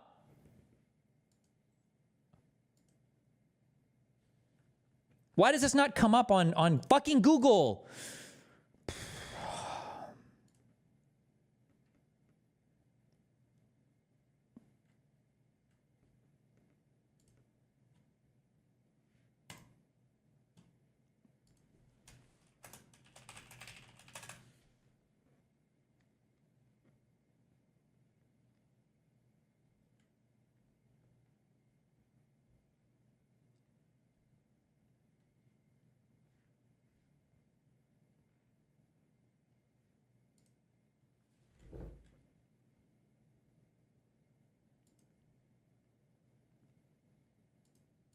Thank you.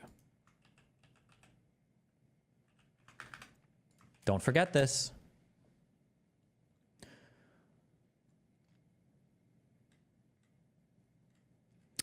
Although several sources recalled hearing about a general warning from federal law enforcement that summer about possible foreign hacks, there's no evidence that I've seen of any government involvement in the laptop story. In fact, that might have been the problem. The decision was made at the highest levels of the company, but without the knowledge of CEO Jack Dorsey, with former head of legal, policy, and trust, Vijaya Gadde, I don't know if it's God or whatever, but don't forget this. This is from the Twitter Files reporters themselves, okay? This is from them themselves, okay? I need to have like a thing, right? Like commonly referenced links.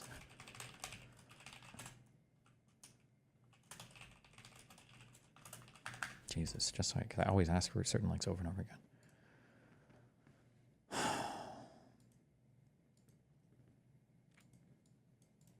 At Twitter, suppressing stories on social media, not election interference, cheating. Be honest with me. The FBI, directed by the left. How is that not cheating? Okay, brother. They cheated. The FBI was at Twitter. Hold on. Okay, so check. Is the FBI at Twitter suppressing stories on social media, not election interference, cheating? Be honest with me. The FBI, directed by the left. How is that not cheating? Okay, brother. That's cheating.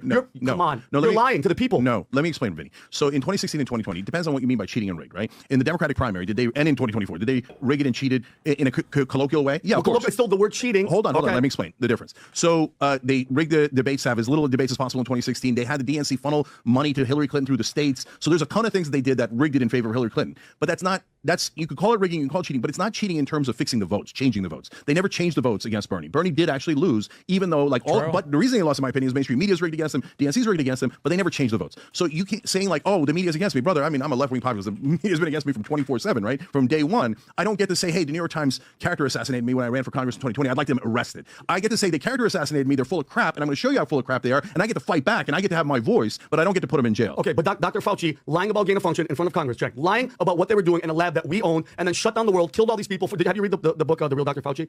That book is this. Check. If you haven't, read that book to know exactly who this guy is. That's step one. Number two, and I think we're going to get into the stories of what the select committee talked about. But Cenk, if you knew that they were doing gain of function and this thing leaked, and you were responsible for it, and you lied in front of Congress, you lied. It's a fact. He lied, and people are dead. I have friends, Cenk, that are vaccine injured, not that long COVID bullshit. Vaccine injured. One of them is in this building. She's affected by it. That guy doesn't belong to go. Bullshit. Don't believe it. How does every conservative happen to know a fucking vaccine injured dipshit? I don't believe it. Not even for a microsecond. Injured, not that long COVID bullshit. Vaccine injured. One of them is in this building. She's affected by it. That guy doesn't belong to go. He belongs in jail, 100%. So hold on, check. None of them deserve prison. Nobody that has effed up this guy. They've been cheating since 2015. There has to be accountability. Check. We deserve that. No, so a couple things here. Look, when they said it's not the Wuhan lab, they still haven't said it definitively. They're still like possibly bullshit. We know it came from China. Why do we have to keep tippy-toeing about it? Came from China or came from? That's not the claim. So look, I'm on tape on all these things at the time, not later. Unless it means like China intentionally did it. I said, look, brothers, you're telling me a giant virus broke out right next to the Wuhan virus lab, yeah, right? One of the biggest virus labs in the world. And you expect me to believe it broke out right next door to it. Yeah. But why does this is what I mean when I say, like, I don't understand the juvenile, like, your media people. Can we have like a little bit more intellectual integrity here? Can we like ask a question? Why do you think the lab was created there? Why wasn't the lab in Antarctica, right? Like, don't you think there might be a reason why?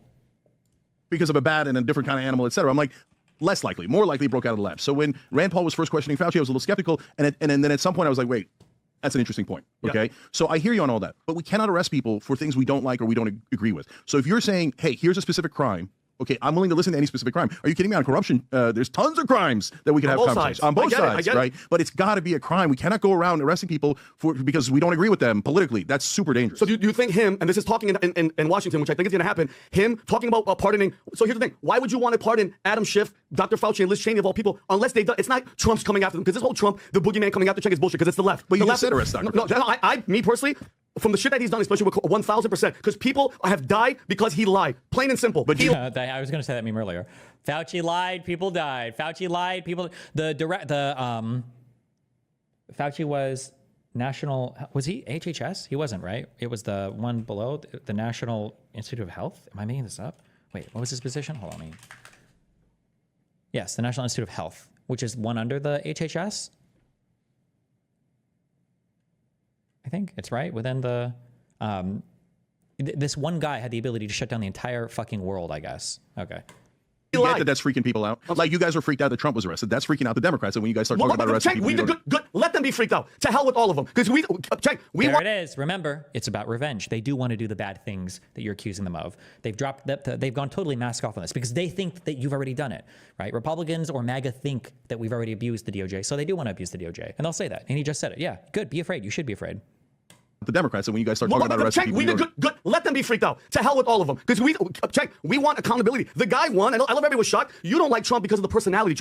You say, he's a con man, he's a cookie light. That America spoke. We don't give a shit about that, It's the policy. He's been the policy guy from day one. But accountability, I love that the left is panicking. They're all scurrying like freaking rats. We deserve accountability. And if that guy's guilty, we want prison. One person has to go to jail, We need one. But Vinny, that's why Obama gave that speech. Because he's worried that you're going to say, okay, hey, I don't have a crime yet, but I want these guys. I didn't say that. Look, there's no crime with Fauci. He lied in front of Congress. Okay, so he lied in front of, I don't even know about because it's over the gain of function shit. I haven't dug into this. I am so exhausted because every single COVID and vaccine conspiracy was a fucking lie every time I've dug into it, but it doesn't move any of these people anyway, so. About a virus, gain of function, they mess with animals and jump. Let me say something here, and then I want to go to the committee as well as I want to go to the partners that they're talking about doing. When you think about why, to me, when I rank the events that helped Trump win in a landslide victory, and landslide, the majority is, you're right, the Republicans rarely win the majority, but he won, and that's a big victory for them to get that. It's the 7 states is really what it is for me, and the plus minus of all states. That's kind of how I look at it when I think about it. I think Musk is number one, but I think that day when Bobby walked out at the Turning Point USA event and he got up and he said, I'm here now, and I asked myself, why are so many people fans of Robert Kennedy Jr.? Why is it? Actually think about it. He was an environmental lawyer. Give me one thing about environmental lawyer he did that you still remember to talk about. Most people don't know that. You know what I'm saying? Like, imagine. Yeah, I do because I knew Bobby. But what I'm saying is, you do. It's your world. The average guy doesn't know. It's like, what are you talking about, right? But if you ask the average guy right now, hey, what's the one thing about Bobby and why you support him? They're going to bring up that Fauci book. By the way, that Anthony Fauci book he wrote in November of 2021-ish got 26,000 reviews, and he got those 26,000 reviews very quickly. Fauci stopped the world. Fauci hurt a lot of people. Fauci manipulated. Like, how would this one position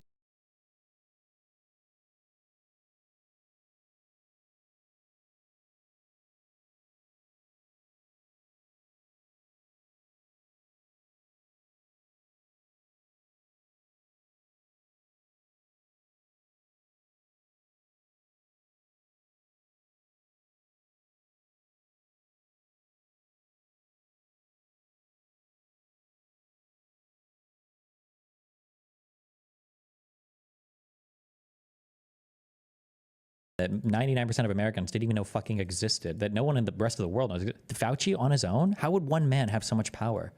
Why? Why would China or Russia or any of our enemies listen to this guy? What is the motivation? Like, and use this power in ways that was disgusting, and it was unattractive. He doesn't have any power. What do you mean? What power does Fauci have? It's just a part of the executive. He doesn't have the power on his own to unilaterally shut down states or to mandate any. Like, it's just he can make recommendations like that. What do you mean? What power? And by the way, my concern isn't like, look, do I want to see Fauci go back to jail? No. What they did to Nixon. Fauci go back to jail? Wait, was Fauci in jail? Wait, what? Concern isn't like, look, do I want to see Fauci go back to jail? No. What they did to Nixon, not go back to jail. I don't know if he's been to jail. Go to jail. Okay. Nixon, Watergate. Was that good for America? Yeah, because it got a crook out of office. Okay. I believe that's exactly how people feel about it. What? Wait, what? What is that statement? If that's not accelerationist, I've never heard another accelerationist say it before. What the fuck? Yates. Was that good for America?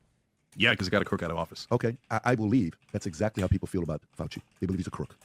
And he needs to be held accountable. And history needs to write that he's a crook. Look at the way you responded about Nixon. That movie needs to be made. The same way Anthony Hopkins played Nixon, somebody needs to play Fauci and show the dark side of this man, what he did to America. Okay, good. Not jail. To me, pure account. That's all I care. I don't care whether you go to jail or not. He's an 82, 83-year-old man. Yeah. Go do your thing and get away and write a book and, give the argument how sexy you are to Guardian newspaper and whatever you want to do. Go out and do it. For me, it's purely what they did to Nixon. And what Nixon did is 1/10 of what this guy did with this, in my opinion.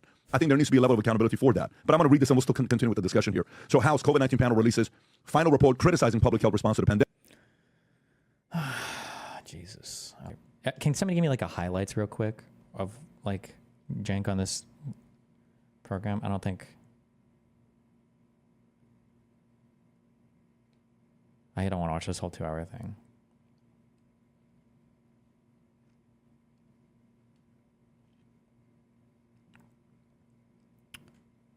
Cenk says liberals are Nazis? Wait, and this?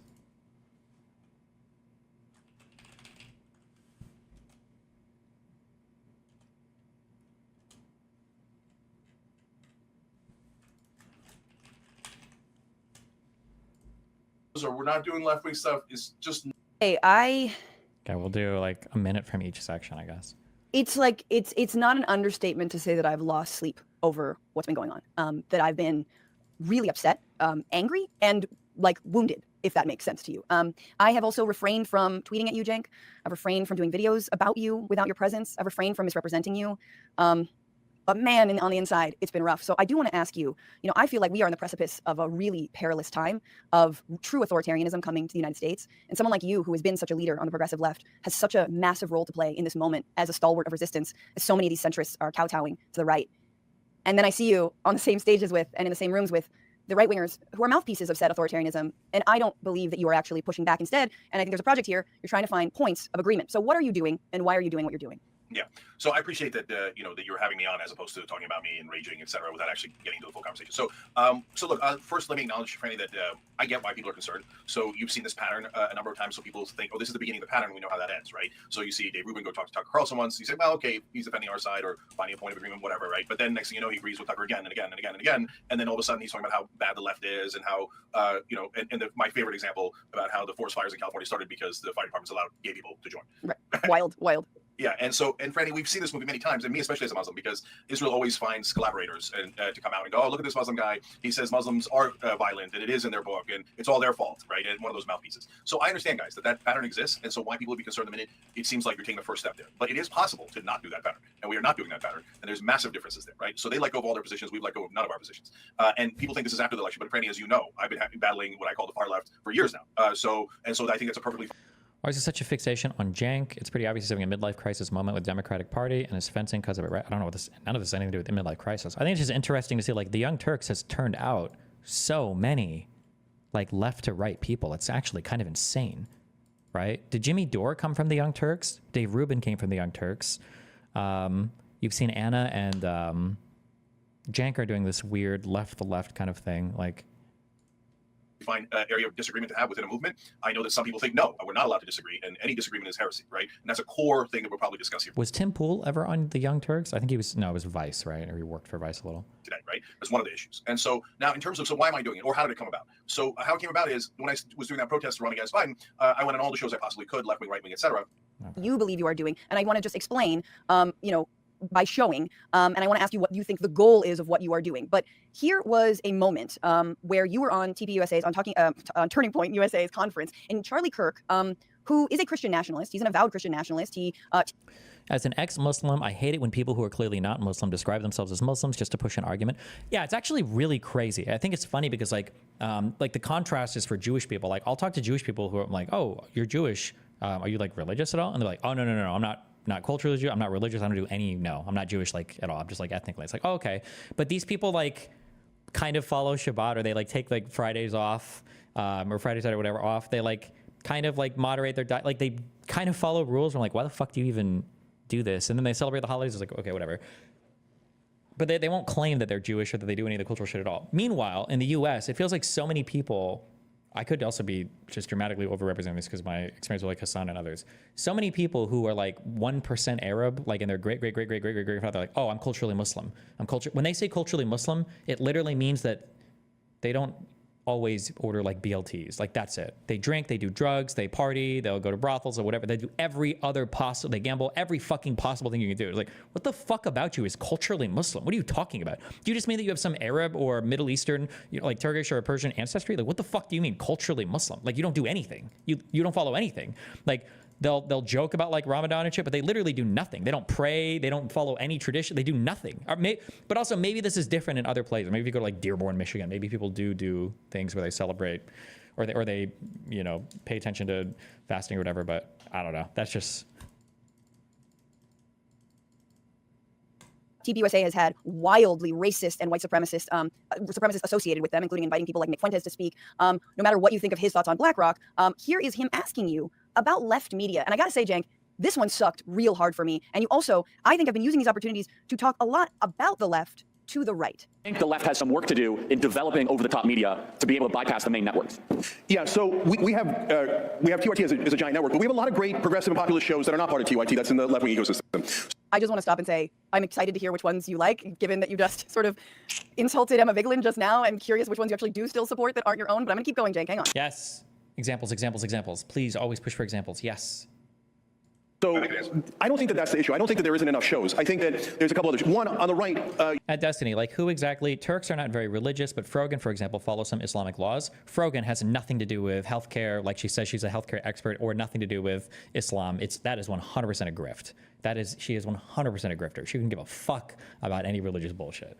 Okay? You will never convince me otherwise. You guys do a great job of coalescing, okay? So you do a couple things well. You work together well, and you're more welcoming, if I'm being honest. We're glad Cenk's here, right, everybody? And a lot of people on the left know this as well. If you agree with MAGA 5%, the answer you get is welcome, right? Come join us, right? On the left, if you disagree 5%, they go, get out of here, you're a right-winger, you're a fascist, right? But if you push enough people out and you guys welcome enough people in, eventually you win the popular vote. That's what I warned them about, and that's what happened, right?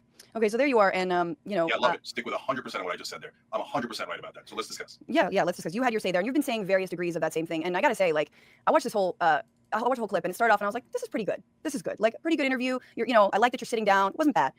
This moment, like, truly a part of me died when I watched this. Wow, I can't believe that. Yeah, Okay, yeah. go ahead. Oh, super. Just like shriveled up and died, floated away into the ocean. Here's what happens. A couple things.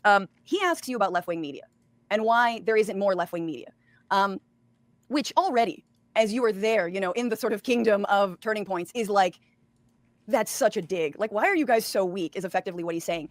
And instead of pointing out the way that TPUSA has been bankrolled by Republican mega donors out of Chicago and many other places for years now, and talking about how the Daily Wire was funded by the fracking brothers, the Wilkes. It's like this weird illusion where, like, Charlie Kirk is presenting the whole right-wing movement as like this organic, ground-swelling, grassroots supported, and like ignoring the 52 different billionaires that Donald Trump has in his cabinet, or all of the other big money that goes into these things. Meanwhile, accusing the left, like, does George Soros, has he ever donated any amount of money ever to any fucking YouTube or alternative media thing ever? Like, I'm legitimately asking, has Soros ever made a contribution to any of these people? What the fuck?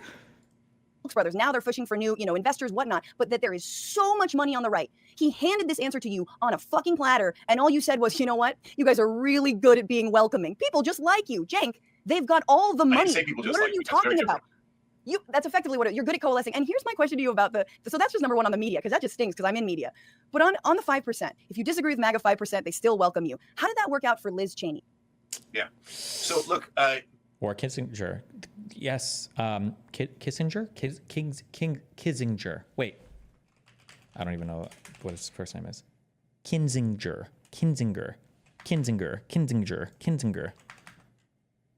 Oh, fuck. Bro, fuck these names. Be normal. Kinzinger. This is a video. Shut up. Wrong one. Is there a part of MAGA that'll push you out? Of course. That's what we know. When do they push you out, Cenk? When do they push you out? When you don't support Donald Trump and his agenda, 100%. Largely when you disagree with Trump.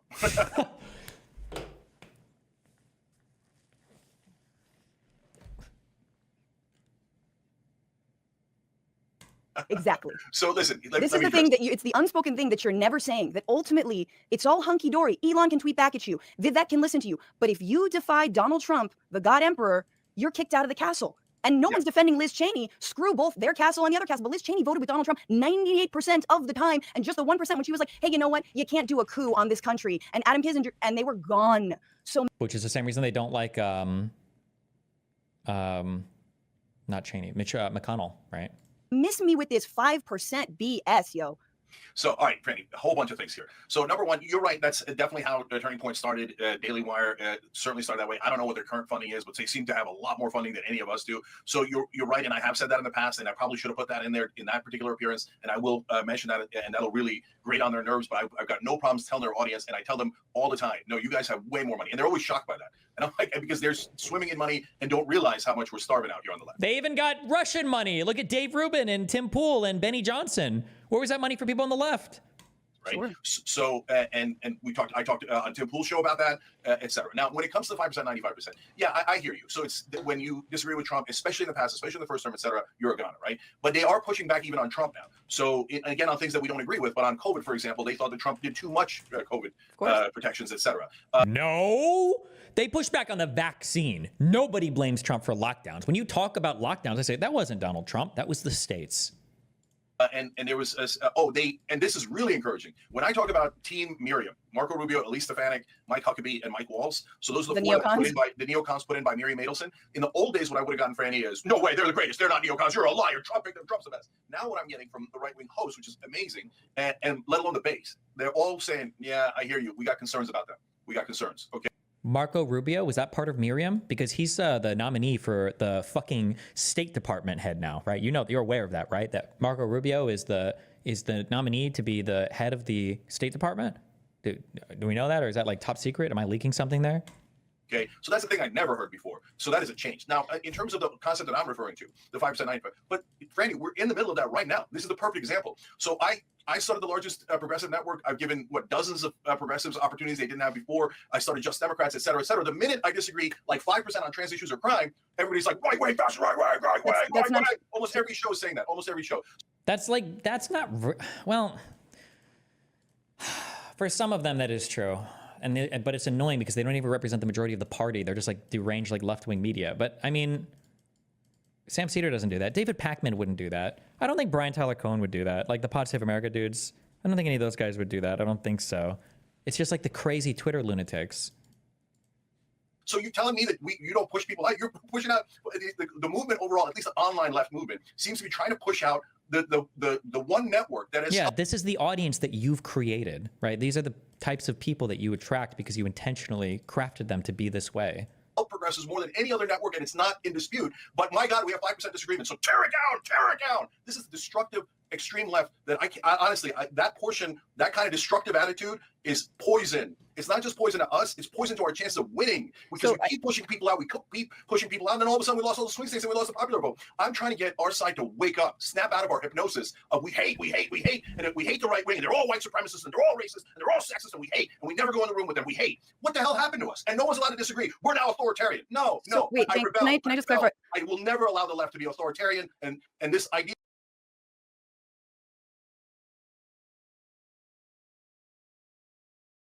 of just hating the other side is poison. You know what's so funny about you calling the left authoritarian is that you think the left has power. Like I love that you think total nonsense, we're on the precipice of real authoritarianism and real fascism, and you believe that the online left are the authoritarians. I mean, I don't know how to tell you. You sound like Bill Maher and Nancy Pelosi had a kid, and it came out Cenk Uygur. And let me just ask.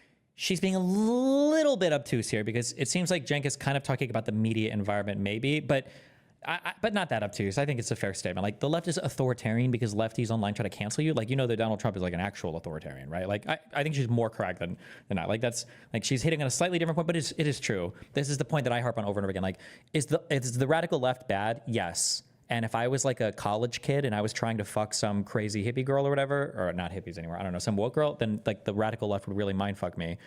But I'm an American citizen and I live under a U.S. federal government, and 90% of MAGA is radical and authoritarian. I'm way more concerned with that than the crazy people on like college campuses. Let me just ask you. So what shows on the left do you like that aren't on the TYT network? Yeah, so I said, look, there's a lot of good popular shows on the left that I like, and it's because there are. So what? She's gonna make him answer that, right? Wait, why would he say that? Hello? Let me just ask you. So what shows on the left do you like that aren't on the TYT network? Yeah, so I said, look, there's a lot of good popular shows on the left that I like. And fuck. Hold on one sec. Ooh.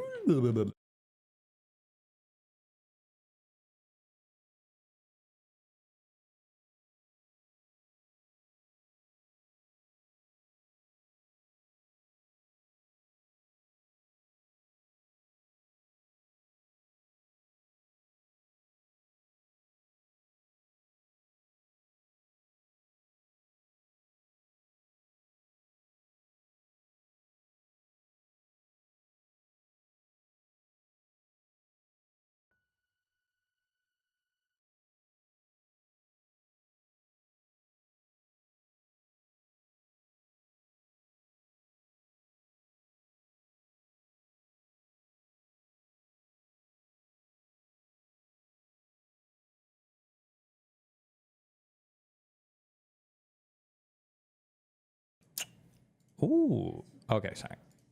All right. And it's because there are. So Breaking Point's a good show. Kyle Kalinski's Secular Talk is a good show. He was Okay, well, he named some. Okay, Breaking Points and Kyle Kalinske. against me going on MAGA. I haven't seen his video, but Kyle's been against us a couple of times. But I largely didn't hold a grudge on that. But even wait, let me just stop you. First of all, you had a great conversation with Crystal Ball. I think she made some really good points to you on. I think it was on Breaking Points. Yeah. Kyle has, I think, been very disturbed, especially by your appearance with Charlie Kirk. But what you just said there, they've been against us. I really want to just dig into this idea that, because you're a fighter, man. That's cool. That's great.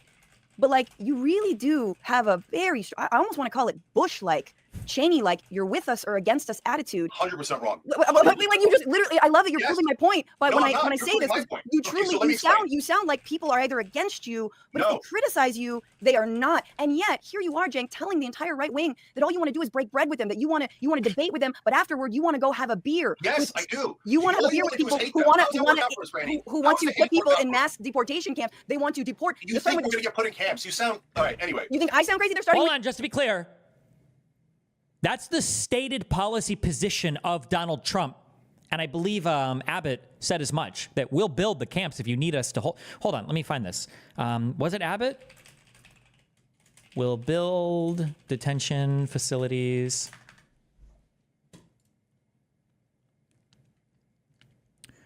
Trump transition officials are exploring the possibility of building immigrant detention facilities on a plot of land recently purchased by the state of Texas along the Rio Grande, according to a person familiar with discussions. Texas Governor Greg Abbott spoke to President-elect Donald Trump's incoming border czar, Tom Homan, last week about using military resources to help transport migrants to the location and about building facilities, according to the person with knowledge of the discussions. The difference between MAGA and the left is that anytime MAGA talks about the left, they're like, oh, this person on Twitter said this thing. These are statements made literally by people who are in the government or who are the government, the president. This was at the RNC that Trump himself... Oh, and Cenk was at. Oh, yeah. Like... Come on, you really think these guys want to deport people? Why? Oh, what? No, come on. Like, bro. Chinese people. That's my fucking family, dog. Like, what are you Randy, talking about? That's such an excuse. Okay, What is- no, they're going to what start is with an Muslims. excuse? They're going to What start is with an- my people. Okay, Sure, if they sure, start it sure. all. Yeah, so yeah. stop hiding behind vulnerable communities. I'm hiding behind vulnerable Yes, you communities. are. You're using I'm them as human standing in shields. front of vulnerable communities. No, Cenk, you're what are not. you doing? What No, are you doing? I'm in front of vulnerable communities. Uh-huh, I'm the uh-huh. most endangered, By Randy. tweeting at Elon Musk? Please whatever. don't help me. Come Okay, on, so this Cenk. is This is so total BS. sad. That's Okay, so so sad. let's break it- Let's Randy, take it down. Let's let's simmer get down. back No, under no. control. Simmer down. I'm asking. Let me just ask you. Let me just ask you real honest to God. You already said 12 things that I need to honest to respond God. to. Can I respond to them? No, I want to ask you this No, one of question. course not. Let's talk about you going on these shows. Just simmer down. Let me ask you one question. Imagine if Kamala Harris had won. Okay, she wins. She wins a popular vote. She wins obviously the electoral college.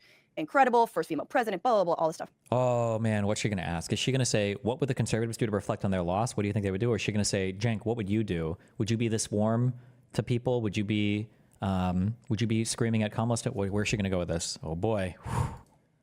And Tucker Carlson started making all these rounds on like really like progressive leftist shows, went on Kyle's show, went on my show. I'm like, who the hell?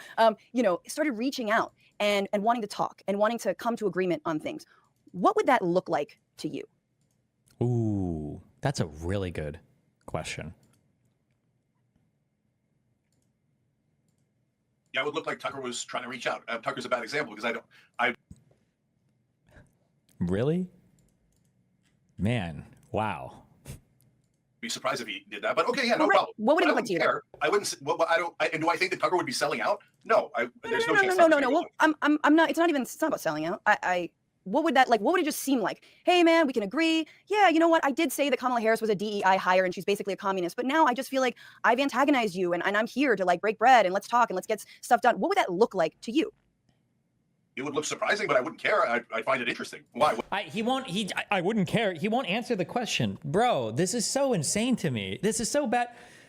I'm thinking so much about identifying, like, who can I align myself with for next year, even if I shouldn't have to have full agreement with people. Like, I do agree with that, and I feel like I'm open to different ideas. But like, when I see people like navigate conversations like this, it makes me not care, even if we align on like 98% of issues. Like, this is such an unbelievable way to navigate a conversation. Like, how are you trying so hard to miss the point here? You've got like the blinders on full force. What are we doing here? What would that look like to you? It would look surprising, but I wouldn't care. I'd find it interesting. Why? What does it look like to you? I mean, to me, if Tucker Carlson did that. See, and now she got baited because it was a good question. This is a really good question that she asked.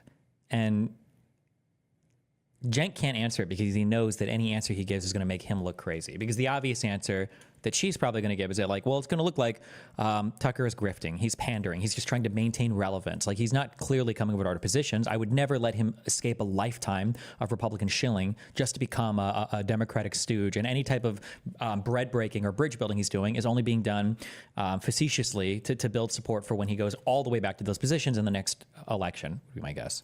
I'd be like, oh, we fucking won. We won like crazy. We won so resoundingly. He's doing an apology tour because 3 ghosts visited him in the middle of the night and he's completely changed his tune because he wants to throw down with the winners. We are crushing it. And I saw okay, well, that's sure. Okay. In that moment, you want me to play it for you? When Charlie Kirk goes, we're glad Cenk's here, everybody. And that was the feeling that I think a lot of right-wingers have when they look at you, Cenk, where they're like, damn, yo, we crushed so hard. Even this guy is turning now. Yeah, except I'm not turning. I've said it 2,000 times. I'm just saying what it would look like. I'm just saying what it would look. Keep saying it like it's true when it isn't remotely true. But okay, let me address it. So, okay, number one, you're empirically wrong because guess what's happening? Matt Gaetz has reached out to us, Tucker Carlson, to come on our shows, and so. It's your exact analogy, okay? Patrick Bet-David, et cetera, and they won. They're still trying to come on the Young Turks. Why? Because they're trying to have a conversation, not because they want to do an apology tour. They think they are ascendant, but nevertheless, they want to talk to the left. But you had to make it's because they think that you're. The version of the left says, no way, we never talk to the other side. But we're not authoritarian. Okay, now the straw man. Yes, always. Jake, that's not true. You're not allowed to disagree 1%, but we're not authoritarian. We have no power, so we're not authoritarian. So that's not how it works, Franny. And the establishment Democrats are also authoritarian. So what do they say? You must agree with Kamala Harris, otherwise that's it. You're a heretic and you'll be driven out from the party. You know that. The establishment Democrats have done that to us for the last 20 years. Don't tell me that there's no power on the left. There's tons of power on the left. And when the swarm comes...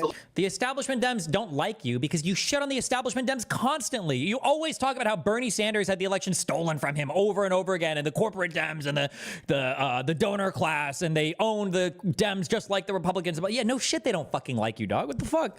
The left-wing swarm. Oh, you like to be called a woman. You're racist, fascist, terror, transphobe. What? I'm not authoritarian. No, that is an authoritarian mindset. Just you don't have to have power to have an authoritarian mindset. And there's different versions of power. There's the shunning power. There's social media power. There's mainstream media power. There's political power. There's all sorts of different power. So look, guys, the left. First of all, there's also just money and actual power. It gets back to the we. So you ask me politically, who do I represent? I represent the great majority of left-wing voters. The great majority of left-wing voters are not pro-establishment. They get tricked by mainstream media into voting in that direction. It drives me absolutely nuts. But when you ask them about policies, they agree with us completely on policies, right? And the great majority of left-wing voters are not far left. They think a woman should be called a woman. And I'm not saying that in some dismissive way. I'm in favor of trans rights. If you want to be called a birthing person, we love it. We got no problem with it. You be called a birthing person. But when you say no, you call everyone a birthing person. America hates it. Left-wing voters hate it. When you pretend there's no crime, left-wing voters hate it. So I'm standing up for the overwhelming majority of Democratic voters and left-wing voters. I hear what you're saying. I hear what you're saying. Authoritarian sides of the left saying, you're not allowed to disagree with the establishment. You're not allowed to disagree with extreme left. No, I am allowed. I am allowed. Hang on. Wait, please. I don't want to lose the forest for the trees here, truly. And I hear what you're saying. I know it can feel online like a circular firing squad. I understand. Billion percent. It happens every time. I know it does. So I come from movement backgrounds, right? I've been in many spaces since the global justice movement in the early 2000s, then the anti-Iraq war movement. I've been in a lot of organizing spaces. I have been in more organizing spaces, far left spaces than I have in campaigns, political campaigns, for example. So I know those spaces very well. I know we can often over-police one another. I know we can tear each other's throats out. I absolutely concede that. I do agree with that. At this moment, sad to say, that's not the biggest fish we have to fry. In fact, we are in, again, a moment just before Project 2025 will be implemented, and people like myself, people who are on the streets demonstrating for Palestine, will be recommended for deportation, among many other things. But of course, I guess maybe I'm using that as a shield. I don't know, according to you. But I did want to ask Cenk before this. I want to ask you about who the establishment is in your mind. Who is the establishment and who is not the establishment? Great question. So the establishment is the Corpo Dems donor class. Hates Palestinians. Corpo Dems, donor class. Corpo Dems, donor class. Remember, hit always those 2 points, okay? Corpo Dems, donor class. Nancy Pelosi, Joe Biden, Kamala Harris, Pete Buttigieg, Gavin Newsom, all the corporate Democrats who take corporate PAC money, serve their corporate donors 100%, lie to us 24/7, never intend to do any progressive policy positions, never intend except for all the legislation that Biden passed and things like the ACA and everything else they do, except for the things they actually do. But that doesn't count. But okay. any Democratic policy positions that they state in campaigns and are backed by the liars in mainstream media, pretending that they're on our side when they're playing good cop, bad cop with establishment Republicans and robbing us blind on behalf of their donors. Do you think that Donald Trump and Elon Musk are establishment? So they're complicated. The reason they're complicated is because they Donald Trump bad cop with establishment Republicans and robbing us blind on behalf of their donors. Do you think that Donald Trump and Elon Musk are establishment? When do you become the establishment? So I think it's pretty easy to say that the most prestigious political office you can hold in the United States of America is to be the president of the United States of America. Donald Trump has now been elected to that office a second time. The entire Republican establishment supports Trump. The media is willing to lie for Trump, as evidenced in Dominion v. Fox News. The alternative media is willing to lie for Trump, as evidenced by literally all of the right-wing alternative media.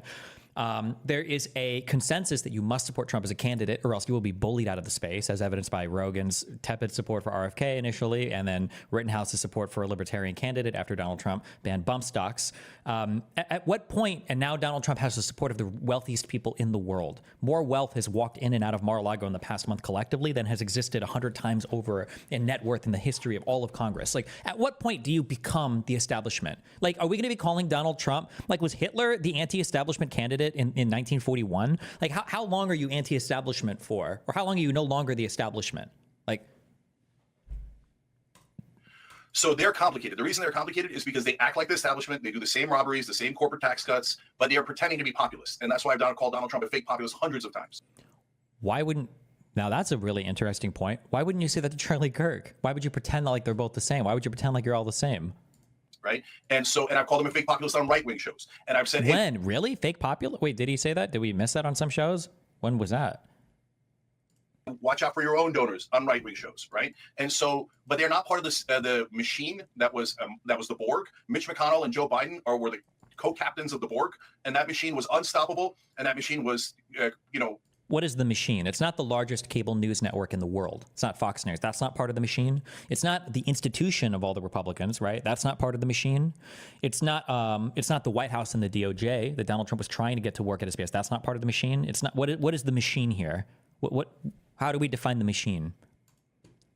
maintains corporate rule, and that's my mortal enemy. That Borg is the one we should all be fighting against. So do you think it's less bad that one person donates $277 million to a candidate versus 5 people donating $277 million to a candidate? Elon Musk gave $277 million to Donald Trump. Also, just as a quick correction, this is not true that Elon Musk gave $277 million. Okay, Elon Musk spent in excess of $44 billion because he bought Twitter to give Trump the election. Okay, don't ever fucking forget that.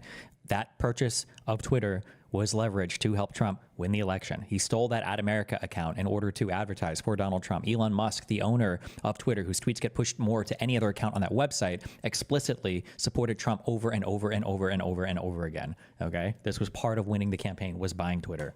Now, again, worth $400 billion. Is that somehow less establishment in your mind? So there's two parts of it, Franny. One is they at least talk the populist game, and the advantage of that is that also spread through the right-wing base. That, hey, them faking populism, remember the people that are hearing that message don't realize it's fake, right? Mm-hmm. So they're talking anti-war, they're talking anti-corporate. You see 44 billion. Some people are saying 400 billion. I said 44 billion. Sorry if I mispronounced that. Tucker Carlson talking anti-corporate. You see Steve Bannon saying we should increase corporate taxes. That doesn't mean Steve Bannon's an angel, but what it does mean, or anywhere near it, but what it does mean is that idea of populism and anti-establishment, et cetera, is spreading throughout the right wing. That is an amazing opportunity for us to actually coalesce on economic populism that they now believe in, even if their leader doesn't, right? So that's point one, and it's super important. Point two is, in some ways, that individual corruption is worse, and in some ways, it's better. So how's it worse? So Miriam Adelson gives, 137 million. By that rationale, wouldn't being banned from Twitter have lost the 2020 election for Trump?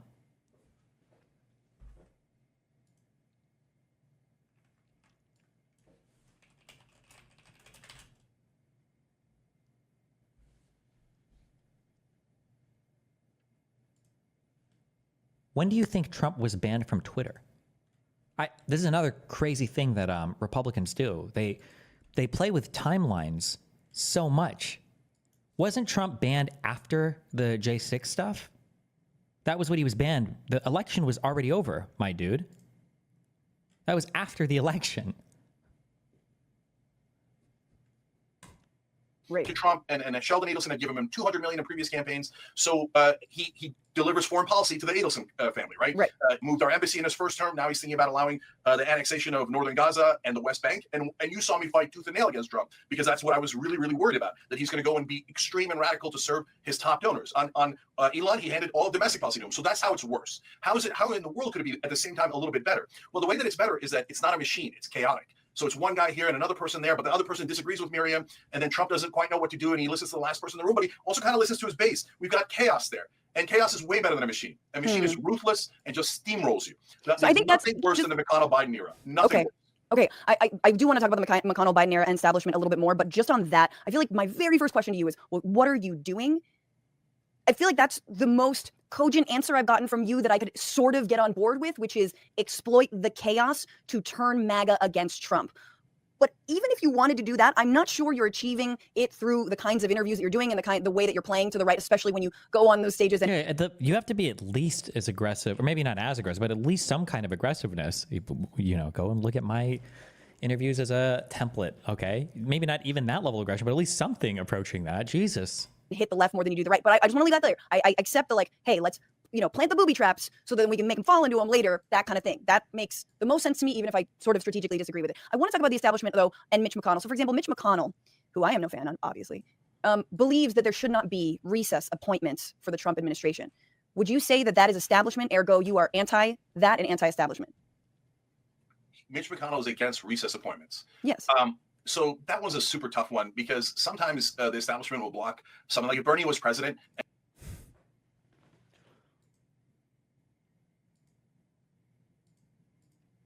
So to be clear, because I didn't even understand these that well, I still don't understand this well. But my understanding is a recess appointment is basically when Congress is not in session. I think that the president has the ability to appoint somebody to cabinet, maybe any position, but at least a cabinet level position, and they don't need the consent of the Senate to do so. And that when you bring Congress back in session, you can just basically keep delaying indefinitely, you can delay like the actual appointment process, and you basically just have a new acting head for however long, and they didn't actually need an appointment from the Senate to be there.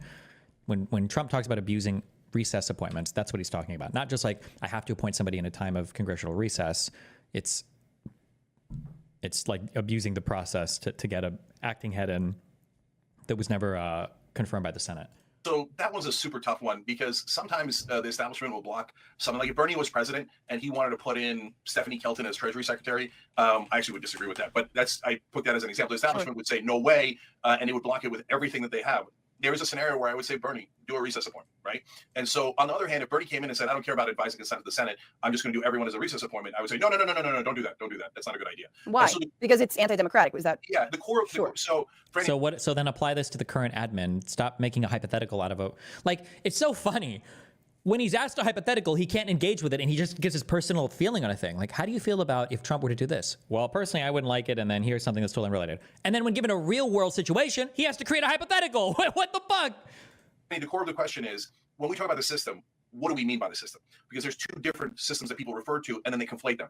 The system we want to protect is democracy, the Constitution, civil rights, etc. That's a system that we love and believe in. The system we do not want to protect and we want to fight against is donor money, establishment, protecting the status quo, protecting corporate rule. So separate those two things out, because one, the permanent system of the Constitution and democracy is great. The current system of corruption and establishment rule is horrible. So how do recess appointments help you get rid of the one and save the other? What? Yeah. Do you understand that the right actually just conflates? Oh man, no, she should have gone back and asked him again. So hold on. So let's go back. And what do you think about Trump wanting to use recess appointments? Like, give an actual take on that. The current system of corruption and establishment rule is horrible. Yeah. Do you understand that the right actually just conflates those two things?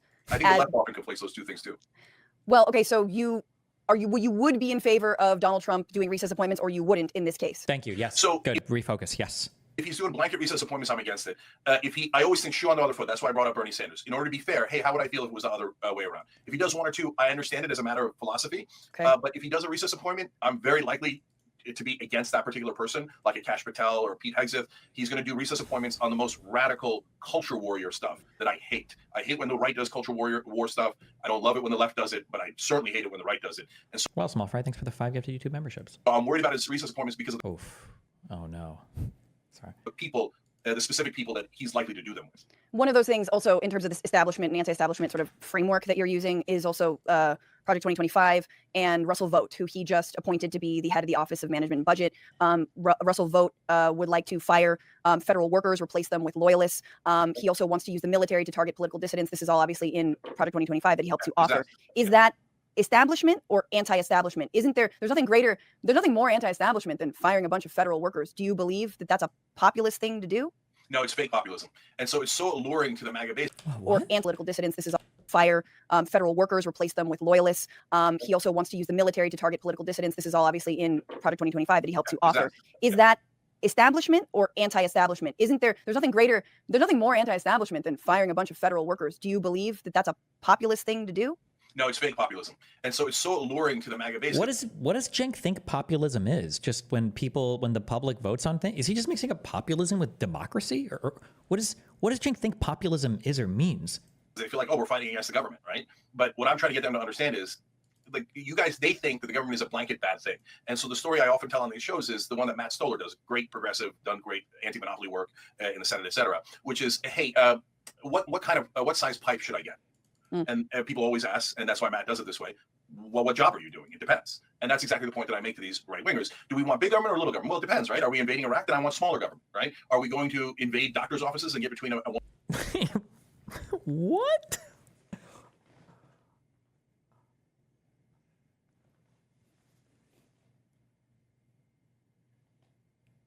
What is this analogy and analysis? We wouldn't say we're invading Iraq, so I want smaller government. We would just say this is a bad policy, and we wouldn't support the policy. It has nothing to do with it. Like, it's not like I want to invade Iraq with a smaller military. Wait, what? or little government? Well, it depends, right? Are we invading Iraq? Then I want smaller government, right? Are we going to invade doctors' offices and get between a woman and a doctor? Then I want smaller government, right? But if we're going to protect the average American from the bankers, then I want a little bit larger government. I don't want to defund the police on Wall Street, right? So I explained that, hey, if you fire people that are at the IRS, guess who's it's going to help the most? The very rich who cheat on their taxes. But they all want to audit the Pentagon, which the IRS doesn't do. But it's very interesting that, you got everyone to cheer auditing the Pentagon. But of course, they're, the idea of auditing billionaires, the Republicans are absolutely against that because they've been trying to defund the IRS. Exactly. Right. And remember, again, there's different layers of right wing now. There's their leaders who are almost, uniformly full of crap. Then there's, a middle bureaucracy, and then there's the voters. And the voters, and Franny, you don't have to trust me on this because those MAGA guys, they will tell you exactly what they think. They're not holding anything back. They have no need to lie to you. They've been telling us for many, many years. Yeah. So they're also not lying when they say they're anti-war, anti-corruption. They might have been misdirected, but they're not lying. So what I'm trying to get them to see is firing the federal workers is not the answer. Yeah. Cutting the Pentagon is part of the answer. Yeah. And so when they say yes to cutting the Pentagon, they're not lying. The MAGA voters actually want to cut the Pentagon. What do you think? Is a completely different question. And Okay, so one more we'll thing see that's about super that. important, though. It's not a booby trap, Franny. I understand what you're saying, and that's one way to frame it. But in my mind, when you have people who actually agree, you're not tricking them. You're just getting them to see, guys, you wanted to cut the Pentagon, but look, your leaders didn't cut the Pentagon. So do you see how they led you astray? Right? I'm actually getting. Hold on. I feel like people forget this. That that already happened, right? Like Donald Trump was already president, and he increased the military budget, and he talked about that this already. You don't have to wait and see, right? Like this has already happened. Why do we think? Why do we think another 4 years is going to change that reality? This has already happened. Oh my God, I unplugged something.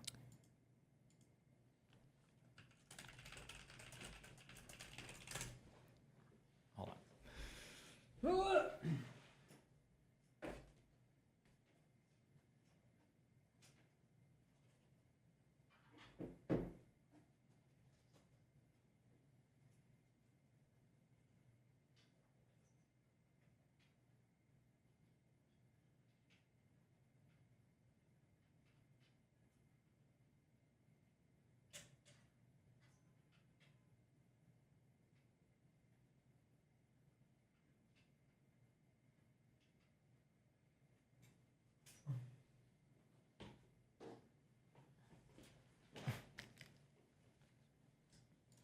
Doing the things that they promised. On the other hand, sometimes Trump responds to his base. So if that base gets angry enough and says, hey, let's cut the Pentagon, maybe Trump does cut the Pentagon, where Biden never would, McConnell never would. In the Biden-McConnell era, the Pentagon's only going to get increased forever and ever and ever. Corruption is always going to Why do you think that those people wouldn't be responsive to voters, but Trump would be? How does that even make sense? increase forever and ever and ever. I mean, Wait, just on this. Advantage for us is that he likes. Is saying bigger or smaller government a good way to phrase spending more or less on something? No, it's a different question. It's like this is a policy position. Do you want the government to do this? Not how much money or what size should they be doing this thing for? Like, this is the equivalent of like, oh, like, how do you feel about the war in Iraq and the government there? The answer is, well, I don't want our government to have the policy position of going to war with Iraq, at least for unjustified reasons, right? Not like, well, I want a smaller government when it comes to war in Iraq. That's just a weird way to phrase it. That's like saying, like, to do a rape analogy, right? What's like, would you be okay? Like, let's say somebody goes to rape you. Like, what's your position on that? Well, I hope they have a smaller dick. Like, what? It's just a nonsense statement. Like, what? To be popular. He just doesn't know how. So, Sure. So I just really want to, just drill down on a couple of those things. And then there's a lot to talk about, and I don't want to take too much of your time, but just on this new MAGA, old MAGA thing. I've heard you say new MAGA, as you talk about anti-corruption, anti-war. Cenk, they were like that in 2016, man. I mean, let's be honest. The reason Donald Trump just destroyed the Republican primary was absolutely being an outsider, right? And sort of purported seemingly anti-establishment, even though, he's a billionaire, part of the elite. But it really was around being against the Iraq war. Now, for his reasoning was we should have taken all the oil, F those, whatever, like enter expletive, right? Which I think gets to another point. But he was also, remember, in terms of the corruption stuff, they wanted to get rid of, what was it? They wanted term limits. They had term limits and were suggesting them early on. So the actual the outgrowth of an entire country tired of 8 years of Bush and endless war, and also that was, suffering from the 2008 financial collapse and didn't have any faith in the banks and these financial institutions and all the politicians that protect them, and that was already in the ether, right? And you had a Bernie Sanders and you had Donald Trump, and of course the actual establishment, the centrists that I hate as well, were trying to say Bernie is exactly like Donald Trump. Look at him, he's using the same. No. They were very different, and that's why I wanted to talk to you about the differences between right-wing populism and left-wing populism. I think there is a difference, and there's a very important difference. That difference is historical as well. Right-wing populism often feeds off of nativism, off of othering immigrants, religious minorities, blaming those people, and then we can have the socialism, right? That's why, obviously, in Hitler's Third Reich, you've got a National Socialist Party, right? This is Germany for the Germans, and there are people who are in Germany, are the Germans, and people who are not the Germans. That also, in this country, although you scoff when I talk about Chinese Americans, there was the Chinese Exclusion Act, specifically dividing working class people in this country based on race, saying the Chinese are the reason you don't have anything. They're the ones taking all of our jobs, even though we know that the rich robber barons were absolutely taking advantage. And now they take our spots in college, once again.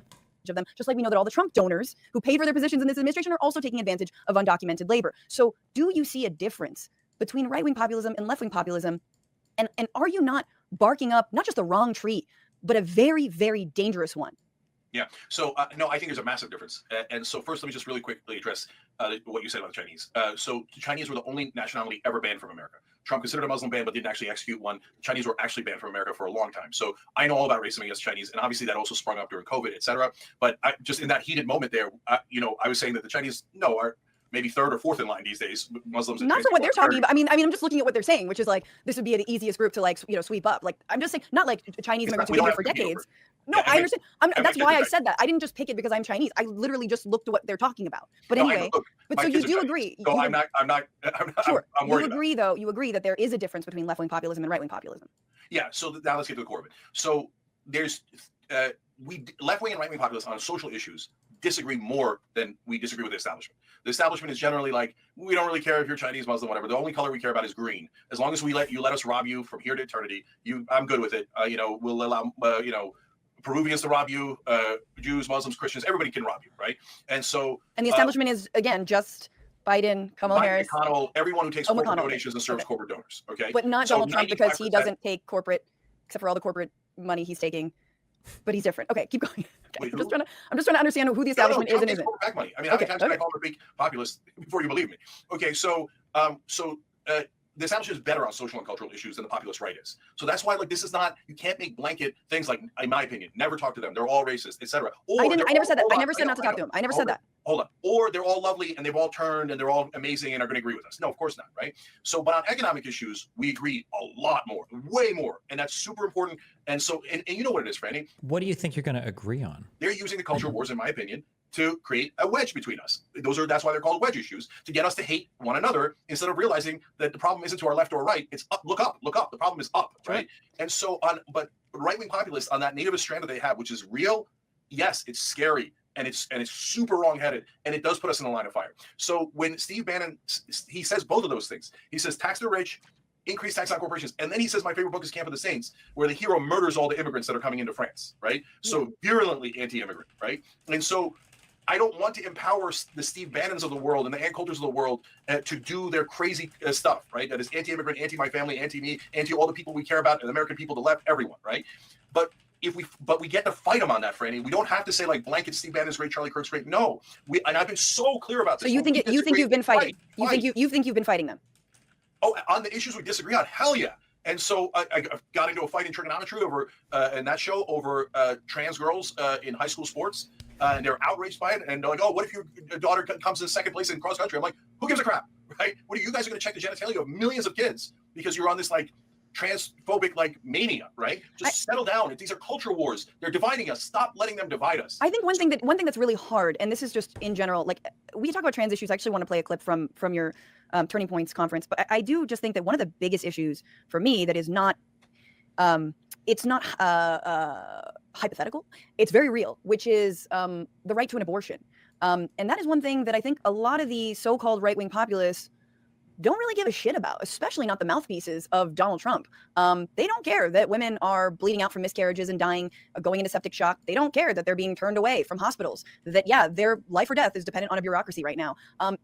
That seems like a difficult thing to find a so-called middle ground on. And I feel like we're just sort of ending up with this hypothetical discussion rather than talking about the actual people who are dying literally right now as I speak. So, Franny, number one, you can't find a middle ground on everything. My idea isn't that we're magically going to kumbaya on every issue. That's crazy, right? Okay. So that's why I keep saying thousands of times, when we disagree, we fight.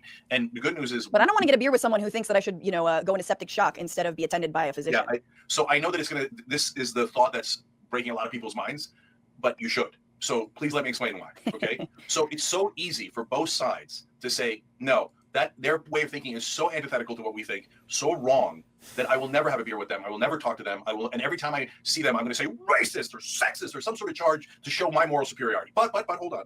Remember, they think their radical right is saying the same exact thing to them, to Patrick Bet-David, to Charlie Kirk, to everyone who hosts me. They're like, Cenk called us fascist. Cenk believes trans girls should be allowed to compete in high school sports. And, Cenk is a radical in this, and Cenk is a radical, and he thinks he's a Muslim, and he's this, and he's that, etc. So they say, don't have a beer with him. Don't talk to him, right? So, but that's exactly how we get siloed. And instead of having conversations and realizing, yes, we massively disagree on 60, maybe 80% of issues. Does she ask, I just want to hear the question, like, what are you going to move them on? What issues do you think you're going to move them on? And then I'll skip forward in a minute. For Christ's sake, on some of the most important issues, that 20 to 40% where we agree on economic populism, we never get to an agreement, and then the establishment laughs their ass off at us. Sure, but Cenk, because we gotta hate each other. If your 5% of disagreement with me is I don't believe you should have equal rights under medical law, I fuck you. You know what I'm saying? Like wait, hang on. It's not fuck you. It's I'll see you when I beat you. Do you know what I'm saying? And this is to me what left-wing populism is about. This is what Bernie was so good at doing. He would never throw anyone under the bus. He would always remember black, white, gay, straight, Muslim, Jewish. Like he kept on going, and he'd be like, when's he going to finish this laundry list of people he wants to bring on board to the political revolution? And it was brilliant, and he never forgot to do it. And he never caped to the right or the right-wing framing. He said, yes, he might work with Trump on some labor stuff. Did Trump want to do that shit? Of course he didn't, right? Did Trump vetoed a bill that he finally got passed to not sell Saudi Arabia weapons when he finally reached across the aisle? Everything you're talking about, it's all fine, but we're like little insects bumping up in a fucking diorama because at the top is goddamn Trump. And if you don't kiss that ring, then you're absolutely nothing. And so to me, I'm like, I will beat the right. I will win back these voters, but I will win them back with ideas, with plans, with real policy. And yes, of course, with making our movements and the left welcoming and absolutely doing all of the things that, to be honest, the right doesn't do, because you are absolutely off your shit if you think that the right and left are equally hateful. And that's what I'm hearing from you, that you think that somehow the left and the right, they both hate equally. Both of them want to intern people. Both of them believe that some people don't deserve rights. And I want to play this because this was a very awkward moment. I'm a stand-up comedian. That are wrong. Bernie agrees with my positions 100%. Wait, so who? What you described about Bernie is exactly me. And so that's why I'm like, what Bernie has the same positions as me, the same idea, the same framing. In fact, he's agreed with Elon Musk on coming up. Pentagon in the exact same way that I have. And yet Bernie's an angel and I'm the devil. Like, that's crazy. No one's saying that you're the devil. No one's saying you're the devil. Yeah, call him out on these stupid hyperboles. Yes. He actually builds. He's not making the rounds. He's not making the Yes, rounds and he not is. pushing He back. goes up- He's not you know, pushing he back. published an op-ed in Fox News today. He makes the rounds exactly like I do. That's exactly like I do. Good. No, I think that's important. But honestly, Cenk, like, file your nails or something, because this was not good. This was not a good look during that conference. I want to ask you guys something. I want to ask you guys something. Do you believe that trans Americans should have the same constitutional rights as all Americans to employment, health care, and housing? Constitutional rights. Okay, Cenk, I'm a stand-up comic, so I listen to crowds regularly. I know That was a when confused they crowd. are booing, groaning, or in this case, there is a whistle of disapproval, and I know when they are cheering. Now, let's play it again. They're not on board with trans people having the same constitutional rights. I want to ask you guys something. I want to ask you guys something. Do you believe that trans Americans should have the same constitutional rights as all Americans to employment, health care, and housing? Constitutional rights. Do you want me to translate? You got like Well, there is maybe like a sixth of the audience. There's a couple people clapping very, very no. Okay.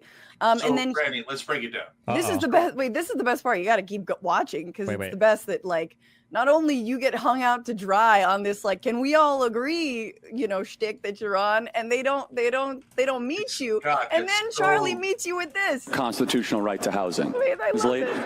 Well, there is no constitutional right to housing. So then he goes like, wait a minute, not only don't I not agree with you on the trans people, because he never answered it. He's like, actually, fuck your right to housing anyway. And I know that's not even what the Constitution says. It's just equal protection around housing, right? It doesn't say you have a right to housing. I wish it did. I don't think the Constitution says that, equal protection around housing, but But like, it's just amazing to me. Like, do you see? And you look at him, and there's a moment you're just kind of like, there's just this moment, and it's just like, what are we doing, Cenk? Like, what? What's going Brandy, on here? See, this is a great example. You're being so unbelievably unfair about that interaction. What? The reason I did that, Franny, and I knew I was taking a big risk. You were. Is because I wanted to try to get some of them because I've done it on other right-wing shows and it worked really well. It didn't work really well this time. That's why it was a risk.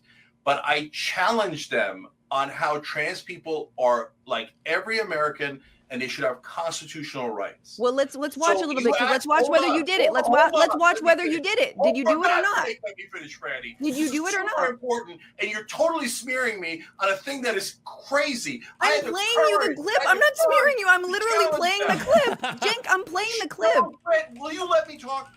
I said I had the courage to challenge them on constitutional rights for trans people. You asked me to have the courage to challenge them. I did, and now you're attacking me for it? No, How I'm do not. you I'm not attacking. I'm not The attacking you courage to for it. challenge I'm them saying for it? you have characterized You're like, this. look at this. They didn't agree No, with no, you. no. I'm saying I you're. tried to get them to agree to constitutional rights. That's exactly what we should do. We should say trans people are just like. nobody cares about the constitutional rights aren't what we're talking about here. They don't even agree that trans people are like real fucking things. Like, how are they going to get constitutional rights? Like every American citizens, and they should have constitutional rights. I go and have the courage to challenge that audience to that, and then you want to make fun of it? Like I'm they not. won't I'm 100% saying. agree with you. What do you want? Do you want me to challenge them, or do you not want me to challenge them? Make up your mind.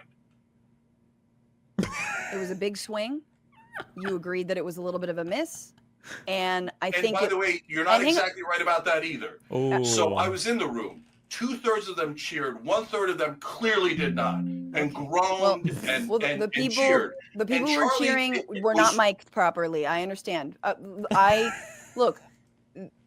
It was a swing. It's good you asked, but I didn't think that you really had like a save for that, because I think you were like, you actually gave them credit for the few people that agreed. And meanwhile, Cenk, you have so much disdain for For the our left. side. Yep.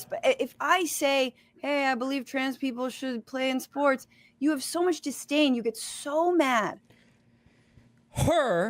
A random, like, alternative media figure if she were to say that. Cenk is like, this is why I fucking saw this fucking losing. Meanwhile, Donald Trump, you're accusing me of separating families? I would never separate families. We're going to deport the fucking kids too, bro. And Cenk is like, well, maybe we can work with this guy, okay? Like, bro, the different standard is unreal. It's unreal. But here you are, and here is what you say. Constitutional right to housing. Okay, so I hear you. What I got out of that, guys. I'm just trying to be the interpreter. Yeah. No, there was a lot of applause and there was some consternation, right? I'll take it. It's a start. It's a start. So, guys, when we can even disagree about what's constitutional, Second Amendment, housing, etc.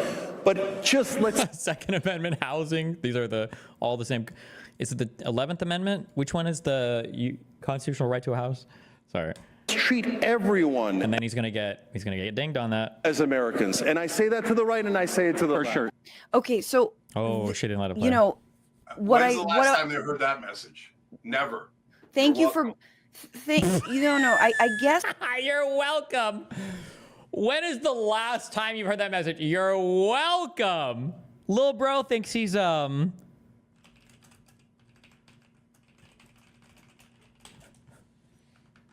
He thinks he's Matt Damon. Now, in all his years, who saw this movie? Old Enzo ain't never seen anything move that fast.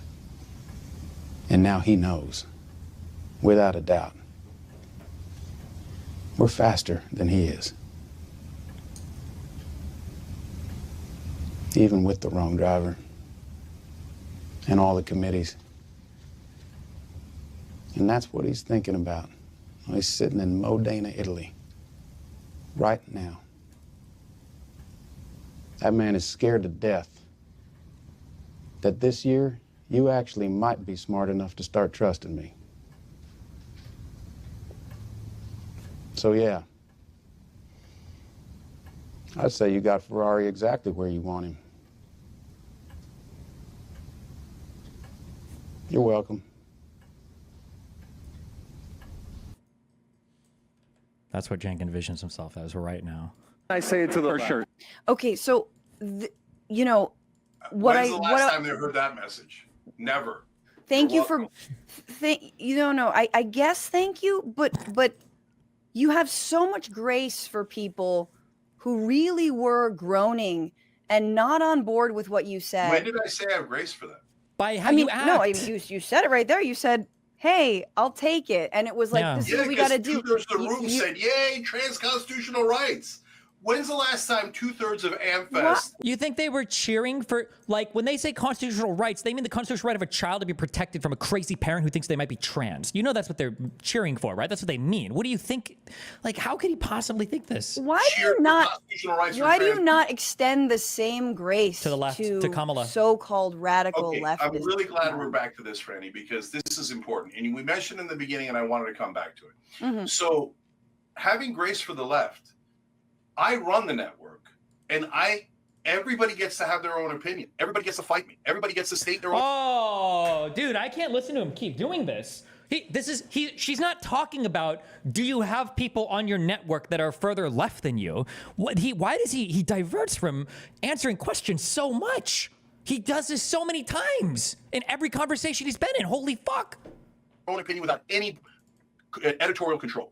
First of all, but you do go ballistic on them like you went ballistic on me earlier. Yeah, you do get, and you but always say, you're wrong, you're wrong, you're wrong. Yeah, you want me to do but that? I I can do it. You're wrong, you're an idiot, you're wrong. Franny, We can do it. We know what you do when you disagree. It's not. Franny, It's not. I'll take it. Hold on. I'll This take is it. super important for the audience to know. But so we fight, right? When we disagree, I say you're wrong, you say I'm wrong. But is there any consequences afterwards? Do I then threaten your job? Do I take people off the air? I barely have a job with y'all, but look. First of all, we rarely ever. Back to what I'm saying, Cenk.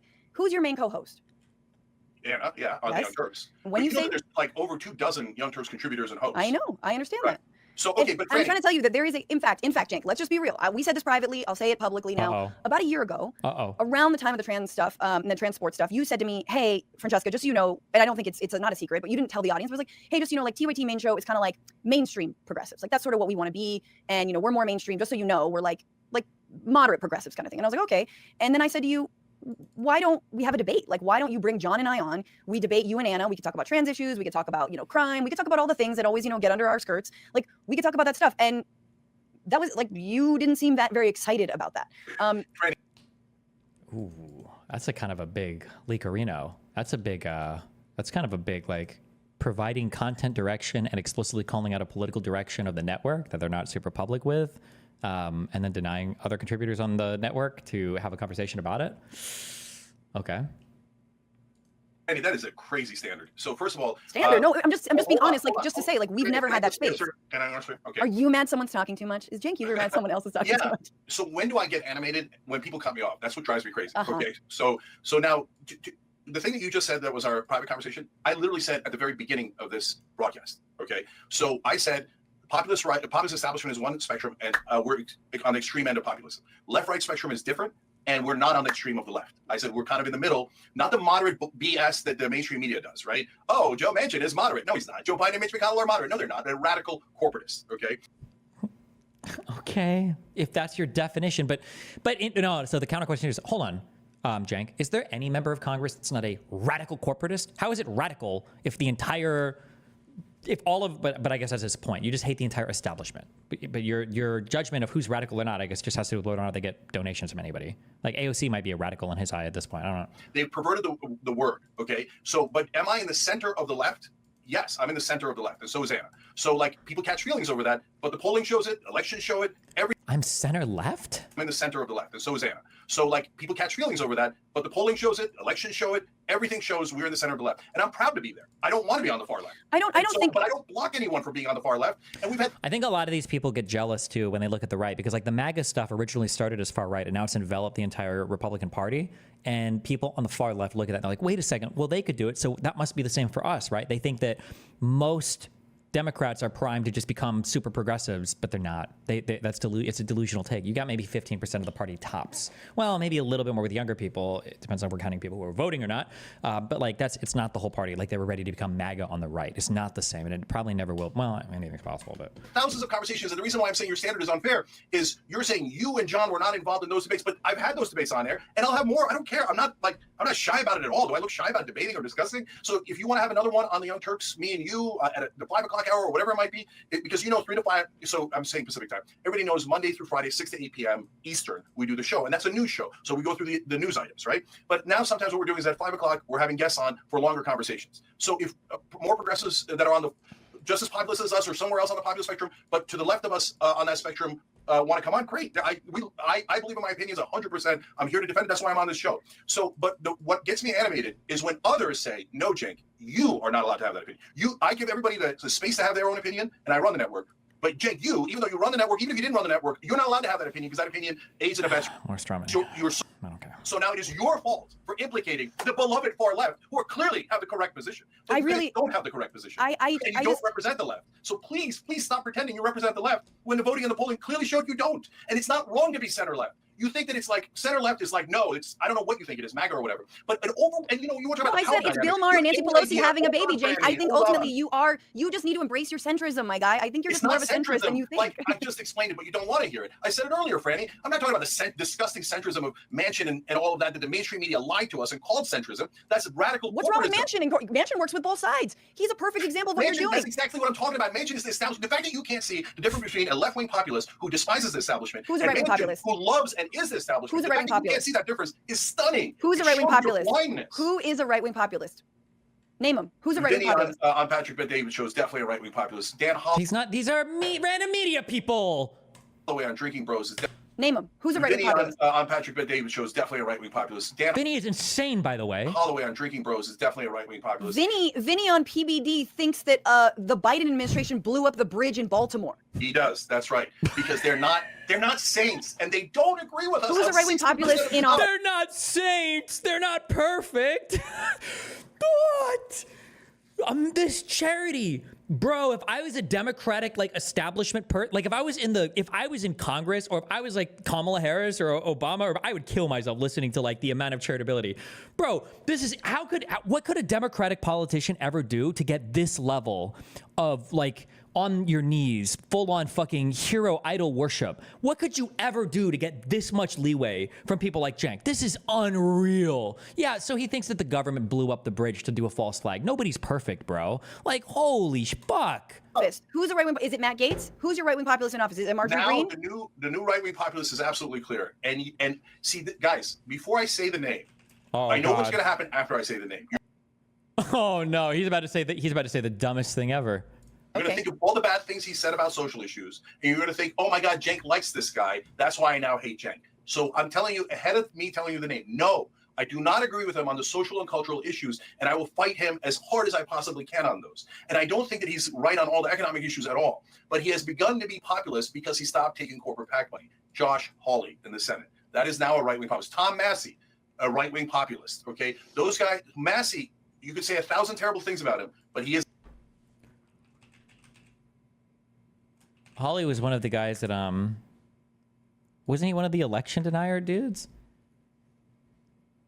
Part of the 13 people or 11 people who were like,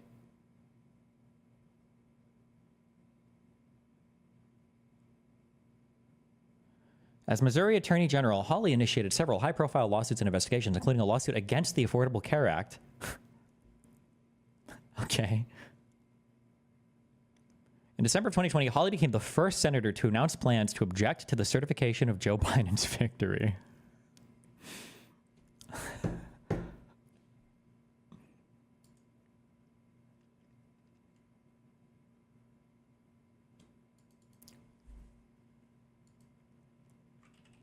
Vintage Josh Hawley moment.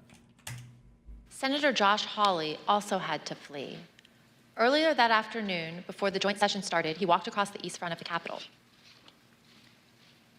As you can see in this photo, he raised his fist in solidarity with the protesters already amassing at the security gates. We spoke with a Capitol police officer who was out there at the time. She told us that Senator Hawley's gesture riled up the crowd, and it bothered her greatly because he was doing it in a safe space, protected by the officers and the barriers. Later that day, Senator Hawley fled after those protesters he helped to rile up stormed the Capitol. See for yourself.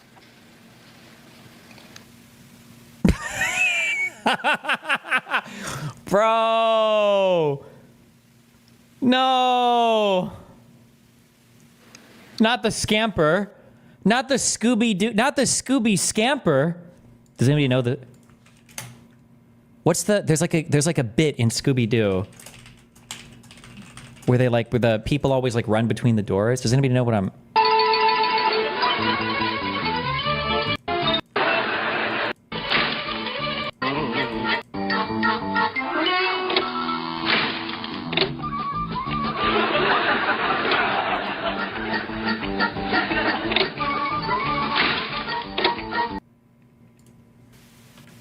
See for yourself.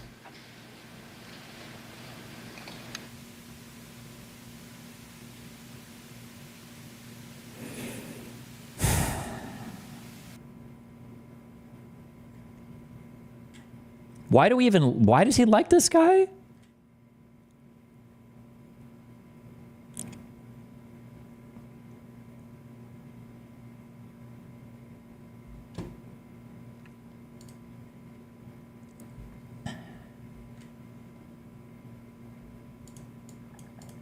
Is honest. Everybody knows he's honest. He's honest to a fault, right? When he says some things, I'm like, whoa, that's freaking crazy, right?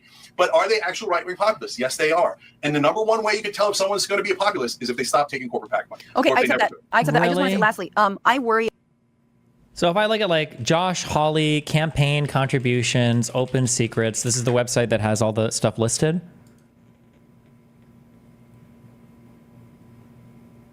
I'm misunderstanding this, right? Did he get $27 million from a PAC? Am I misunderstanding this, or I don't suck at reading this website.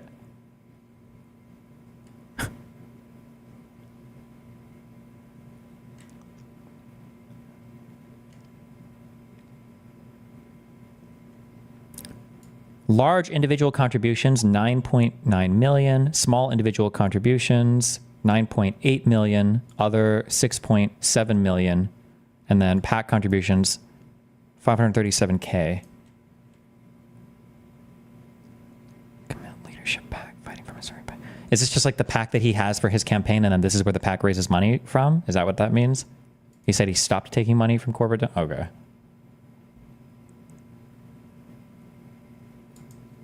Okay. About our relationship, because I mean, I don't have to, like, we may grow distant, you know what I mean? I'm trying to delve more into my show. I still love going on John's show and Dr. Richie's show. That's in the TYT network. This show is on the podcast network of TYT. There's no money that really exchanges hands. You guys do help me with the podcast hosting, so I appreciate that. So I may owe y'all money. Do you know what I'm saying? But I'm just being honest. Like, You don't know anybody. but you know what I mean. I'm being honest about what our arrangement is. Yeah. But I worry because we were but 5 minutes into this conversation, and you said Emma Vigeland likes the establishment, and it doesn't matter what she said. Hang on. It's not about what she said, but it is concerning that there are so many former TYT employees, and let's put Dor and Rubin aside, but people like Ben Dixon and Emma Vigeland, and even longtime contributors who were editors, like Hank. I remember Hank, and like the fact that he helped start the TYT union, and now has obviously nothing. Okay, but I knew Hank was such a great guy, and Emma and Ben are such. I'm just saying. I'm telling you, these are. But okay. I don't even know who these people I'm are. afraid, man. Hank? Like, I'm next. Like, I don't know what I'm gonna do that I'm booted out of the castle, and suddenly it's us versus them. And so what does it say about TYT? What does it say about you?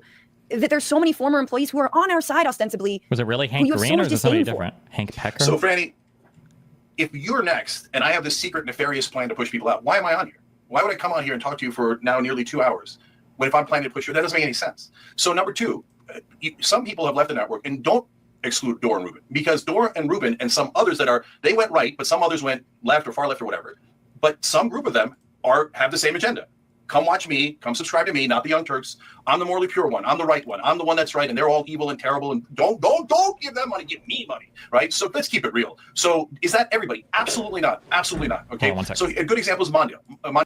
Actually, if I got Mondale Robinson. I like Mondale, and he has the similar ideological problem as you do, and he decided one day, that's it, I'm quitting, right? Yeah. And so, but bless his heart, that's what God made doors for. Okay. So, and now he's attacking me and saying I'm in league with racists and stuff like that. Okay, that's his opinion, right? But when people cross a line, like Rubin and Dor and Sam Cedar, et cetera, and others, and they say, oh, Jake's just has this evil plan, and he's doing it for money, and he's a grifter, and he works with the CIA, or he works with this guy or that guy. Okay, now you're lying, and you're lying in like extreme ways. So like this whole thing of like Sam, for example, analogized me to a Nazi, but he's done 1,000 things. That's just one of them. And then when I go, hey, hold on. When I say cut that crap out, and they're like, oh, we're the victims. Oh, wait, I just said you were a grifter, and that you're lying to people, and you're cheating people, and I said you might be a Nazi, and you're definitely a right winger. But I'm the innocent one. I can't believe Jake counterattacked after I punched him in the face 20 times. I can't believe I'm me, poor little. But he believes in saving Social Security and cutting the Pentagon. So can you give him credit for that and work with him? Oh yeah, of course. So I mean, if Sam's going to vote to save the Social Security and not cut Social Security, I'm not the guy who says I don't want his vote, right? I just don't have to go on his stupid show and agree with his stupid ideas. but you just stupid. Again, these are words that you reserve. Okay, Why? Randy, if I called you a Nazi and I said you're a right winger and you're secretly taking money from Pelosi and Charlie Kirk, then and you said, hey, you got angry with me, wouldn't that be a rational reaction? I think there's been a conflation with. Reaction be, oh, I love Cenk. I love that he called me a Nazi. I can't wait to work with him. No, he's a freaking grifter. That's all he's ever done. He literally told me that he was trying to take Jimmy Dore's audience because Jimmy's was bigger. Good. So he wanted to. You remember what Jimmy Dore did to me? You remember the reason Jimmy Dore was out the door was in part what he did to me, and you and I talked about that at the time. It was when he had to finally face the fucking music and be like, hey, you cannot bully another not employee but a contributor. Randy? I stood up for you, right? You did. It had to get bad, but you did.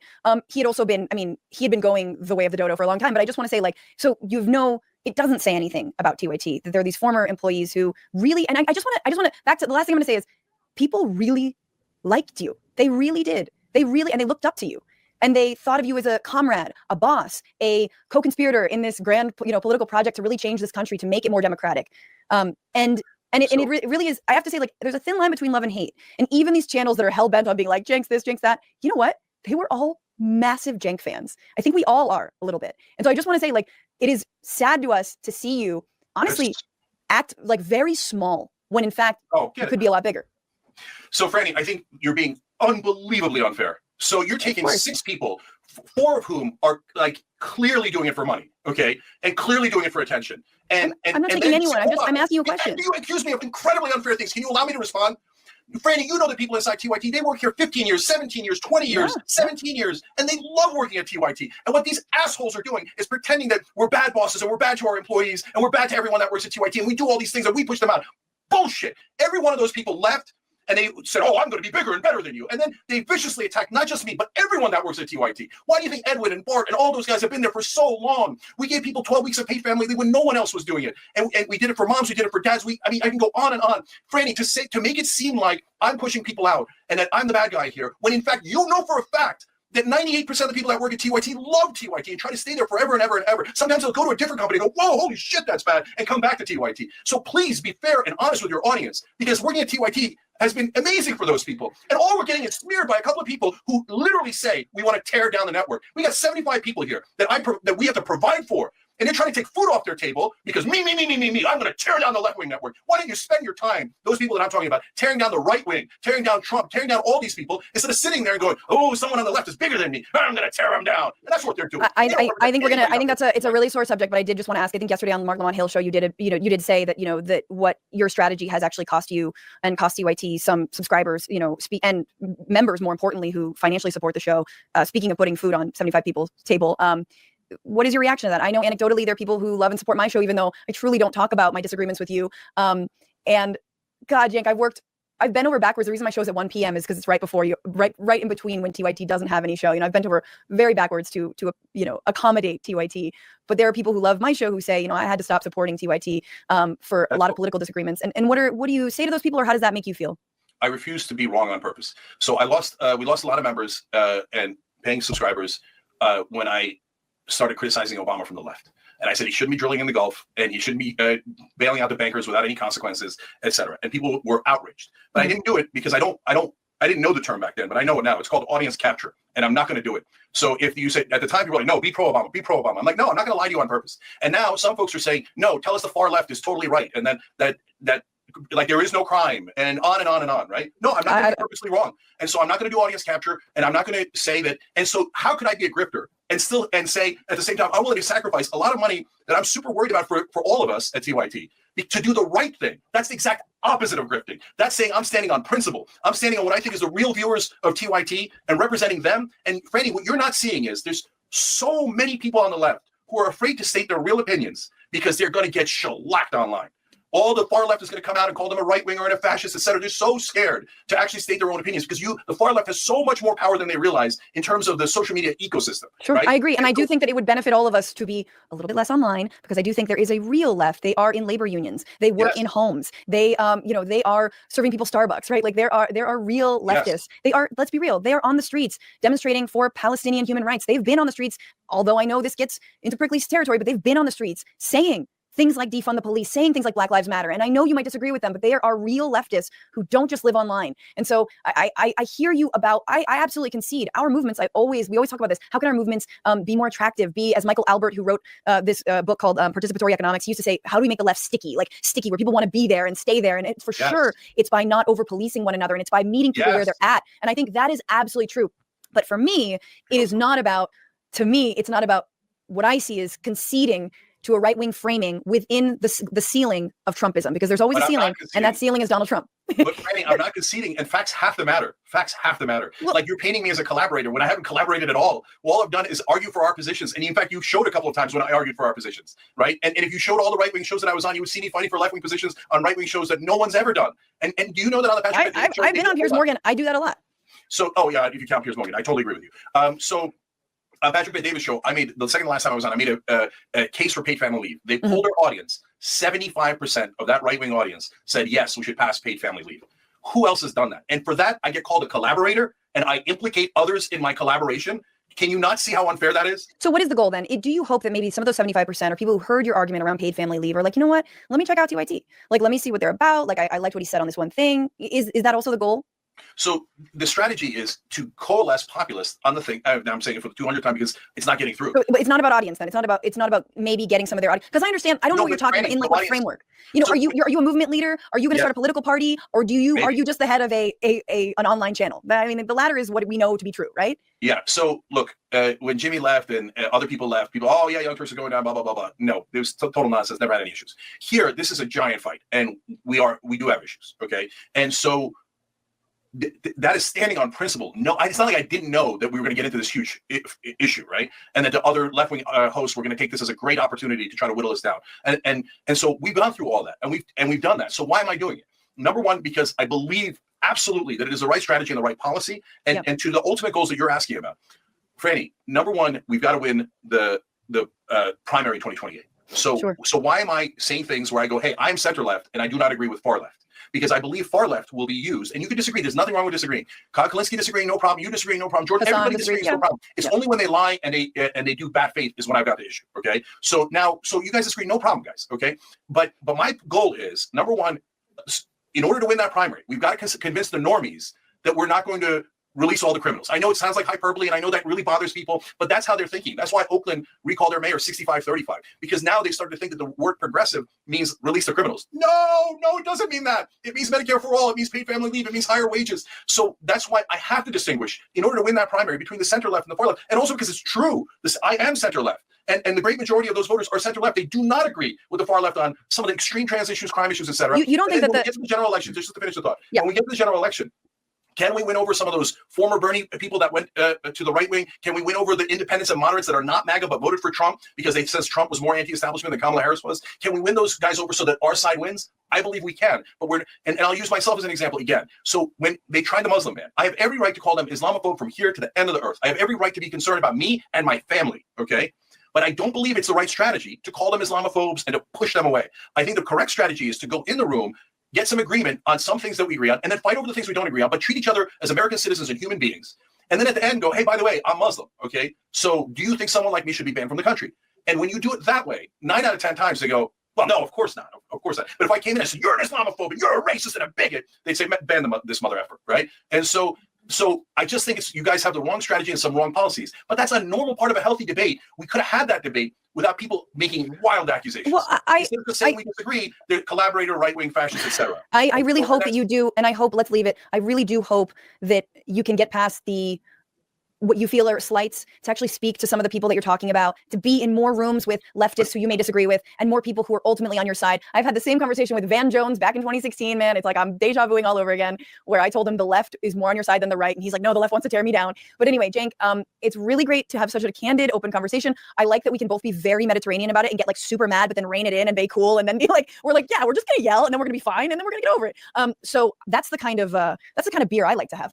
Yes, thank you. And but not with Charlie Kirk. And I will leave it at that. Everybody, you can check out all of the interviews. Thank you.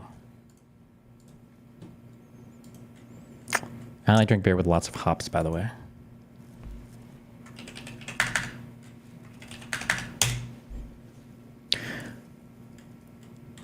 What is the date on this? December 18th, 2024. Using the U.S. military to carry out mass deportations of undocumented immigrants. What do Americans envision that this would even look like? Like,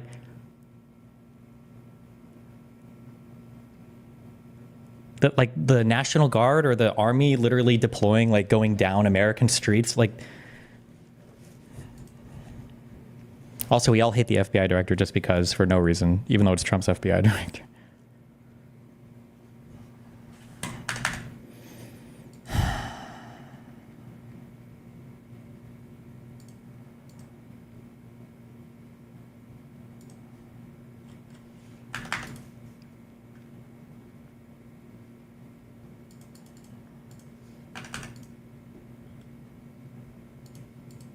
Okay, no more links. Do I need to watch him talk to Brian as well? I feel like it's the same shit, no?